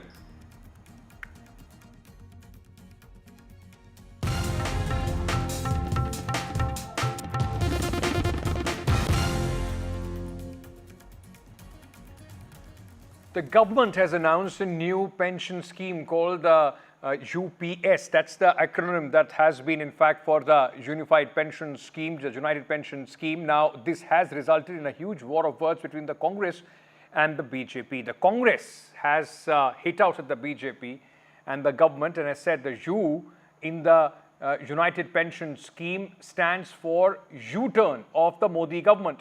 BJP has hit back and asked the Congress party about the OPS, the old pension scheme, which was one of the moot points of the Congress party in the states where they fought the election and formed the government, like Karnataka and Himachal Pradesh. The BJP is demanding, has that been implemented? Now, the BJP has questioned the Congress over the OPS, and the Congress, in fact, hitting out at the UPS of the new government. Congress party in general and Rahul Gandhi in particular, please tell the nation, did you implement the old pension scheme as promised in the Himachal election? The Congress party has become so weary of the palpable falsehood of his assurance about pension that it could not muster the courage to include that as a part of its manifesto in the Lok Sabha election. Rahul Gandhi Congress party, देश ऐसे नहीं चलता. Governing India is a serious business. Let me bring in my colleague Sunil Prabhu at this moment. Sunil Prabhu, Ravi Shankar Prasad, in his trademark anger, in fact, hitting out at the Congress party. But the fact remains that this has taken a very serious connotation as well. I mean, it seems a move before the state elections, crucial assembly elections. The government, though, will implement it in 2025, but hoping to reap the benefits from now on. That's right. And if you look at the scheme, it's an amalgamation of both the old pension scheme as well as the new pension scheme as it was. What happened in 2004 is that the old pension scheme ceased to exist. That was one of the decisions the late Finance Minister Jaswant Singh took on behalf of the Vajpayee government. And it was on that basis that the new pension scheme came about it. In the last 20 years, what we have seen is a great amount of resentment amongst the government, amongst the people, lakhs of employees who are part of it and who feel that they are being deprived and not getting as good as the old pension scheme. And as you have rightly pointed out, it's become a political issue. It's become an emotive issue in the run-up to state elections, which we saw the fallout of in Himachal as well as various other states. Having said that, the government realizing that it needed to do course correction, and as the Congress alleges has done what is called a U-turn, is now reconfigured and given a mix and a blend of both. One, an assured thing that if you have finished 25 years, you will get 50% of your basic. And the other, of course, it will continue to be reformist in terms of it will be contributory. The government also will be contributory. And it will continue not to be a burden on the exchequer, which will become otherwise ballooning into a situation where the pension bill will be unimaginable for future generations. And it's in that context that they've done a blend of both. The Congress, as you saw, Mr.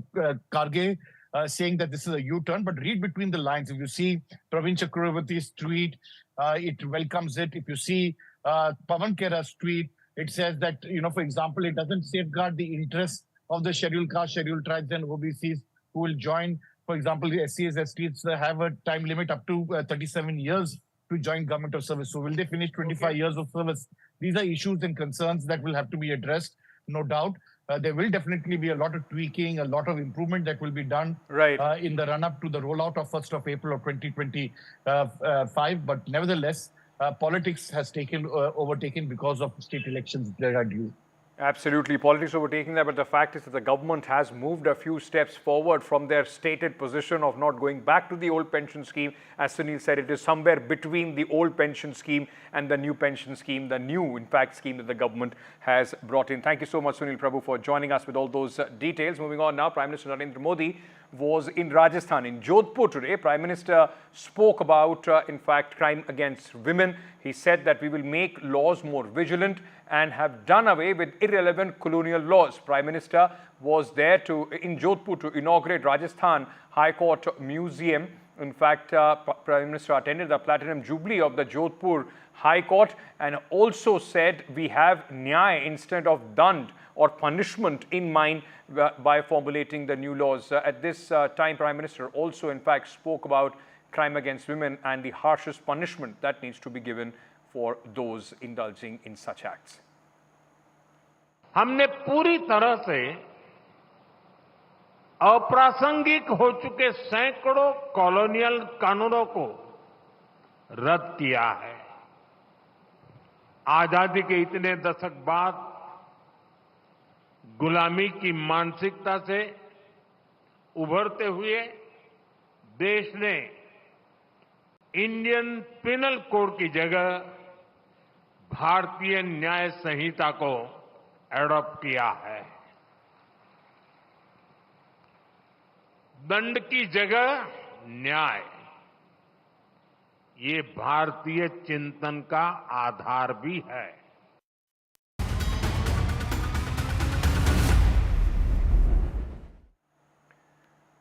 Now straight to, in fact, the latest developments in the Kolkata RG Medical College and Hospital, in fact, doctors' murder and rape case, where now the CBI is, in fact, grilling the hospital staff.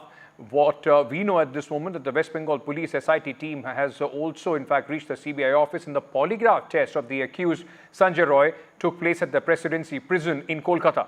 The CBI team is conducting the test again after they failed to conduct it yesterday due to some technical issues. Now it's concluded. Sanjay Roy is the prime accused in the rape and murder of a 31-year-old trainee doctor at the RG Kar Medical College and Hospital. Earlier, the former principal of RG Kar and Medical Hospital, as well as 4 junior doctors and a volunteer, underwent lie detector tests. The CBI also carried out raids in 15 locations in Kolkata, including the hospital, in also looking into the corruption angle. Now, the raids were also conducted at the former principal's residence. The forensic doctor, the chief forensic medicine doctor, Devashish Som, I beg your pardon, of the RG College has also been held. Remember, the CBI has registered FIR against former principal Sandeep Ghosh over financial irregularities. Let me bring in my colleague Neeta, who is joining us with more details at this moment. Neeta, CBI, in fact, now investigation taking place, and it also is important because the Supreme Court once again in the next hearing is going to see the case diary. So it seems that the CBI probe at this moment is just not on the murder and rape, but also in the financial irregularities as far as this hospital is concerned. Absolutely, Ankit. You know, the corruption issue was being highlighted, and that's the reason why the protesters were also seen on the streets, and they refused to go back, citing that this principal was involved in many financial irregularities. That's the reason why CBI registered a case regarding corruption. And they, since early morning, they were conducting raids in 15 locations, which included Sandeep Ghosh, also the main principal, and also 15 other associates and medical firms also. The basic allegation against the principal was that he was involved in organ trading of unidentified bodies, and also regarding some medicine scam also. So CBI is obviously investigating that. And apart from that, the main case, which is a rape case, CBI is doing the polygraph test of the main accused, Sanjay Roy. Yesterday, they had completed a polygraph test regarding 3 people. Today, 4 people are undergoing this polygraph test.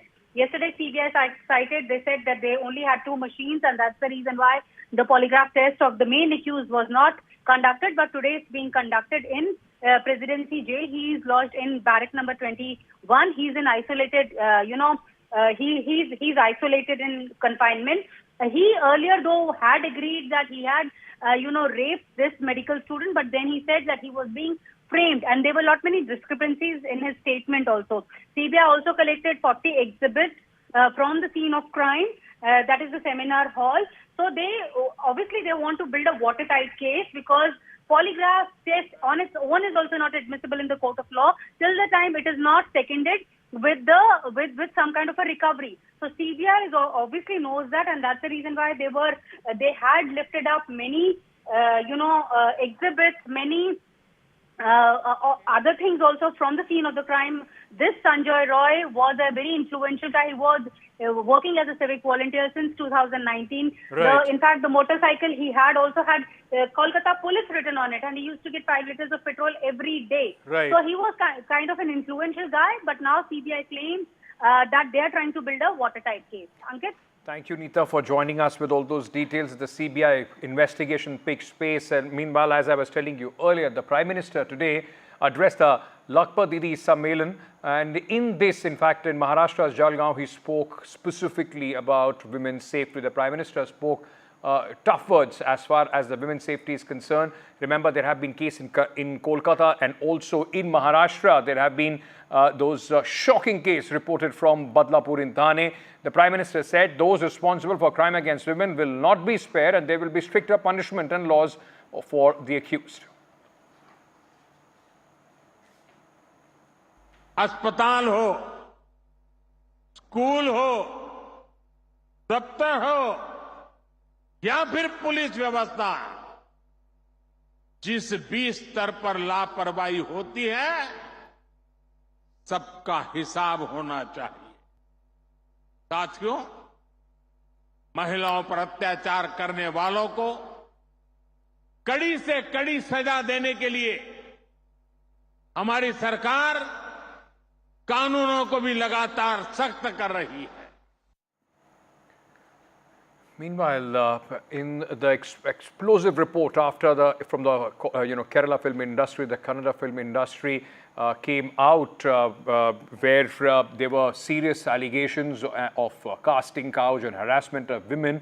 Now, this report has exploded, ladies and gentlemen, with a lot of repercussions. Veteran actor Siddique stepped down as the General Secretary of the Association of Malayalam Movie Artists, and veteran director Ranjith resigned as the chairman of Kerala Chalachitra Academy as sexual harassment accusations against them gained steam. Noted actor Siddique stepped down from his post following sexual assault allegations raised by a woman actor on August 24. A female actor had on Saturday alleged Siddique had sexually abused her after inviting her over for a discussion on a movie. My colleague Uma Sudhir has more details.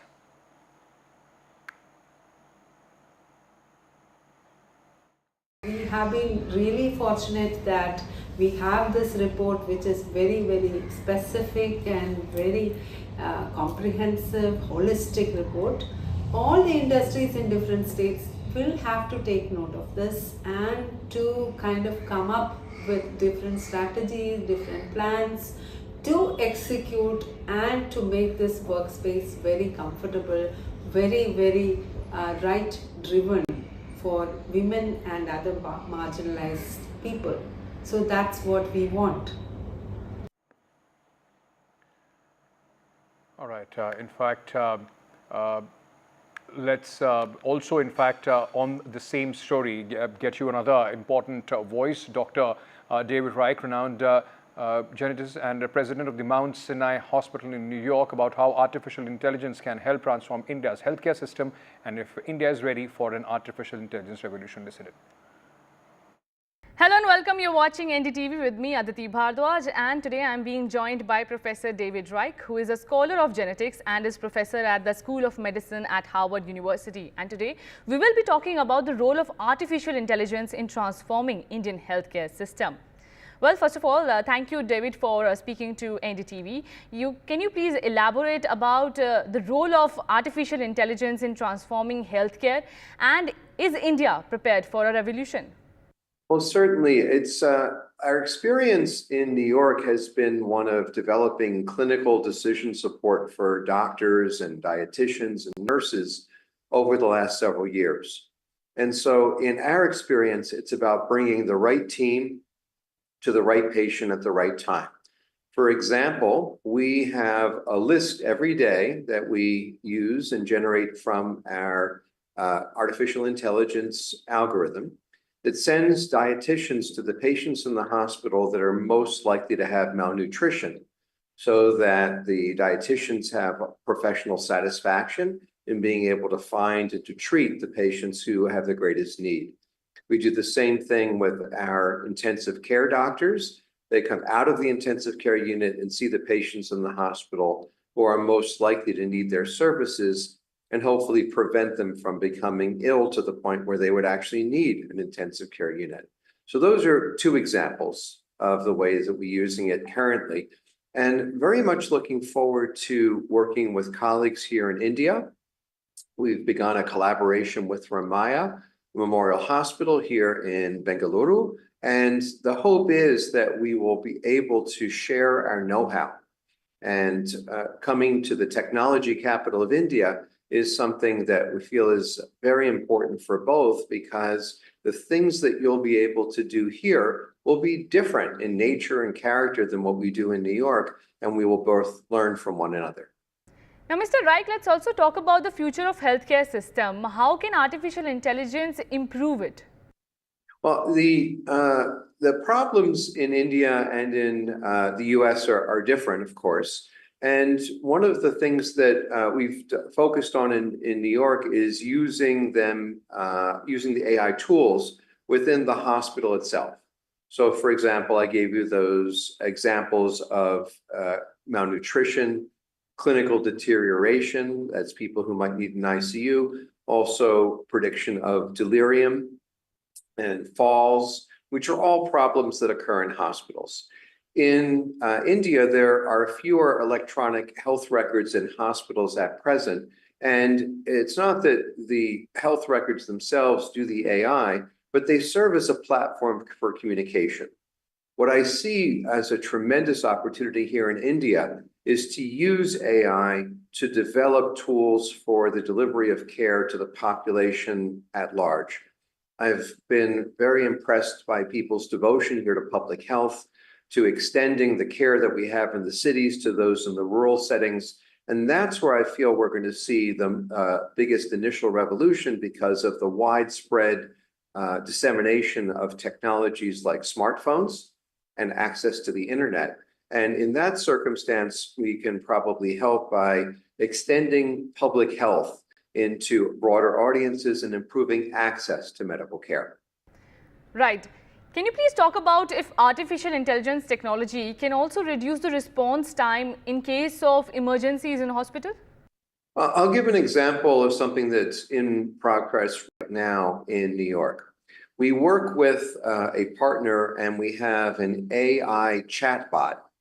And patients who come to our website at Mount Sinai can choose to have an interaction with the chatbot, which will help them decide, should they make an appointment to see a doctor sometime in the future? Should they have a telehealth appointment where a doctor or an advanced practice nurse speaks with them through a video connection? Should they go to an urgent care center, or should they go to an emergency room? And we found that it's very helpful in reassuring people and in preventing overcrowding in our emergency rooms, because people feel more comfortable finding care that is appropriate to the problem that they have. But Mr. Raik, in India, people do not go to hospital webpage in case of emergencies to use the artificial intelligence chatbot that you are discussing. They rush to nearby hospitals. For example, a road accident. How will artificial intelligence help in such cases? Well, yes, within an emergency department, there have been many examples. I've focused more on what I've seen in the United States, where you can do better triage when someone arrives in an emergency department based upon the characteristics that the patient shows at the time of presentation. But I think that the example would not be the accident on the road. I think the example would be someone who might be remote from a hospital, let's say in a rural setting, and they have a rash, or they have a fever, or they have a cough. And it's not always so easy for them to get to a health facility, and it may be possible in that case. I've been informed in this last several days that I've been here in Bengaluru that culturally people want to see a doctor. They want to be examined by a doctor, and I certainly understand that. But as we build the confidence of the people in the abilities of AI-driven technologies to help, I think that there is a bright future here where people will come to accept the technology, but it has to be in the right settings. So certainly not the accident on the road, but perhaps more the rash, the child with a cough, that sort of problem. Now, Mr. Reich, how can artificial intelligence help doctors in better diagnosis and treatment? Well, the large language models, things like ChatGPT-4, have begun to move into medicine in a very interesting way. So, for example, there are preliminary efforts, I wouldn't say that are mature yet, and something that I would trust as a physician as of yet. But when we have a physician talking to a patient, the AI is listening and using voice recognition, it listens to the conversation between the doctor and the patient. And what it can do in that circumstance is two things.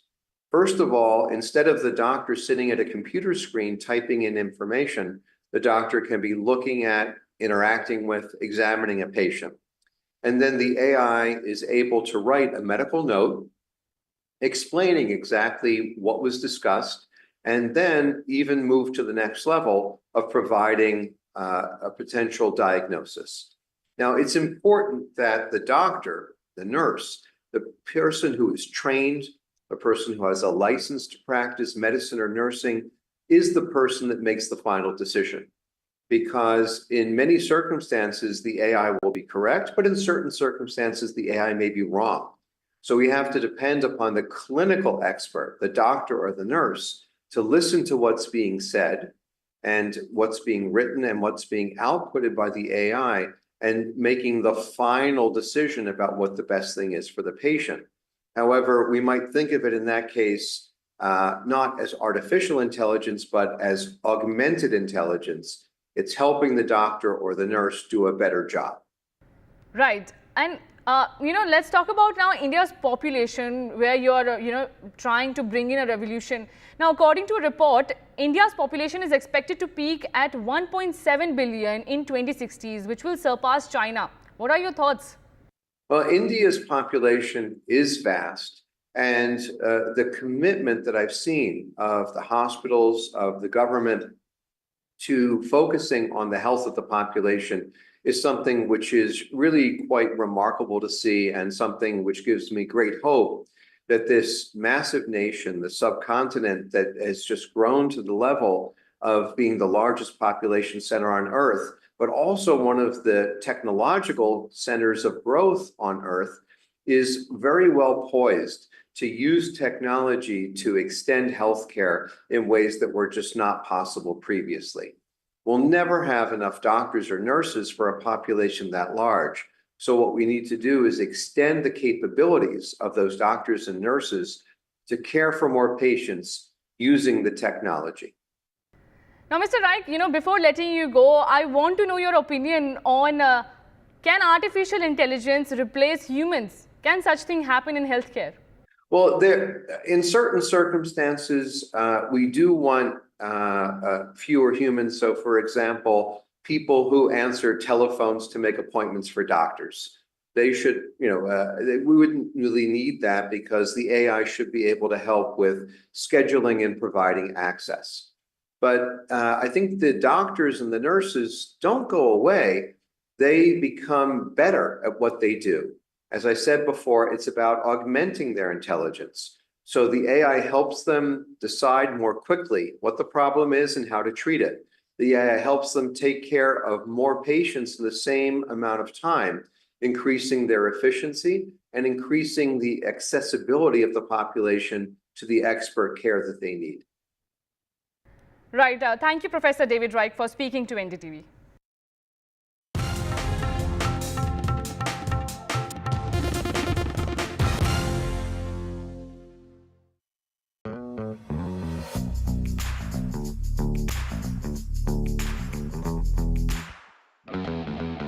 If you ask me what's the biggest risk to the so-called India story, as everyone loves to talk about it, it is complacency. Capitalism has worked for a few. It's led to this creation of incredible companies, oligopolies. But I also enjoy doing a rapid fire with you. Would you rather have a drink with Usain Bolt or Sachin Tendulkar? Usain Bolt for me, because I'm a sprinter. Would you rather go to an IPL final, or would you rather watch a high wattage Bollywood premiere show? Bollywood has lost the plot, whereas cricket is still, in a secular growth phase. A promoter in India that you admire? So many promoters in India that I admire, and it's very hard for me to pick one person. A market maven whose views you eagerly look forward to hearing? One person that I respect a lot as a huge macro investor is Stanley Druckenmiller. A financial publication that you always read? I'm biased.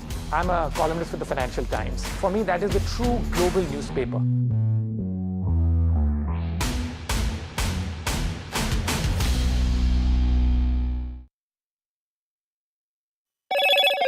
Hello, Moto. Motorola Razr 50 Ultra comes with Google Gemini.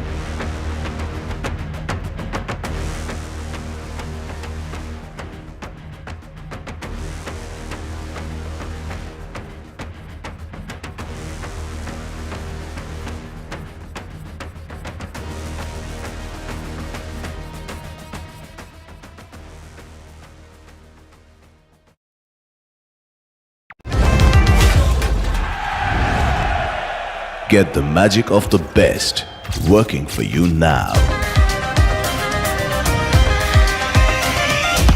Link your payment cards once, collect rewards forever.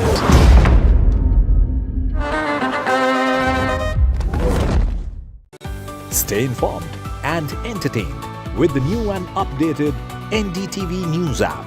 You can watch all our channels live, listen to podcasts, read breaking and exclusive news from around the world and more. Download the NDTV app today and get access to the best journalism and storytelling on your smartphone or tablet. The NDTV app. News that matters to you. Hi, I'm Shreya Saran. Kerala's Wayanad area is hit by devastating landslides, resulting in loss of lives and livelihood. Kerala needs your help right now. Let's join NDTV initiative. Come, donate. Let's rebuild Wayanad.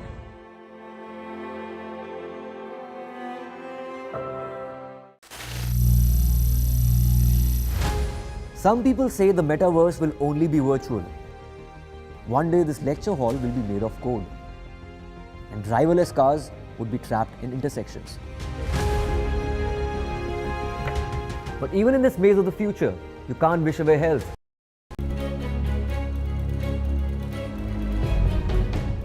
Thank you so much for joining us on the Urban Agenda. In the next 30 minutes, we will focus on something that's been on all our minds: India's public healthcare system, and more importantly, the safety of our doctors. Now, the tragic incident in Kolkata where a doctor was raped and murdered at the RG Kar hospital has shocked us all. And it's not just about the horrific crime, it highlights a bigger issue. Are we doing enough to protect the very people we rely on in our most vulnerable moments? In this episode, we will dig into the state of hospitals and healthcare in urban India and discuss whether the recent proposals from the Health Ministry and Supreme Court directives are enough to bring any meaningful change. Joining me, Dr. R.V. Ashokan. He's the President, Indian Medical Association. We also have with us Sabeen Kapasi, who's a public health expert associated with the United Nations. Thank you so much, both of you, for joining me. And you know, I'm just wondering, and the nation is wondering, for the first time we've seen countrywide strikes and protests from doctors to ensure that their voices are heard and necessary reforms are implemented.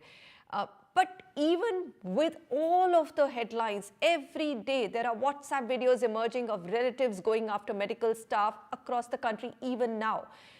Now, you know, Dr. Ashokan, IMA's own study a few years ago revealed that 75% of doctors in India have faced abuse, and violence in hospitals, the numbers are staggering. 90% of doctors report that relatives of patients do engage in verbal or physical assaults, especially during emergencies. To me, it seems, and of course, everybody can see that the system is badly broken. So I'm just going to come to you, Dr. Ashokan, and ask you, you've met the health minister, you have been doing multiple meetings as the head of IMA. What changes do you think is going to happen this time around? We are hopeful of the changes since the Supreme Court has intervened in a very qualitative way and addressed at least two issues one of the main issues that they have taken up is the safety and security in the hospital. The second one is the working condition and the living condition of the residents. So safety and security they have given to the task force, and we would have liked to be in the task force, but the Supreme Court was kind enough to say that IMA's viewpoints should be heard by the task force. So we are working on a document wherein we will be able to present our viewpoints on the security. We, for record's sake, we had said that something like an airport, there has to be a security profile in hospitals. We are also sensitive. We should not harass the patients. It should be patient friendly and also culturally sensitive because our families tend to live or come up with the patients. So this is what we are expecting now out of the task force.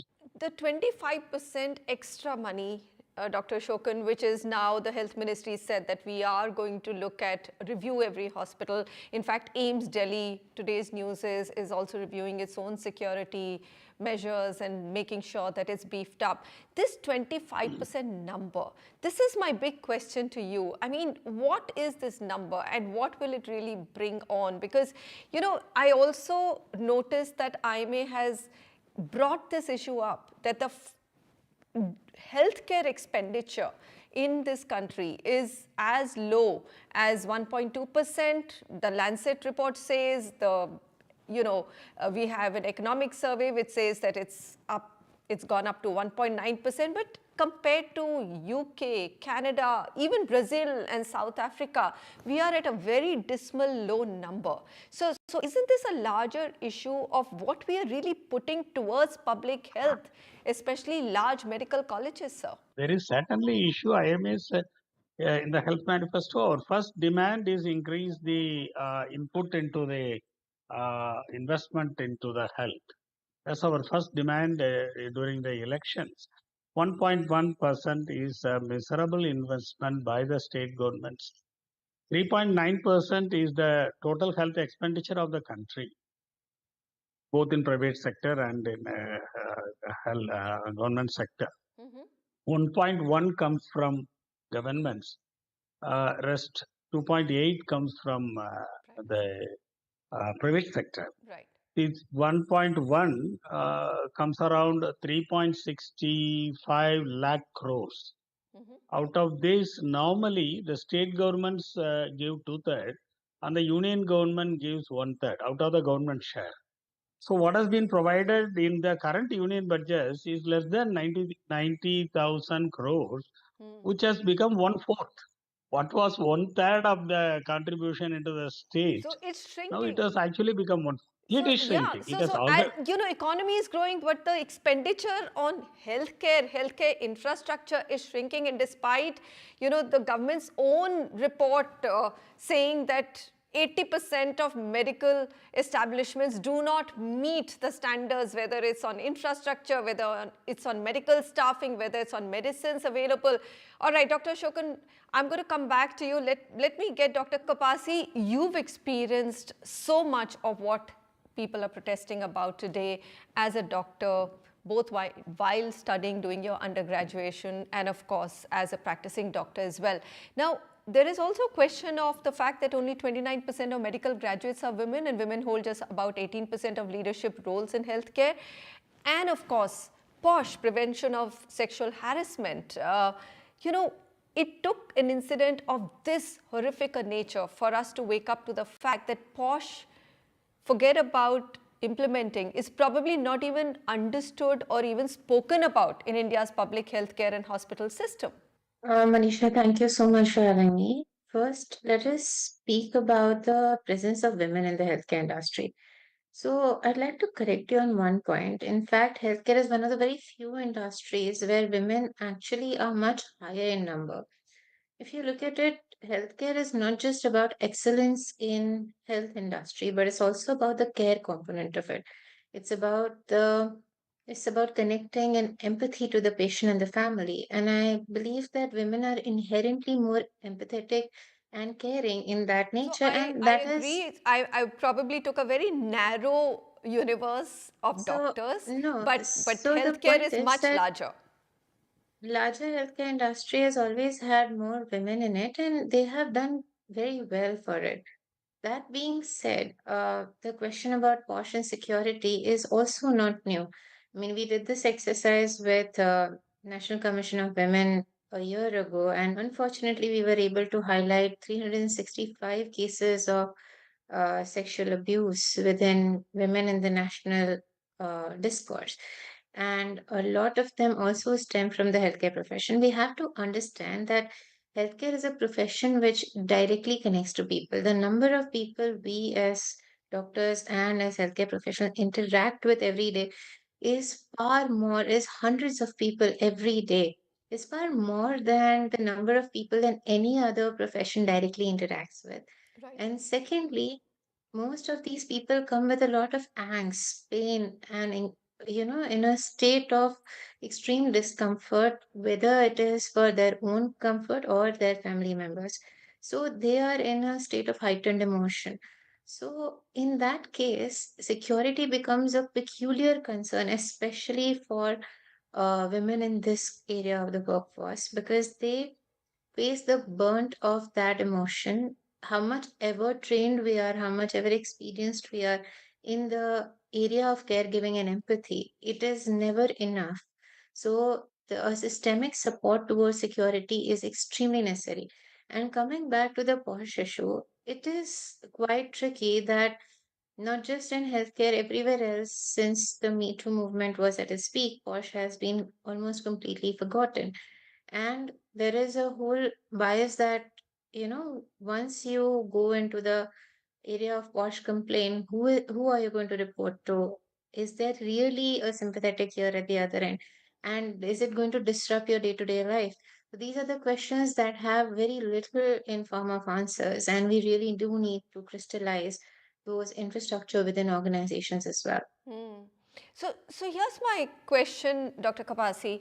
You know, we're talking about more legislation. We're talking about a 9-member task force to look at what are the missing aspects of large hospital security issues and then, beef it up.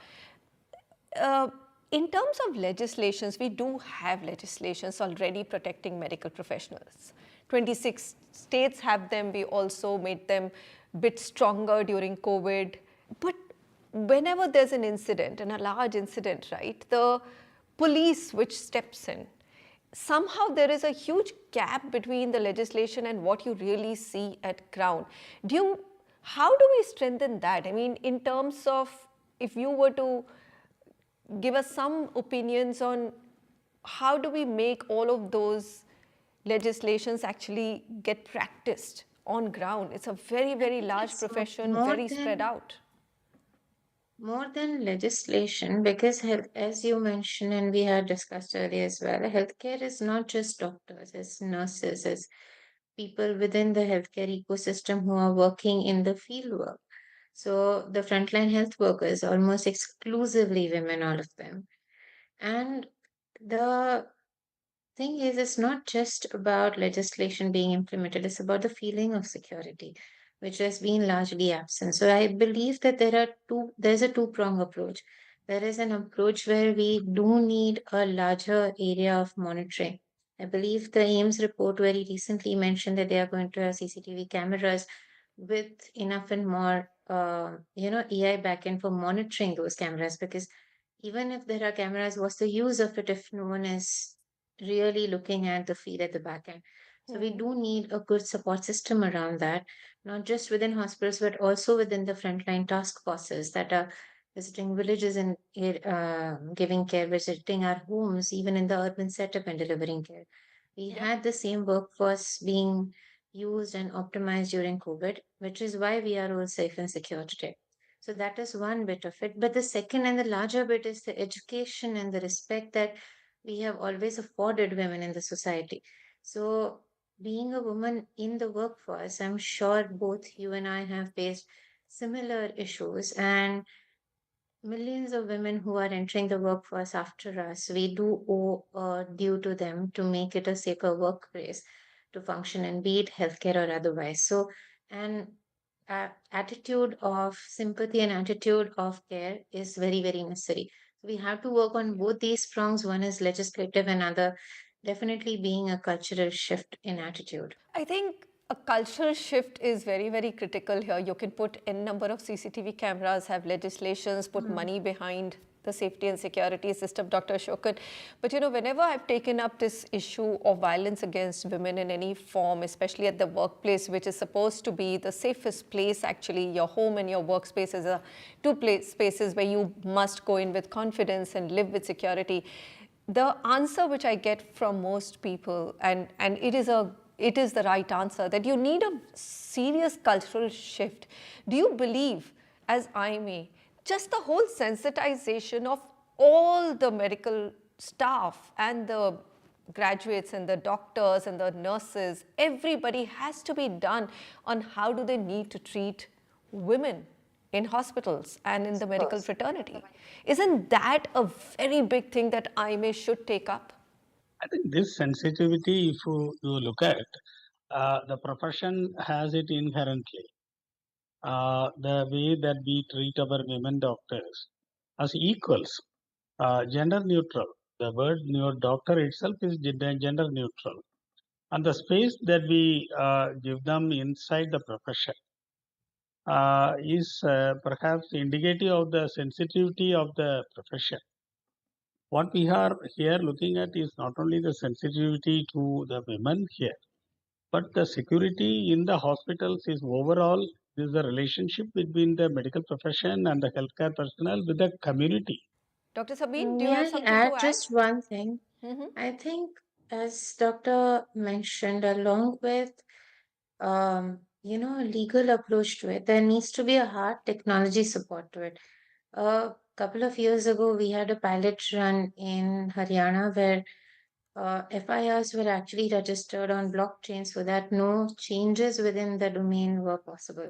I think there were some others that NPCI did within those domain as well, where within the law and order areas there were tons of security measures which were technology led, which were embedded.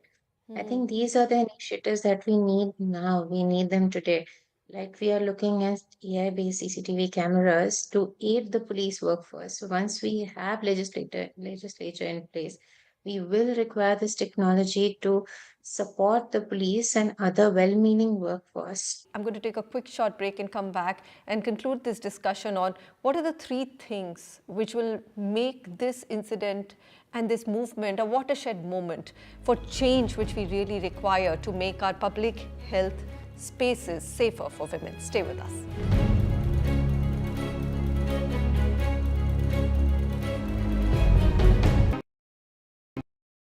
Stay informed and entertained with the new and updated NDTV News app. You can watch all our channels live, listen to podcasts, read breaking and exclusive news from around the world and more.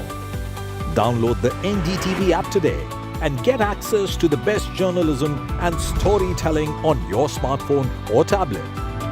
The NDTV app. News that matters to you. Hi, I'm Shreya Saran. Kerala's Wayanad area is hit by devastating landslides, resulting in loss of lives and livelihood. Kerala needs your help right now. Let's join NDTV initiative. Come, donate. Let's rebuild Wayanad.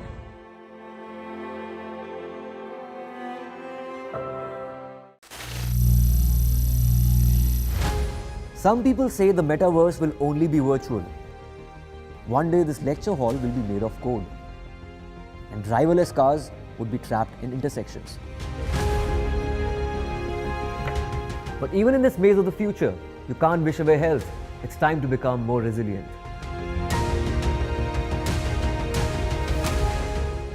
10 years of Banega Swasth India, we have grown and achieved so many milestones.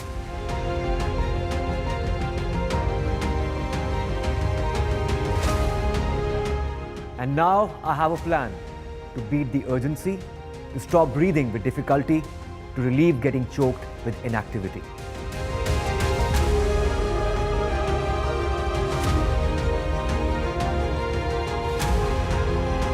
Energize.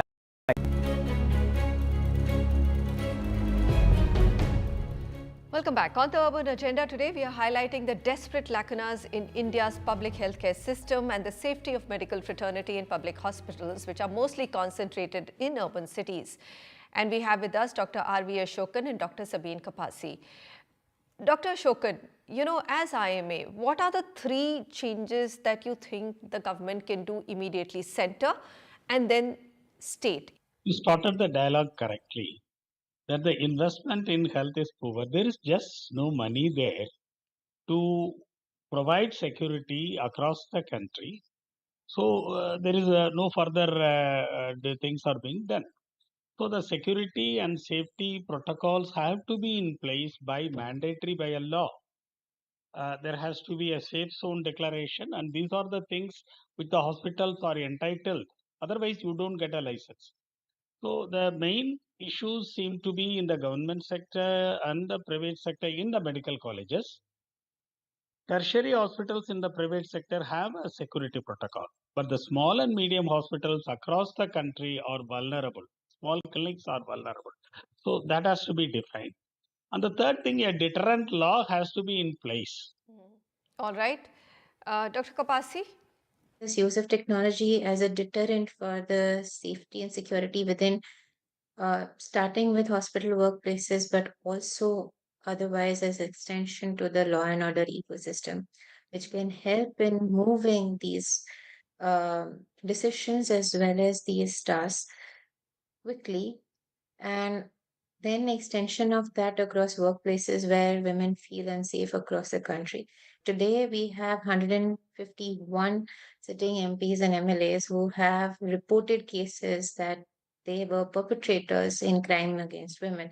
I believe we do need to start a larger dialogue where leaders within our political and social ecosystem should be also held accountable so that the deterrence is not just from the legal fraternity but also from a moral and ethical social place that we need to bring it about.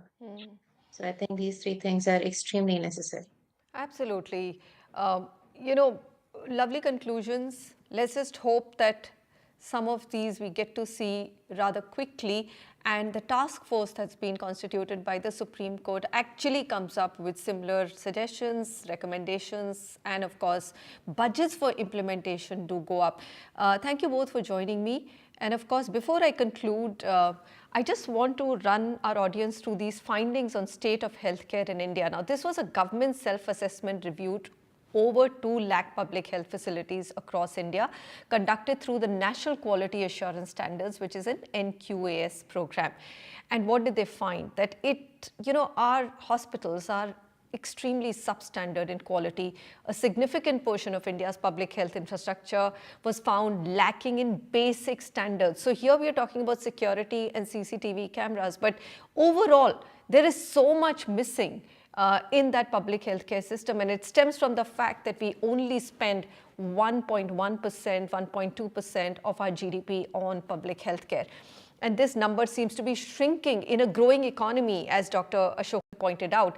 Now, approximately 80% of public health facilities did not meet the required norms for infrastructure, manpower, and equipment. So also manpower. So the medical fraternity is also overworked. So that's another aspect. I mean, this horrific incident in Kolkata happened simply because it was a 36-hour shift. Not to say that these long shifts are not common, but it was a 36-hour shift and the lady doctor had gone to take rest in the middle of the night without any kind of CCTV camera footage to be captured to bring the perpetrators to task. Now, the report highlighted the urgent need for reform in India's healthcare sector. This was released in mid-June, and the government did initiate a plan to bring 70,000 facilities up to the public health standards within 100 days, backed by inspections and funding under National Health Mission.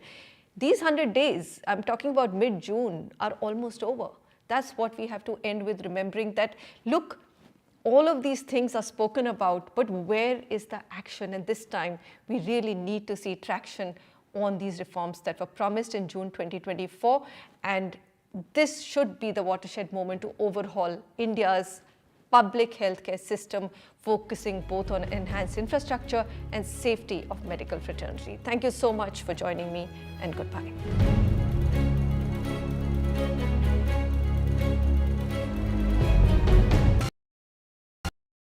Stay informed and entertained with the new and updated NDTV News app. You can watch all our channels live, listen to podcasts, read breaking and exclusive news from around the world and more. Download the NDTV app today and get access to the best journalism and storytelling on your smartphone or tablet. The NDTV app. News that matters to you. Hi, I'm Shreya Saran. Kerala's Wayanad area is hit by devastating landslides, resulting in loss of lives and livelihood. Kerala needs your help right now. Let's join NDTV initiative. Come, donate. Let's rebuild Wayanad.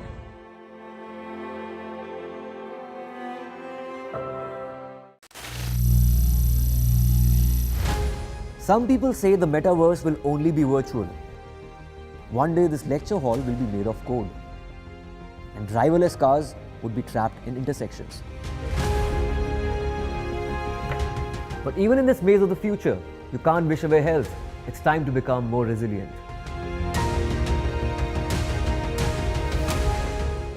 "10 years of Banega Swasth India, we have grown and achieved so many milestones.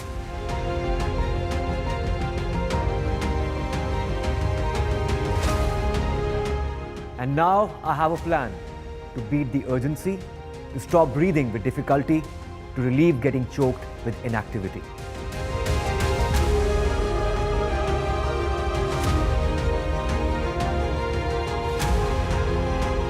Designed with the help of both Butch Wilmore and Sunita Williams, has faced problems. The Boeing Starliner has had issues with its thrusters, it has had helium leaks, and NASA says, in the interest of safety, the Boeing Starliner will now be brought back to Earth uncrewed, and the crew, astronauts Sunita Williams and Butch Wilmore, will now be reshuffled and brought back using SpaceX Crew Dragon in February 2025. Both Butch Wilmore and astronaut Sunita Williams are veteran astronauts. Sunita Williams, this is her third flight into space. She has spent long months in space. And when she went up, she had said, going to the space station was like going back home. So an 8-day mission being converted into an 8-month mission. And now the two astronauts will come back on the SpaceX Crew Dragon. This kind of reshuffling of spacecraft is new, and there will be many adjustments which NASA and Boeing will have to make for that. NASA chief Bill Nelson said this is being done because in the back of their minds, they had the accidents of the space shuttle in their mind, and they did not want to take any risk with the two astronauts being on board the Starliner and then bringing them back in a vehicle which was not functioning fully. So it's really egg on the face of Boeing, but Boeing still continues to say that the Starliner is safe and it will come back in an uncrewed flight and will perform its duty. NASA has also said that they will continue with the program of the Boeing Starliner, but as of now, astronaut Sunita Williams, who was to be in space for 8 days, has already spent over 2 months at the International Space Station, and now she will spend a full 8 months in the low Earth orbit around the Earth. The International Space Station has in all 9 astronauts there. They are all safe and they will all come back to Earth sooner than later. The setback for the Boeing Starliner is big, but astronaut Sunita Williams will be back on Earth in February 2025, now traveling back on the SpaceX Crew Dragon. In New Delhi, Pallav Bagla for NDTV. NASA has decided that Butch and Sonny will return with Crew 9 next February, and that Starliner will return uncrewed.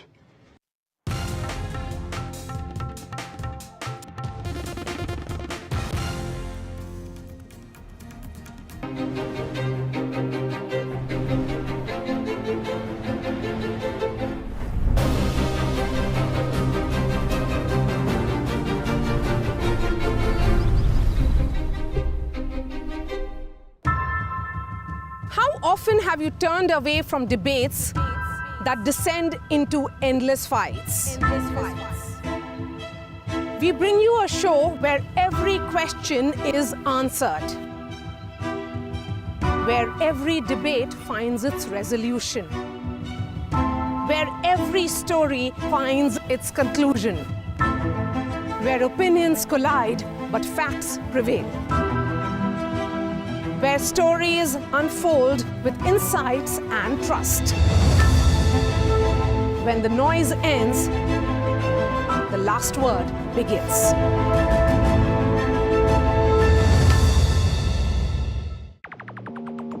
Just came around to say hello. I'm so fly. You took a nosedive. Careful when you play on my level. For you it's so. Hey, hello. Motorola Razr 50 Ultra. Flip the script. Hello, Moto.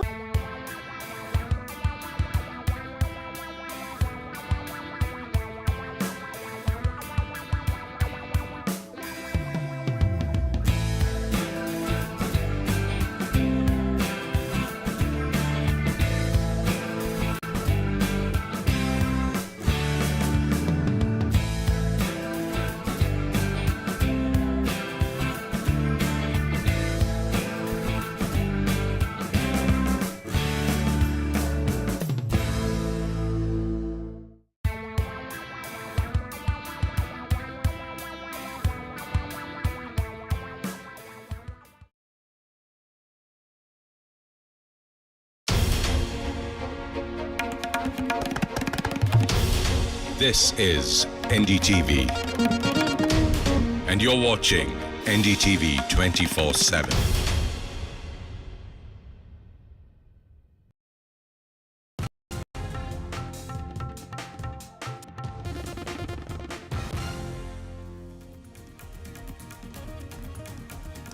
Hello and welcome to watching NDTV. I am Vedanta Agarwal. Our special focus on the show this evening. Well, the Mollywood Me Too movement. Bigwigs have resigned, but the pressure continues. This as more horrific stories come to light. We'll get you all the latest on that. But first up, the headlines. It's the BJP versus the Congress over the pension scheme announcement. The BJP questions the Congress, says, did you implement the old pension scheme? The Congress, meanwhile, questions the government's rollback of the new pension scheme. The Congress says the U in the UPS stands for Modi's U-turns. The Mollywood Me Too movement. Bigwigs now step down. Actor Siddiqui resigns from the Malayalam Actors Body Association amid assault charges. This is filmmaker Ranjith also resigns as a Kerala Film Academy chairman.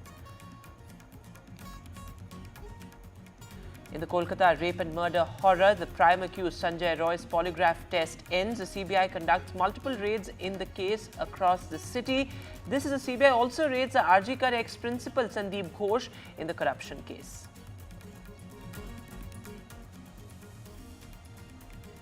PM Modi vows strict action on crimes against women. He says culprits will not be spared. He says strengthening laws on crimes against women must be a priority.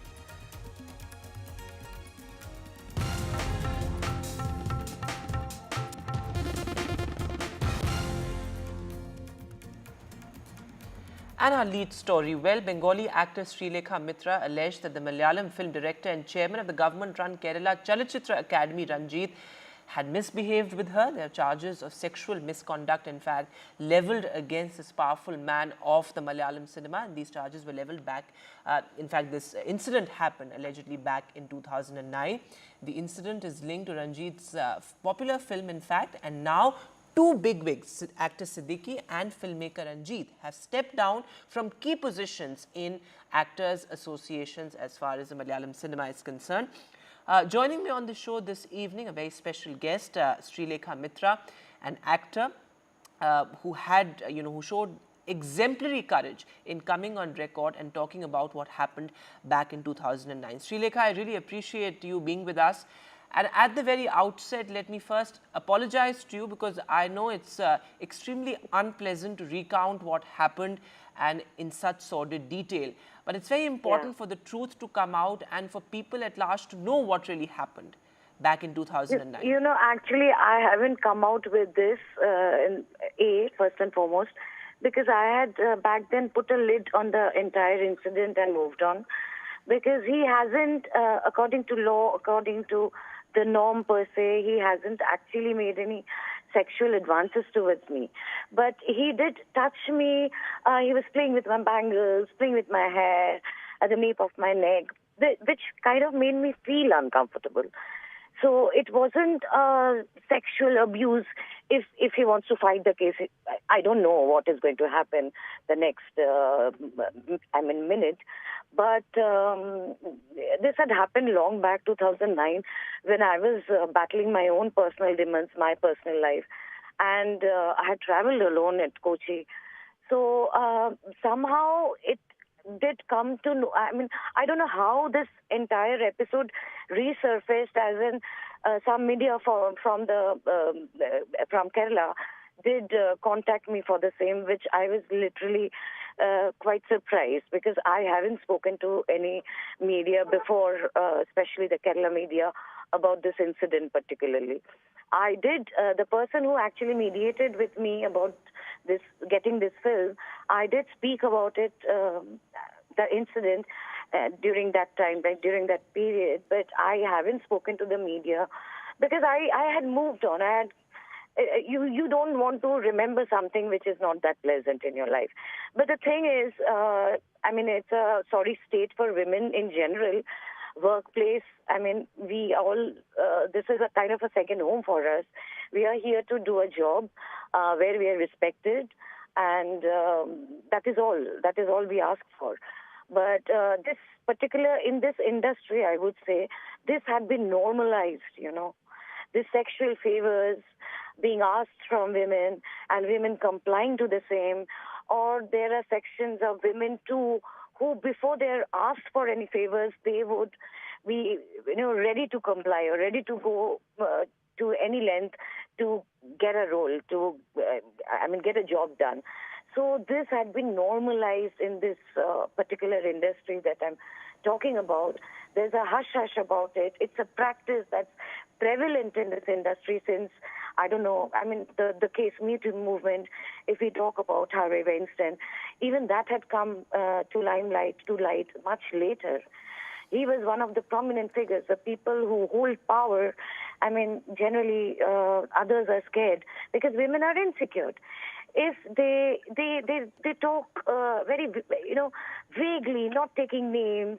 Right. It's, I don't know why they do it, maybe because they're insecure about their jobs, because this had happened to me here even when I had spoken about my Bengali film industry. Yes. Taking a In fact, few that's names, an important point, Sreelekha, that you're making. making, that, this is something that has been normalized when it comes to the Malayalam film industry, though, of course, this is known to be something that's prevalent across industries. But it takes immense amount of courage to actually come out with what happened, what transpired. But why did you decide to put a lid on it back in 2009? Because that's also important. Young girls often find it extremely difficult to talk about, such incidents, given the fact that there could be ramifications professionally. I did face the brick bat even here. 4 years back, post Sushant Singh Rajput's death, and post our government, our prevailing government is very vindictive. Those who kind of comply with their norms, comply with, I mean, you have seen all MPs and MLAs of the present government mostly comprises of people from our fraternity, film fraternity. So people who voice against power are made to be silent. So that has happened with me as well. Post Sushant's death, even I was affected. And I'm sorry, my voice has become very hoarse. No, please, ma'am, go ahead. Yeah, I have my YouTube channel. I went live because I'm a sensitive person. I am no different from any other being whatsoever. But what makes me different as an actor is probably we are more prone towards whatever is happening around. So it's kind of, I snapped, something snapped inside my head, and I spoke about whatever transpires in the industry, taking a few names. And trust me, the media back then tried to defame me, tried to prove that I have wrongly condemned these people in power, and I was not given work. But I haven't, back then I stood my ground, and I stand my ground even now, because and I would have never spoken about Mr. Ranjith. No, that's an important point you're making, that there's a great deal of victim shaming and victim blaming that goes on, and the whole commentary around the Me Too movement initially, even in Bollywood, was extremely insensitive. But, you know, given the fact that these are extremely powerful men, why do you think they have this sense that they can get away with something like this? They can get away with sexual misconduct, they can get away with misbehavior. There's some amount of impunity there. Because they are powerful. A person who's powerless probably won't be able to get away and be, you know, I was just hearing you narrating the Arjikor incident. Even here I have taken an active part in the protest. So the person, Sanjay Rai, he's been made a scapegoat. This is not a job of one person. Our government is trying to trying to cover up this entire incident and blaming it on this one person. I mean, Mamata Banerjee, they had to take onus. So many things, so many incidents ensued after this, breaking the wall, a crime scene, tampering of the crime scene, and so many things that had happened subsequently. Right. So powerful people only take advantage of their power. Right. And before I let you go, Sreelekha, you know, many have said that, you know, the Malayalam cinema is going through its Harvey Weinstein moment, you know, given the fact that so many horrific stories have now come to light. They have formed this committee, actually. Yes. They have formed this Justice Hema committee wherein people can seek justice. Yes. And people can come forth and talk about in fact, the that report is absolutely damning. But, you know, my question to you, ma'am, is that, you know, these two bigwigs, for example, have stepped down. Is this really enough? Because, I mean, do you feel that there should be real justice and real accountability, and, you know, stepping down from an actor association position is really not enough to fix accountability? I am not happy about his resignation, neither I am sad about it, because this is not affecting me whatsoever. I'm not working in Malayalam film industry. I would love to be a part of the same, but this hasn't affected me in any way whatsoever. But I know that Mr. Ranjith is a very good director. He's a national award winning director, and you know, being a womanizer is not a crime per se. I mean, that's taken into account. He's a good director. I mean, he should at least come forward and say that yes, he has done this, and apparently he should say sorry to me or to others maybe who hasn't come forth with this kind of allegation against him. He knows what he has done is not right. And but I don't know what to say about it. But this can be made an instance. You know, if I can inspire, or if I can, by me speaking about the said issue, if people can come forth and talk about all these, I think probably the next generation of actors will find a different... Absolutely, and I can tell you, Ms. Mitra, that you have indeed inspired a lot of young artists out there, young women in the industry who face a similar sort of a conundrum that, you know... Yeah, if you want to unmask these predators, I would call them predators, then I think 90% of the men who we have idol worshipped or whom we had kept on a pedestal would, you know, fall flat. Absolutely. Absolutely. Ms. Mitra, I really appreciate you being with us. Thanks so much for talking to us and for showing the courage and coming out. And as I said at the very outset, it's not easy to talk about what happened in such sordid detail. But thanks very much for being with us on NDTV. Looking now at some political news, well, the key BJP CEC meet will be taking place at the BJP headquarters this evening. And of course, the focus is very much on the crucial assembly elections in Haryana and also the elections in Jammu and Kashmir. What we are being told is that the decision could be taken on candidate selection and ticket distribution. My colleague Shreya, in fact, is joining us live on the broadcast. So Shreya, what time is the Prime Minister expected to arrive at the BJP headquarters? What is potentially on agenda? Right, so Union Minister Jitendra Kumar has already arrived along with JP Nadda, the national president of BJP, and Prime Minister Narendra Modi is expected to arrive at around 8:30. And of course, we know it's a crucial meeting to sort of decide the final candidates for the upcoming assembly elections in Jammu and Kashmir and Haryana. And we know the last date to file the nominations is August 27, which is day after tomorrow, and therefore this meeting is all the more crucial. And we know all these senior BJP leaders and parliamentary board members will be present here. And of course, we know in Jammu and Kashmir it is going to be historic because the assembly elections will be taking place after almost 14 years, and especially after the abrogation of Article 360. So the assembly election will be a crucial test for democracy of the people there. And apart from that, we know that the elections will take place in three phases, starting from September 18th. And in Haryana, we know it will be a single phase elections, and the results will be out on October 4th. Apart from that, we also know that the Congress has formed an alliance with National Conference, but while BJP will be fighting the assembly elections independently, and they haven't formed any alliance as such.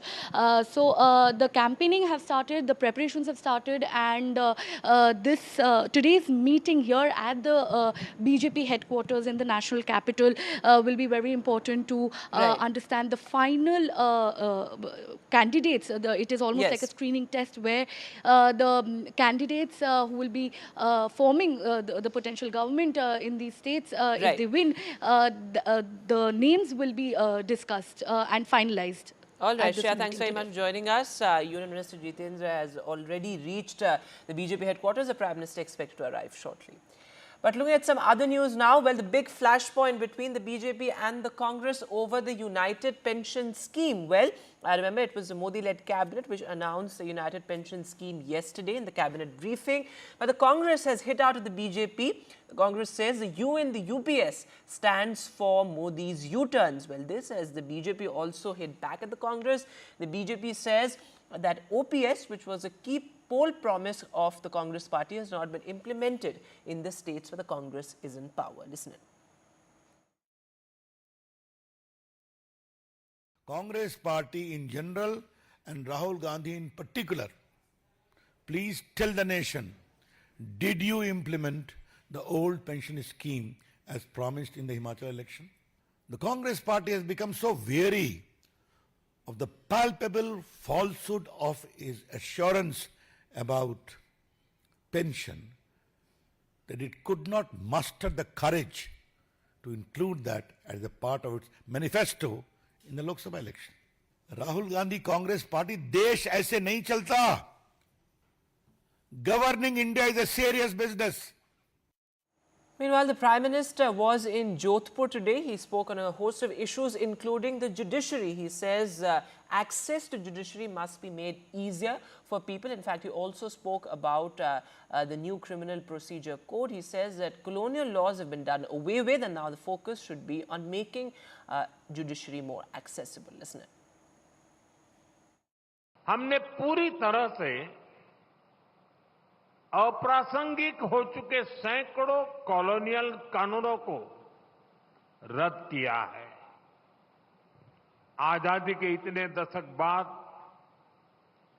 गुलामी की मानसिकता से उभरते हुए देश ने Indian penal code की जगह भारतीय न्याय संहिता को एडॉप्ट किया है।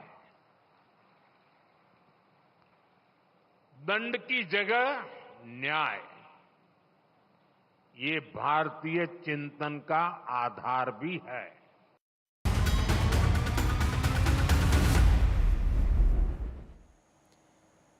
Meanwhile, as outrage over crimes against women continues across cities, the Prime Minister spoke about the issue of women's safety as well. In fact, he said that perpetrators of crimes against women must be handed over exemplary punishment, and he said that perpetrators and assaulters should be punished despite their status. Take a look.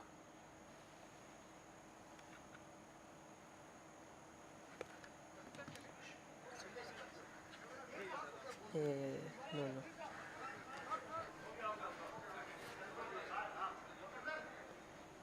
And this as well in Kolkata, the outrage continues. In fact, the CBI is conducting raids at multiple locations as far as the Kolkata hospital rape and murder case is concerned. In fact, the CBI also conducted raids at the ex-principal of the RG Medical College. His residence was raided by the CBI. And this is a polygraph test of the prime accused of the Kolkata rape and murder horror has been concluded. It was the CBI that conducted the polygraph test at the Presidency Jail in Kolkata.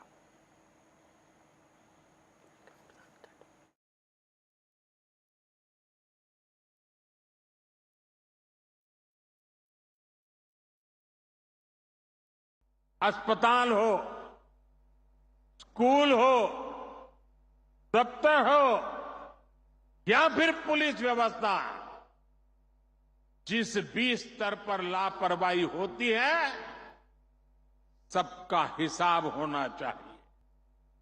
साथियों, महिलाओं पर अत्याचार करने वालों को कड़ी से कड़ी सजा देने के लिए हमारी सरकार कानूनों को भी लगातार सख्त कर रही है।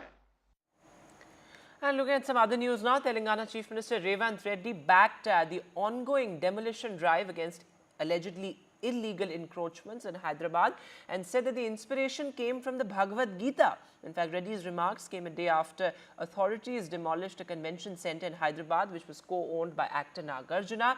The action was a part of an ongoing demolition drive. In fact, these are visuals, as you can see, of the Chief Minister. In fact, there's a lot of support coming in from residents' bodies in Hyderabad as well. My colleague Uma Sudhir is now joining us live on the phone line. So, Uma, break it down for us. Why this emphasis on demolition drive suddenly, and a lot of support from the people, from the residents as well? Yes, indeed. That's a rally that we are seeing in which residents have in fact come out in support of the demolitions and to clear the full tank level area and the buffer zone of different lakes and water bodies in and around Hyderabad. Hydra was an authority that was created by the government in order to remove the encroachments to different lakes. Every season these days with climate change as well, we are seeing in different cities the kind of consequences of urban flooding in the low-lying areas and so on. And that's what the government is saying that it is trying to stop, because water bodies are very important for every city, and that's what Hydra has set out to do. And it has already given a list of 18 very prominent structures belonging to prominent leaders that it has demolished in the last 1 month of its existence. And those include leaders from the Congress, Pallam Raju, Danam Nagendra, leaders from the BJP as well as the BRS, and as you mentioned, the N Convention Center belonging to actor Nagarjuna as well. And yes, notices are being issued to several other structures as well, and they could be belonging to leaders across political lines. And that's what Chief Minister Revanth Reddy was referring to, saying that I need to do my dharma, and I do understand that this is going to have consequences, because many of those farmhouses, villas and structures belong to people who are influential in politics. They may be within my government and they may be outside, but this is something he claims is beyond politics, and that he's doing it because the future generations deserve that the natural resources are left the way they were meant to be and not encroached upon, creating artificial kind of crisis in addition to the climate crisis that we already have upon us. And it is in that context that he referred to the Bhagavad Gita. Of course, the BRS is saying that these are politically motivated. Mr. Harish Rao, former minister, has in fact said that it is the BRS leaders who are getting targeted. And they are also pointing to structures that belong to Congress ministers and leaders and saying, will they demolish that? Even MIM chief and Hyderabad MP Asaduddin Owaisi, one of the colleges that his that his party runs or his trust runs, that is also in fact said to be falling in a FTL area of a lake, and therefore he is also questioning, saying that there are central government organizations, there's a necklace road, and all of that is actually sitting on FTL, and will all that also be demolished? Right. So this is turning into a huge political issue, but presumably Revanth Reddy believes that he will have the support of the people here and also the leadership in Delhi, because many of them, we do know, have appealed to the central leadership saying that he is going on a drive that is going to really shake the Congress boat here. All right, Uma, thanks very much for joining us with the latest there. So this demolition drive continuing in Hyderabad. And looking at some other news now, well, tragic news from Mumbai. In fact, an undergraduate student at the Tata Institute of Social Sciences has died. In fact, his body was found in his apartment. The police are also probing a ragging angle to this, though, of course, the police have come out with initial details saying that his body was found and the body was taken immediately to the hospital where he was declared dead. My colleague Paras Zama is now joining us live on the phone line. So Paras, what's the latest? So far, no statement from the institute, and the police also probing a ragging angle. Right, Vedant, this is a very unfortunate incident which has happened in Mumbai and in a institute, a very reputed institute in Mumbai. In this entire matter, first of all, Mumbai police has registered accidental death report in this matter. So there are several things which will be probed by the Chamber Police in this entire matter. A ragging angle is also will be investigated by the Chamber Police in this entire matter. It has came into light that the victim was studied in was in a Tata Institute, and he was studying the human resources in Tata Institute. He was a first-year student over there, and yesterday he and some of 150 friends went to Vashi for a party, and from there they all came drink. And what happened after they reached their rented flat is still to be known. And in this angle also, Chamber Police is investigating. But right now the major thing is that accidental death report has been filed by the Mumbai Police in this entire matter, and they are also probing the angle of ragging also. All right, Paras, thanks very much for joining us with the latest there. As Paras is reporting, the ragging angle being investigated by the police. And well, that's all the time that we have on the show. Thanks so much for watching. Goodbye.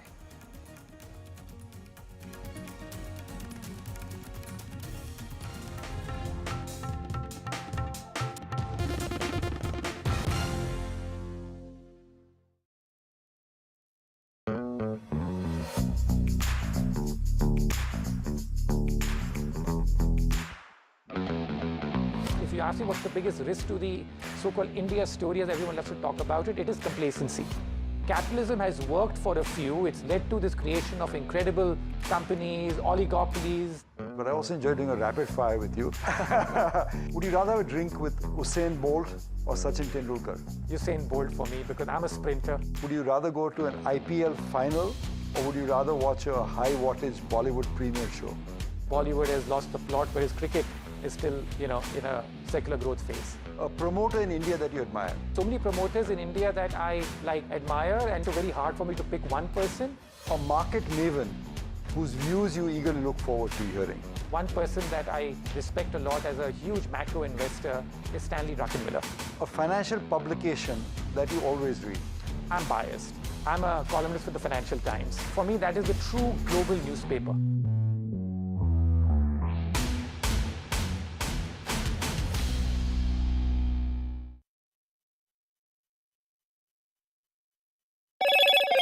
Hello, Moto. Motorola Razr 50 Ultra comes with Google Gemini.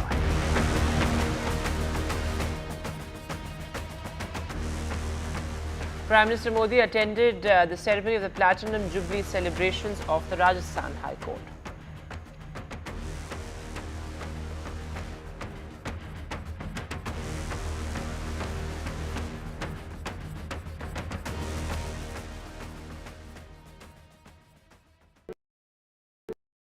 Stay informed and entertained with the new and updated NDTV News app. You can watch all our channels live, listen to podcasts, read breaking and exclusive news from around the world and more. Download the NDTV app today and get access to the best journalism and storytelling on your smartphone or tablet. The NDTV app. News that matters to you. Hi, I'm Shreya Saran. Kerala's Wayanad area is hit by devastating landslides, resulting in loss of lives and livelihood. Kerala needs your help right now. Let's join NDTV initiative. Come, donate. Let's rebuild Wayanad.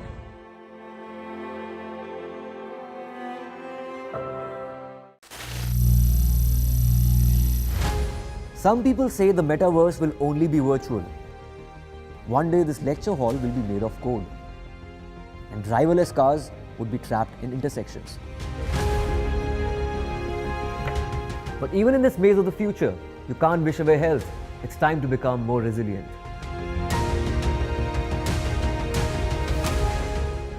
"10 years of Banega Swasth India, we have grown and achieved so many milestones.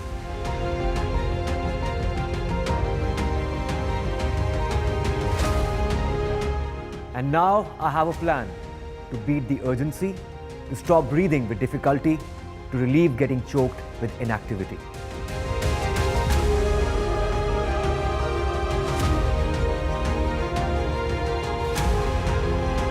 Energize our government, our environment, our society, and ourselves. Everyone, everywhere, every day.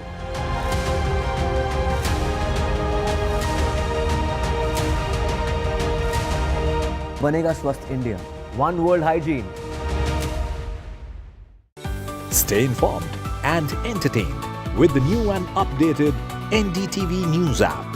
You can watch all our channels live, listen to podcasts, read breaking and exclusive news from around the world and more. Download the NDTV app today and get access to the best journalism and storytelling on your smartphone or tablet. The NDTV app. News that matters to you. Hi, I'm Shreya Saran. Kerala's Wayanad area is hit by devastating landslides, resulting in loss of lives and livelihood. Kerala needs your help right now. Let's join NDTV initiative. Come, donate. Let's rebuild Wayanad.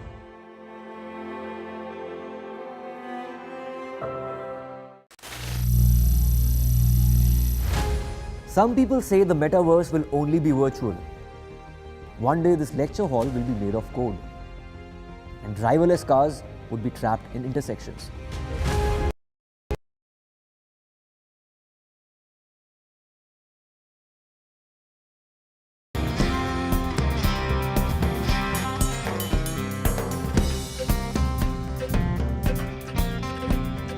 Hello and welcome to Summered by Hyundai in partnership with NDTV. Over the last several months, we've spoken about issues around accessibility and inclusion for people with disabilities. Issues that have ranged from inclusive education and universal infrastructure design to mental health and the portrayal of disabilities in popular culture as well as assistive technology. Today we talk about the need and the importance of inclusive sport with a focus on para sports in India, and we wish India's athletes with disabilities all the very best as they represent India at important, critical international sporting events. हंडे की पहल समर्थ NDTV के साथ साझेदारी में भारत के लिए पदक जीतने की चाह में हमारे 6 दिव्यांग खिलाड़ियों का सहयोग कर रहा है। गो स्पोर्ट्स फाउंडेशन और समर्थनम ट्रस्ट के साथ अपनी साझेदारी के माध्यम से हंडे ब्लाइंड क्रिकेट और 20 से भी ज़्यादा दूसरे दिव्यांग खिलाड़ियों को उनके खेल के सफ़र में मदद दे रहा है। Well, we are joined today by a wonderful panel. Deepa Maleka, Paralympian and former president of the Paralympic Committee of India. She's one of the most well-known faces, not just in India but around the world. She was the first Indian woman to win a medal at the Rio Games for India, for all of us. She's also the co-founder of Wheeling Happiness Foundation, which has been associated closely with the Samarth by Hyundai partnership with NDTV as critical partners as well in all of this. हमारे साथ हैं Siddharth Upadhyay, president हैं the society for transformation inclusion and recognition through sports stage. उन्हें साल 2016 में राष्ट्रीय खेल प्रोत्साहन पुरस्कार मिला। उनकी स्टेज फॉर एबिलिटी पहल दिव्यांगों और उनके परिवारों को समावेशी शिक्षा, रोजगार, खेल और मनोरंजन तक समान पहुंच प्राप्त करने में सहायता करती है। Deepti Bopaya, CEO, Go Sports Foundation. Go Sports Foundation is a natural fit for Samarth by Hyundai because of the important support that they provide athletes with disabilities. That's part of their DNA. I'd like to add that they also have the country's highest sports honor, the Rashtriya Khel Protsahan Award, for their role in supporting and creating sports champions. So thank you for being with us. और हमारे साथ हैं आदित्य केवी, founder और CEO उमोया sports. उमोया दिव्यांगों और गैर दिव्यांग बच्चों और व्यक्तियों की सशक्त उनको बनाता है, उन्हें जीवन कौशल सिखाकर शारीरिक और मानसिक रूप से आत्मनिर्भर बनाता है। स्कूलों में खेल और खेल आधारित शिक्षा कार्यक्रमों के माध्यम से समावेशी संस्कृति का निर्माण करके बेहतर जीवन जीने में सक्षम बनाता है। Dr. Vijay Datta, Principal, Modern School, Barakamba Road here in Delhi. The school has an inclusive sports academy, Sportability, for children of all aptitudes and abilities, with sports programs adapted for individuals with physical disabilities to participate in terms of recreation, also to hone their skills in sports. They cover adapted sports for wheelchair users, amputees, visual and hearing impaired persons. साथ ही हमारे साथ आज बहुत खास audience भी है, जिनमें उभरते हुए दिव्यांग खिलाड़ी, उनके प्रशिक्षक और माता पिता भी हमारे साथ आज स्टूडियो में हैं। तो दीपा, मेरा पहला सवाल आप ही से है। एक पैरालंपियन और भारतीय पैरालंपिक समिति की पूर्व अध्यक्ष के रूप में आपने रियो में अपनी जीत के बाद से हमारे देश में पैरा स्पोर्ट्स को किस तरह से आगे बढ़ते हुए देखा है? मैंने 2016 के बाद बहुत बदलाव देखा है। जो स्ट्रगल्स हमारे रहे, इनिशियली स्पॉन्सरशिप नहीं थी, लैक ऑफ अवेयरनेस थी, policies were not in place, infrastructure was not there, there was lack of science in sports, lack of nutrition knowledge. Athletes didn't even know what is therapeutic use exemption certificate, which protects them against any charges and allegations of eating a particular medicine, which is a requirement for their health. Coaches, even media did not know how to report about the different disability categories. What were the rules and regulations, what were the assistive aids required. आज हमारी policies संयुक्त है, they are mainstream. Honorable Prime Minister himself takes accountability of every sport activity around disability sports. I do not say that the work is complete. There is a long way to go, but definitely we have done very well, and the results are showing in the form of the medals that continuously the para athletes are winning. Our 19 athletes in Rio got converted to 19 medals in Tokyo. Only one woman medal after so many years of independent India in Rio, which was mine. Now we are so proud to say that 3 female medals were won in Tokyo, and we are looking almost at 6 women medals there. So the graph is going up, and this year we are looking at a contingent which will be about 75 to 80 strong. Thanks to initiatives like Samarth, this has hugely impacted awareness. And it will hopefully continue to do that. Yes. But Siddharth Upadhyay, if I can ask you, tell us about STAIRS and its role in promoting inclusive sports in India. This year we'll be completing 25 years of STAIRS' existence. पिछले 25 सालों में मुझे लगता है कि sports को हम लोगों ने एक इंक्लूसिविटी के रूप में यूज़ किया है. We look at sports as the best tool for social engineering. सीढ़ियाँ चढ़िए उतरिए अपने हिसाब से करिए जी. You are empowered yourself. Our job is to create the environment, and we have to ensure that you get the right opportunities wherever you are.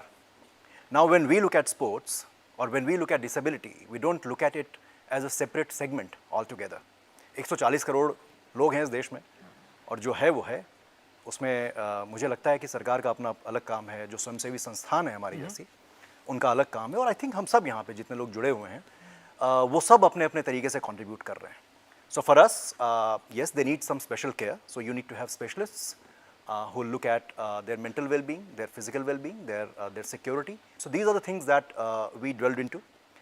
And then the whole idea is to understand who are the people who are responsible to create this kind of an infrastructure and create a dialogue with them. Deepti Bopaiah, अब आपसे सवाल पूछ लेते हैं. ज़्यादातर लोगों को इस बात का एहसास नहीं है कि एशियन पैरा गेम्स में हमने एशियन गेम्स से ज़्यादा पदक जीते हैं. हमारे दिव्यांग खिलाड़ियों के लिए भारत की पदक तालिका गैर दिव्यांग खिलाड़ियों की पदक तालिका से बेहतर रही है. कई विजेताओं को अपना सहयोग देते हुए गो स्पोर्ट्स फाउंडेशन ने इसमें बड़ी भूमिका निभाई है. क्या आप हमें बताना चाहेंगे कि दिव्यांग खिलाड़ियों का सहयोग करना हमेशा से गो स्पोर्ट्स फाउंडेशन की डीएनए में क्यों रहा है? Thank you very much. For us at Go Sports, we started supporting able-bodied athletes and athletes with disabilities from the start itself. I think for us, sport was the commonality. Gender was something that we wanted to have both genders, and we also wanted to ensure that if we are talking about the pinnacle of sport as the Olympics, the parallel of the Olympics is the Paralympics exactly 3 weeks later. So I think in हमारे mind पे there was no difference कि हमें सिर्फ able-bodied और sport के लिए कुछ करना है. But from the start, we're going to be 16 very soon, and for us it's always been about supporting talent. And thanks to people like Deepa Malik, Murlikant Petkar sir, and all the other medalists who've come along the way, they are role models for India. They have shown that people with disabilities can actually go on and create an identity for themselves, even through sport. If India is in the top 5 countries in the world with people with disabilities, there is so much more to be done, and so much more, ways in which everybody can come together and work with athletes with disability. And every single effort that Samarth and Handai are taking towards this is very, very exciting. Yeah. Well, let me go across to Aditya. Tell us what inspired you to found Umoya Sports, and what exactly is your vision for sports in India? Thank you. So we started Umoya in 2018 with a very lived experience, if I can say, and it was like a personal experience where I realized where people, like I was injured and I was bedridden for a very long time, and that gave me an understanding about the challenges, and there were very few limited opportunities for people in sports, apart from the various other challenges, right, from accessibility to social stigma and everything. And then one of the major defining moment for us to start Umoya was when I was actually teaching in a government school, and I saw that there were children with special needs and various disabilities, and I saw how they were facing the same kind of challenges like which I kind of like faced, and it affected them not just socially, emotionally, but also academically. The teachers did not have much expectations from them, and basically that led me to start an inclusive sports program during that time. And it just changed the entire narrative about those children. Teachers started coming, principal of the school started saying कि sir आप इनको पढ़ाई में तो ये शायद पीछे हैं, मगर आप इनको sports में आगे कराओ. There was a different respect that the children started garnering, and I think that is essentially what everyone is looking for, that dignity. Sure. And that lack of opportunities essentially was the single point agenda for us to start Umoya. And now we started with, we work with special schools and children, with institutions working with children with disabilities, where we send in our team of adapted sports coaches to implement the program as part of the school curriculum. बिल्कुल. तो आइए doctor Dutta को पूछते हैं, principal हैं बाराखंबा के. बहुत बहुत धन्यवाद जुड़ने के लिए. डॉक्टर दत्ता, ऐसे समय में जब ज़्यादातर स्कूल एक समावेशी और सुलभ कैंपस और कार्यक्रम के बारे में नहीं सोच रहे थे, आपको इस क्षेत्र में आगे आने का विचार कैसे आया? Well, to be honest, it so happened, I being on the governing body of the CBSE came back and was discussing with our Secretary Board of Trustees, Mrs. Ambika Pant, about a special program, a special curriculum syllabus that should be there for the special needs children, children with special needs. And that's how she conceptualized the concept of sportability, which I'm spearheading, we are as a school taking forward.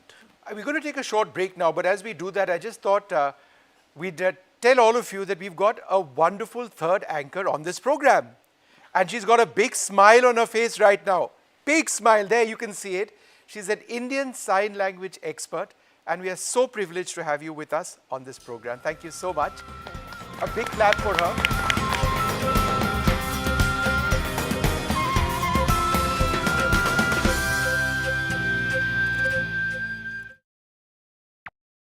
Stay informed and entertained with the new and updated NDTV News app. You can watch all our channels live, listen to podcasts, read breaking and exclusive news from around the world and more. Download the NDTV app today and get access to the best journalism and storytelling on your smartphone or tablet. The NDTV app. News that matters to you. Hi, I'm Shreya Saran. Kerala's Wayanad area is hit by devastating landslides, resulting in loss of lives and livelihood. Kerala needs your help right now. Let's join NDTV initiative. Come, donate, let's rebuild Wayanad.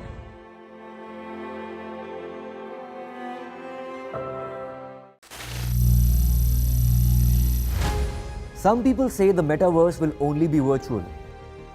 One day this lecture hall will be made of code, and driverless cars would be trapped in intersections.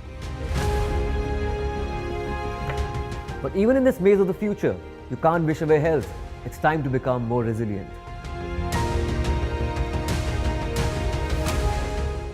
"10 years of Banega Swasth India, we have grown and achieved so many milestones.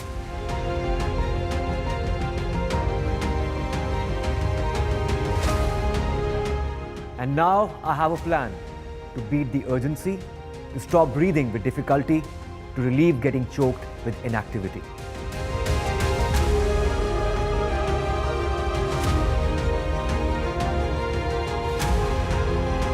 Energize our government, our environment, our society, and ourselves. Everyone, everywhere, every day.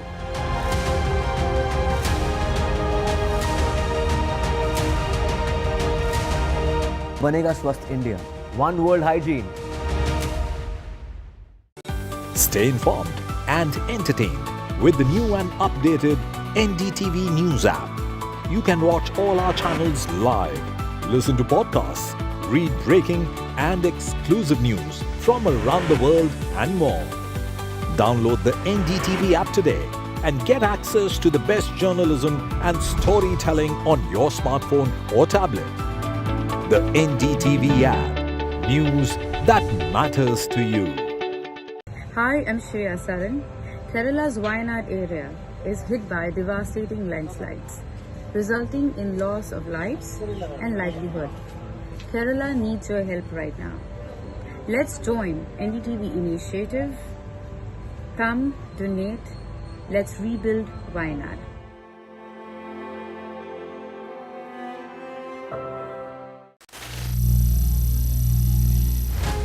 Some people say the metaverse will only be virtual.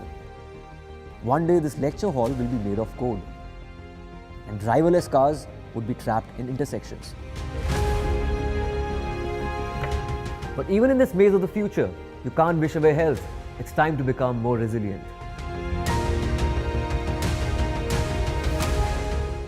"10 years of Banega Swasth India, we have grown and achieved so many milestones.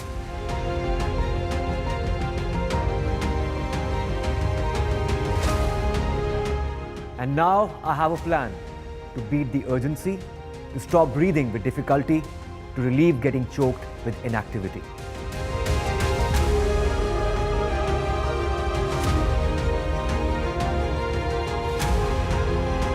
energize our government, our environment, our society, and ourselves. Everyone, everywhere, every day.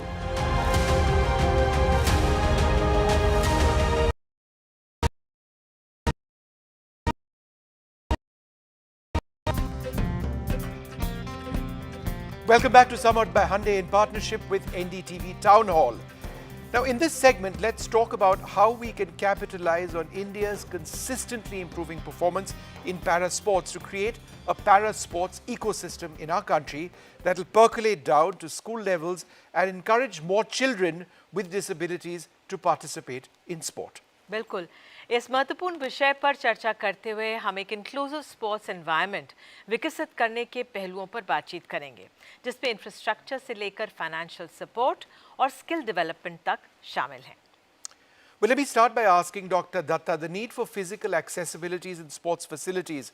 As a principal, sir, what challenges did you face in making sports inclusive for all students, and how are you addressing them?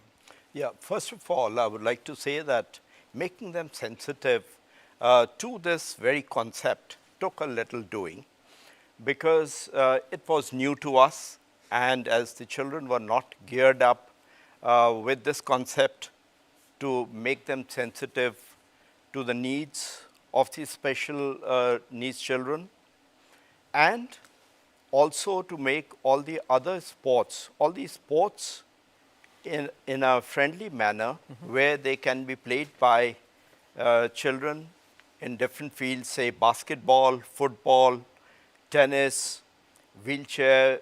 Basketball happened in the school. Tennis, we saw how we can have it on the wheelchair. Badminton, every sport we tried to make it happen with the children and increase our participation of all the students. And especially the swimming is one thing which is going and making waves in the sense that a lot of kids are learning here. Earlier when they came, they hardly could get into water. But now that they are at a stage when they are competing at the national level, some of them who are visually impaired couldn't get into water. They were so scared. And today they are diving head first into water. So that is the kind of say confidence we are able to generate among people with special needs. And of course, it goes without saying, there's been a Paralympics champion, Sharad Kumar from the school. That was earlier. He was a boarder at the school. He went and brought a bronze to the country from the Tokyo Paralympics. Yeah. Deepti, now let's explore the financial aspect in this because cost can be a huge barrier to participation in inclusive sports. Is there a solution to this? Are sports scholarships, aids, partnerships, collaborations with NGOs, private enterprises? Is all of this viable, and how easy is all of this to come by? I'm not going to say it's easy. In the world of CSR, only 1% of it comes to sport. So it's very, very, very low. That has to increase. But having said that, the results that we see in Indian sport, corporate India has played a very, very important role. And today, when you talk about finances, if you're playing a sport like badminton, you need to play almost 15 to 18 tournaments to keep your ranking in the top. So it's very difficult to play because we don't have many competitions within the country.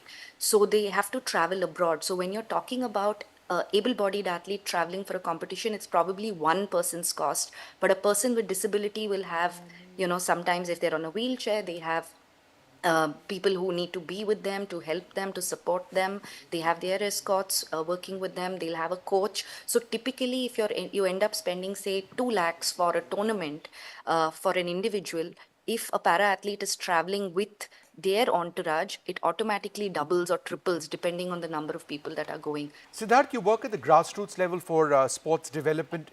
Is there a need to create inclusive playgrounds for children? That's something that is missing. How important are inclusive playgrounds? That is the primary thing. ये पूरी शुरुआत ही वहीं से होती है.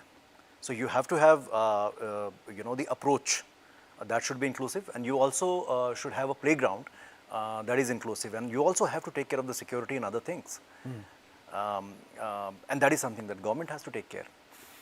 So expecting private players to come and do all these things is little too much. But I'm sure it will happen in due course because, here we are sitting here and, creating and generating content.